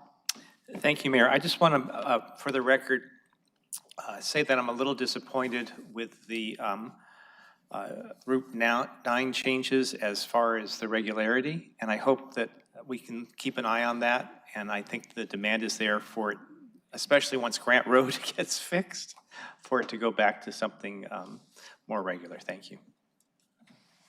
Thank you, Councilmember. Any others? Yeah, there's a Councilmember Cunningham? Yes, Your Honor, there's a couple tweaks that I foresee in the future, but for now, the package is very solid. All right, any others? Seeing none, we do need to go to roll call. Councilmember Schubert. Aye. Councilmember Cunningham. Aye. Councilmember Dahl. Aye. Councilmember Barajas. Aye. Vice Mayor Santa Cruz. Aye. Mayor Romero. Aye. Resolution 24130 passes by a vote of 6-0. Item 14, Public hearing amendment to 12th Avenue Valencia Road Area Plan, TP AMD 1025-00001. Amendment to Conceptual Land Use Map, Section 3 of 3, to allow adult daycare and office land uses. City Manager's Communication Number 162 dated June 9th is received into and made part of the record. This is the time and place legally advertised for a public hearing regarding amending the 12th Avenue Valencia Road Area Plan Conceptual Land Use Map, Section 3 of 3, to change the land use designation on the subject parcels from low-density residential to office, O1 or O2 to allow adult daycare, and administrative and professional office uses. Do we have anyone wishing to speak? May I get a motion to close the public moved. hearing? Second. There's a motion and a second to close the public hearing. All those in favor, please signify by saying aye. Aye. Aye. Any against? Public hearing is closed. Madam Clerk, you are requested to read Resolution 24131 by number and title only. Resolution number 24131 relating to the planning and zoning amending the 12th Avenue Valencia Area Plan in case TP AMD 1025-00001 for two contiguous properties located at the northwest corner of Medina Road and Lundy Avenue, approximately 340 feet east of 12th Avenue, to amend the conceptual land use plan, Section 3 of 3, to change the land use designation on the subject parcels from low-density residential to office, O1 or O2, and setting an effective date. What is the council's pleasure? Mayor, I move that we pass and adopt Resolution 24131. Second. There's a motion and a second. Any further discussion? Seeing none, let's go to roll call. Vice Mayor Santa Cruz. Aye. Councilmember Dahl. Aye. Councilmember Cunningham. Aye. Councilmember Barajas. Aye. Councilmember Schubert. Aye. Mayor Romero. Aye.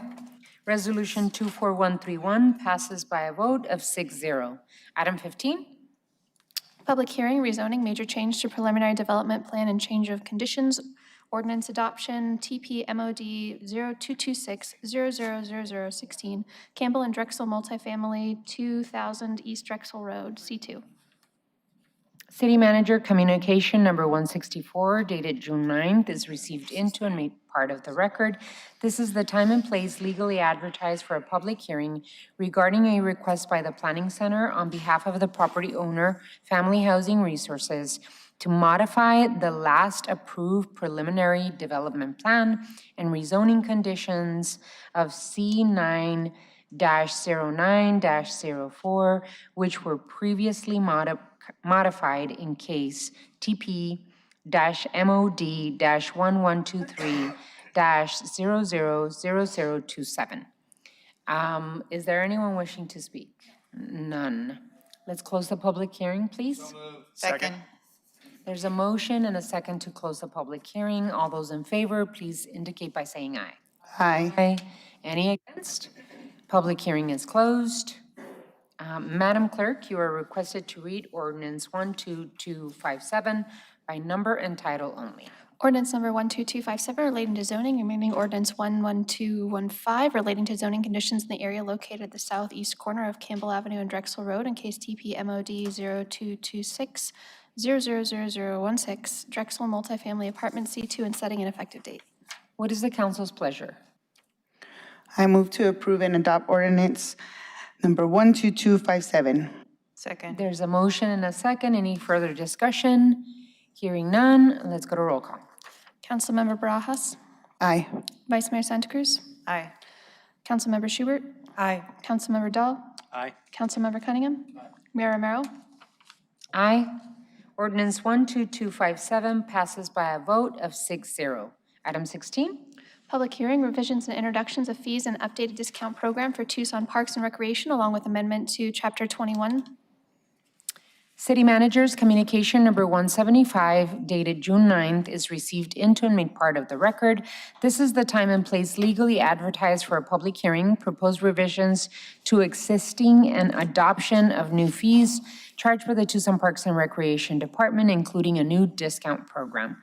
The fees are for different services and programs identified below by the activity or program and in response to cost of service. In revising and adopting these fees, there is also proposed amendment to Chapter 21 regarding non-city resident rates. Do we have anyone willing to speak on this item? All righty, it's your time. Ms. Sarah Smith.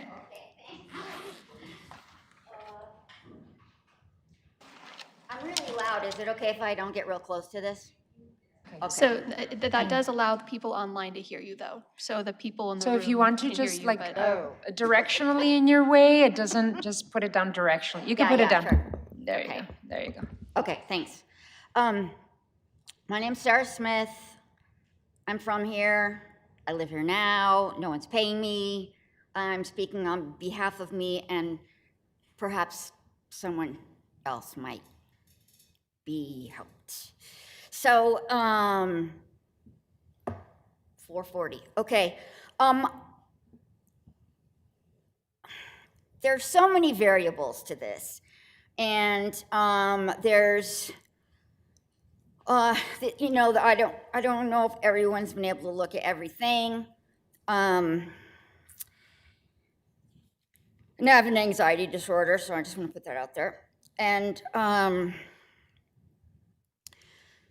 so one thing that is not, I don't think is very helpful is that, and I might be wrong because there's been changes and things are different in different places. So I know this person over here is like the head of, yeah, so she'll be able to tell. But I noticed that only certain programs are using the sliding scale, like only like 4 of them or something. And I don't think that is very fair. And I've always wondered, when you have a sliding scale and you pay less the more poor you are, and you pay more the less poor you are, why don't you slide the other way? And why don't you pay more the more rich you are? Okay, so that's just an aside, but you know, I had different things to say, and you know, there's a lot of money and a lot of fundraising sunk into the zoo, this thing, millions of dollars. Guess who one of the donors is? TEP, you know, so that's interesting. And there's, I go swimming, so that's my thing. And after COVID, I graduated from the outside lap pool to the inside old people's therapy pool because my arthritis had just really, really got advanced. And as a matter of fact, we were talking about moving, but we live right by the Edith Ball, where the aquatic center that has the therapy pool in it. That was a reason why we didn't move. That was like one of the top reasons. You know, this is a golden thing that this place has, and it's kind of funny if you were to go there and you watch us all in the therapy pool. You know, people are walking their things, and some of us are swimming and everything, and then everybody gets out. You know, it's like kind of like Cocoon, I guess. But anyways. I would like for there to be more funding for this being like how we want our community to be. You know, we want people to be healthy, We want people to be happy. We want people to have connections. So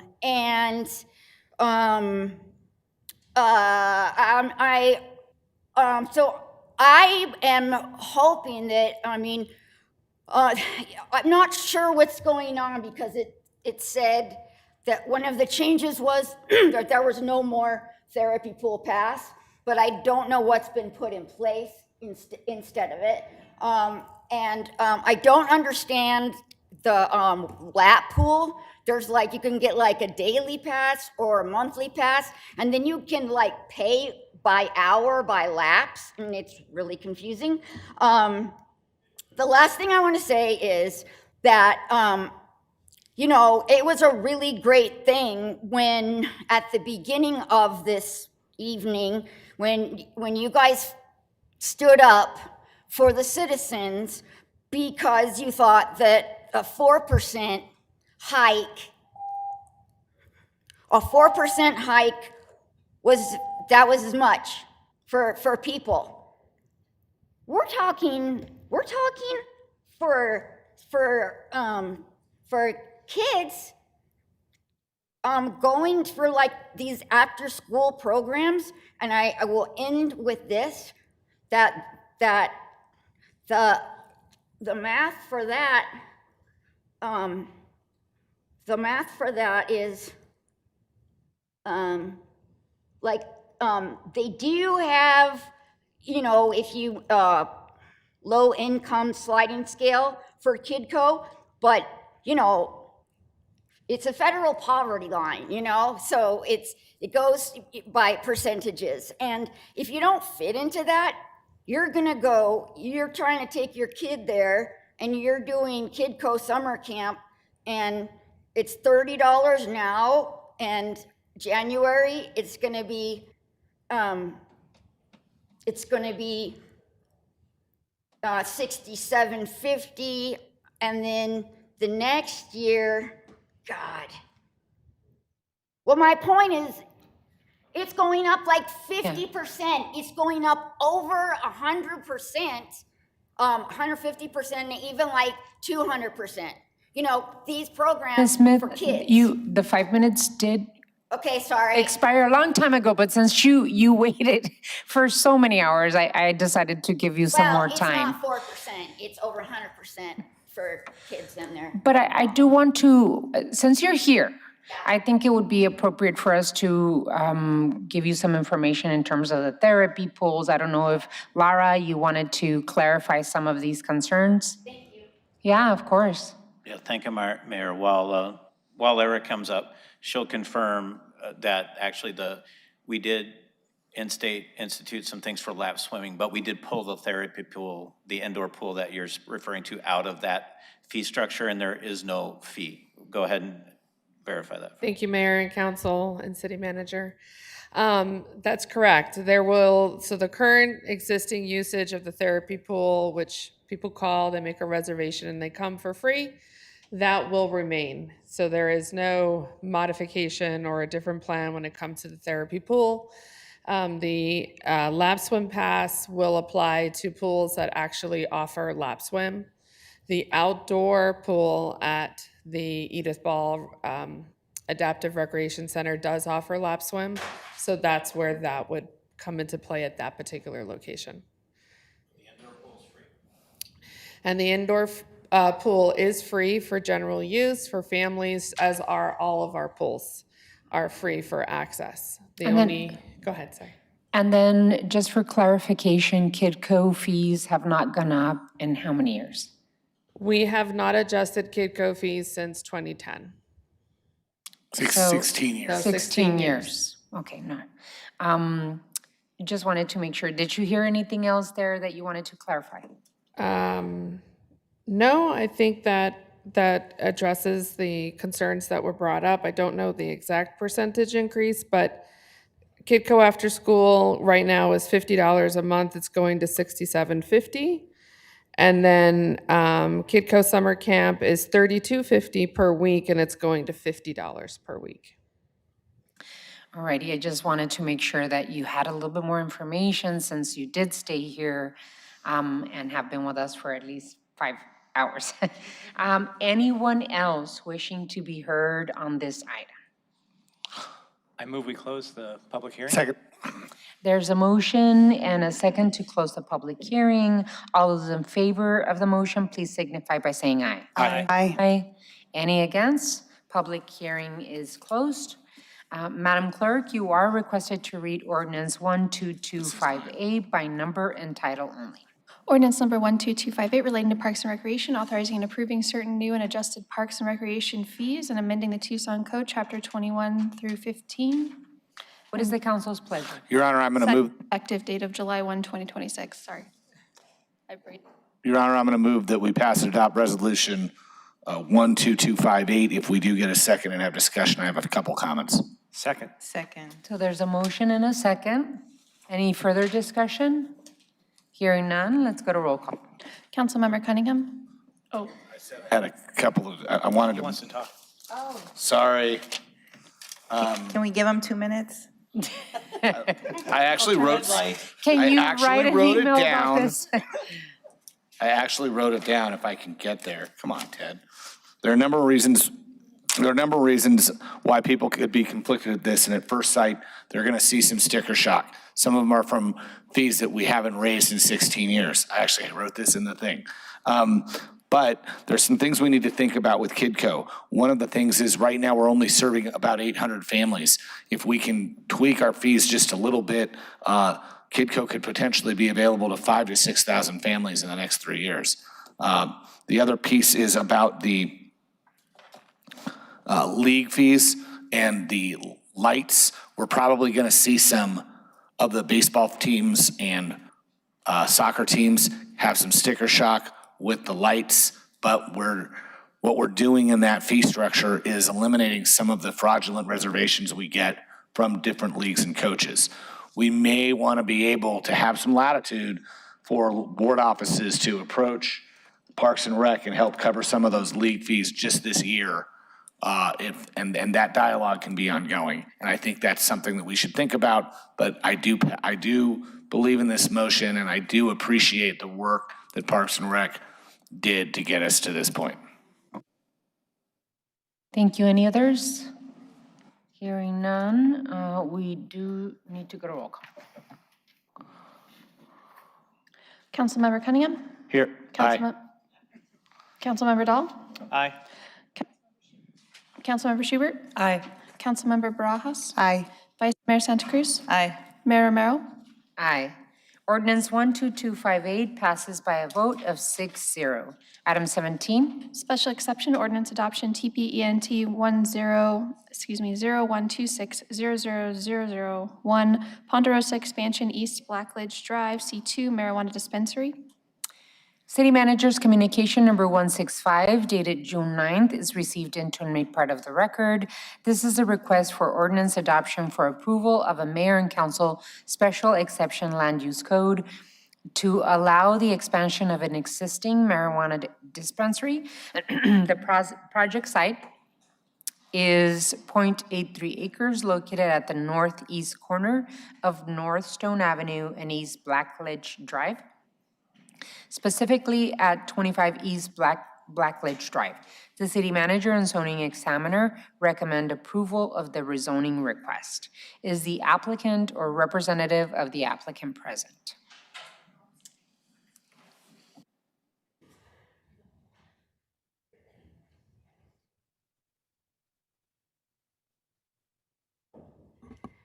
Your Honor, Mayor, members of the City Council, I apologize, I didn't know you were going to call me up. Yes, Lindsay Shuby with the law firm of Gamage and Burnham, here on behalf of this application, which, as you mentioned, support of staff, support of the zoning examiner, and respectfully request approval. Thank you. Are you agreeable to the proposed requirements? Your Honor, yes, we agree with all the conditions of approval. Thank you very much. Madam Clerk, you are requested to read ordinance 12256 by number and title only. Ordinance number 12256 relating to zoning, a special exception land use, marijuana dispensary, TPENT 0126000001 Ponderosa Expansion, East Blackledge Road, located at 25 East Blackledge Drive. at the intersection of Northstone Avenue and East Blackledge Drive, approving with conditions the expansion of the marijuana dispensary in the C2 zone and setting an effective date. What is the council's pleasure? Madam Mayor, Ponderosa Dispensary has been a wonderful new business in Ward 3. Like many dispensaries, they're clean, well-regulated, and completely support this expansion. With that, I move we adopt ordinance number 12256. Second. There is a motion and a second to approve the request for rezoning as recommended by the zoning examiner and adopt ordinance 12256. Is there any further discussion on this motion? Seeing none, let's go to roll call. Councilmember Dahl? Aye. Councilmember Schubert? Aye. Councilmember Cunningham? Aye. Councilmember Barajas? Aye. Vice Mayor Santa Cruz? Aye. Mayor Romero? Aye. Ordinance 12256 passes by a vote of 6-0. Thank you all. Item 18. Rezoning, City Manager's Report, TPENT 1025-00018, 402 and 430 West Medina Road, R1 to O2. City Manager's Communication Number 163, dated June 9th, is received into and made part of the record. This is a request to rezone 2 parcels at 402 and 430 West Medina Road from R1 Urban Residence Zone to O2 Office Zone. The parcels are located approximately 330 feet east of 12th Avenue on the north side of Medina Road. The zoning examiner recommends authorization of the zoning subject to certain conditions. Is the applicant or representative of the applicant present? Come on up. Last but not least. You guys are awesome. I'm so sorry. Can the applicant reach the mic, please? Okay, just make sure that I can hear you. Are you agreeable to the proposed requirements? Yes. Okay, perfect. What is it? Can you identify yourself? Okay, so I'm Raul Ibarra, owner of 402 West Medina. All righty. And I'm Maria Ibarra, and I'm on 430 West Medina. Okay, perfect. So you are agreeable to the proposed requirements? Yes. Thank you. What is the council's pleasure on this item? Mayor, I move that we approve the request for authorization to rezone as recommended by the zoning examiner and the city manager's office, subject to the recommended conditions. Second. There is a motion and a second. Any further discussion? Yes, Your Honor. Councilmember Cunningham? I'm so sorry about this. I messed up my announcements because I was in a rush. But tomorrow, my youngest son, Lute, he's named after Coach Olson, turns 10 on the 10th. It's his double birthday, and I totally forgot it, and I feel horrible. And Elisa just texted me and told me to give him a birthday shout out. So birthday shout out to my son, Lute. Lute, you can join me in congratulating the son. You can join me in congratulating the A.R.S and their rezoning. City clerk, make sure that makes it into our minutes. All righty, thank you so much. You could have done that on item 19, you know. It didn't have to be in their item. They've waited 5 hours, council member. Anyway, I'm just kidding. Thank you so much for your patience. We really appreciate it. And if there's no further discussion, we do need to vote on this. So all those in favor of the motion, please indicate by saying aye. Aye. Any against? Motion carries. Thank you so much. Thank you. Really Happy birthday. appreciate you. Good night. Item 19. Adjournment. Council will stand adjourned. The next regularly scheduled meeting will be Tuesday, June 23rd, 2026, at or after 5:30 p.m. Thank you all.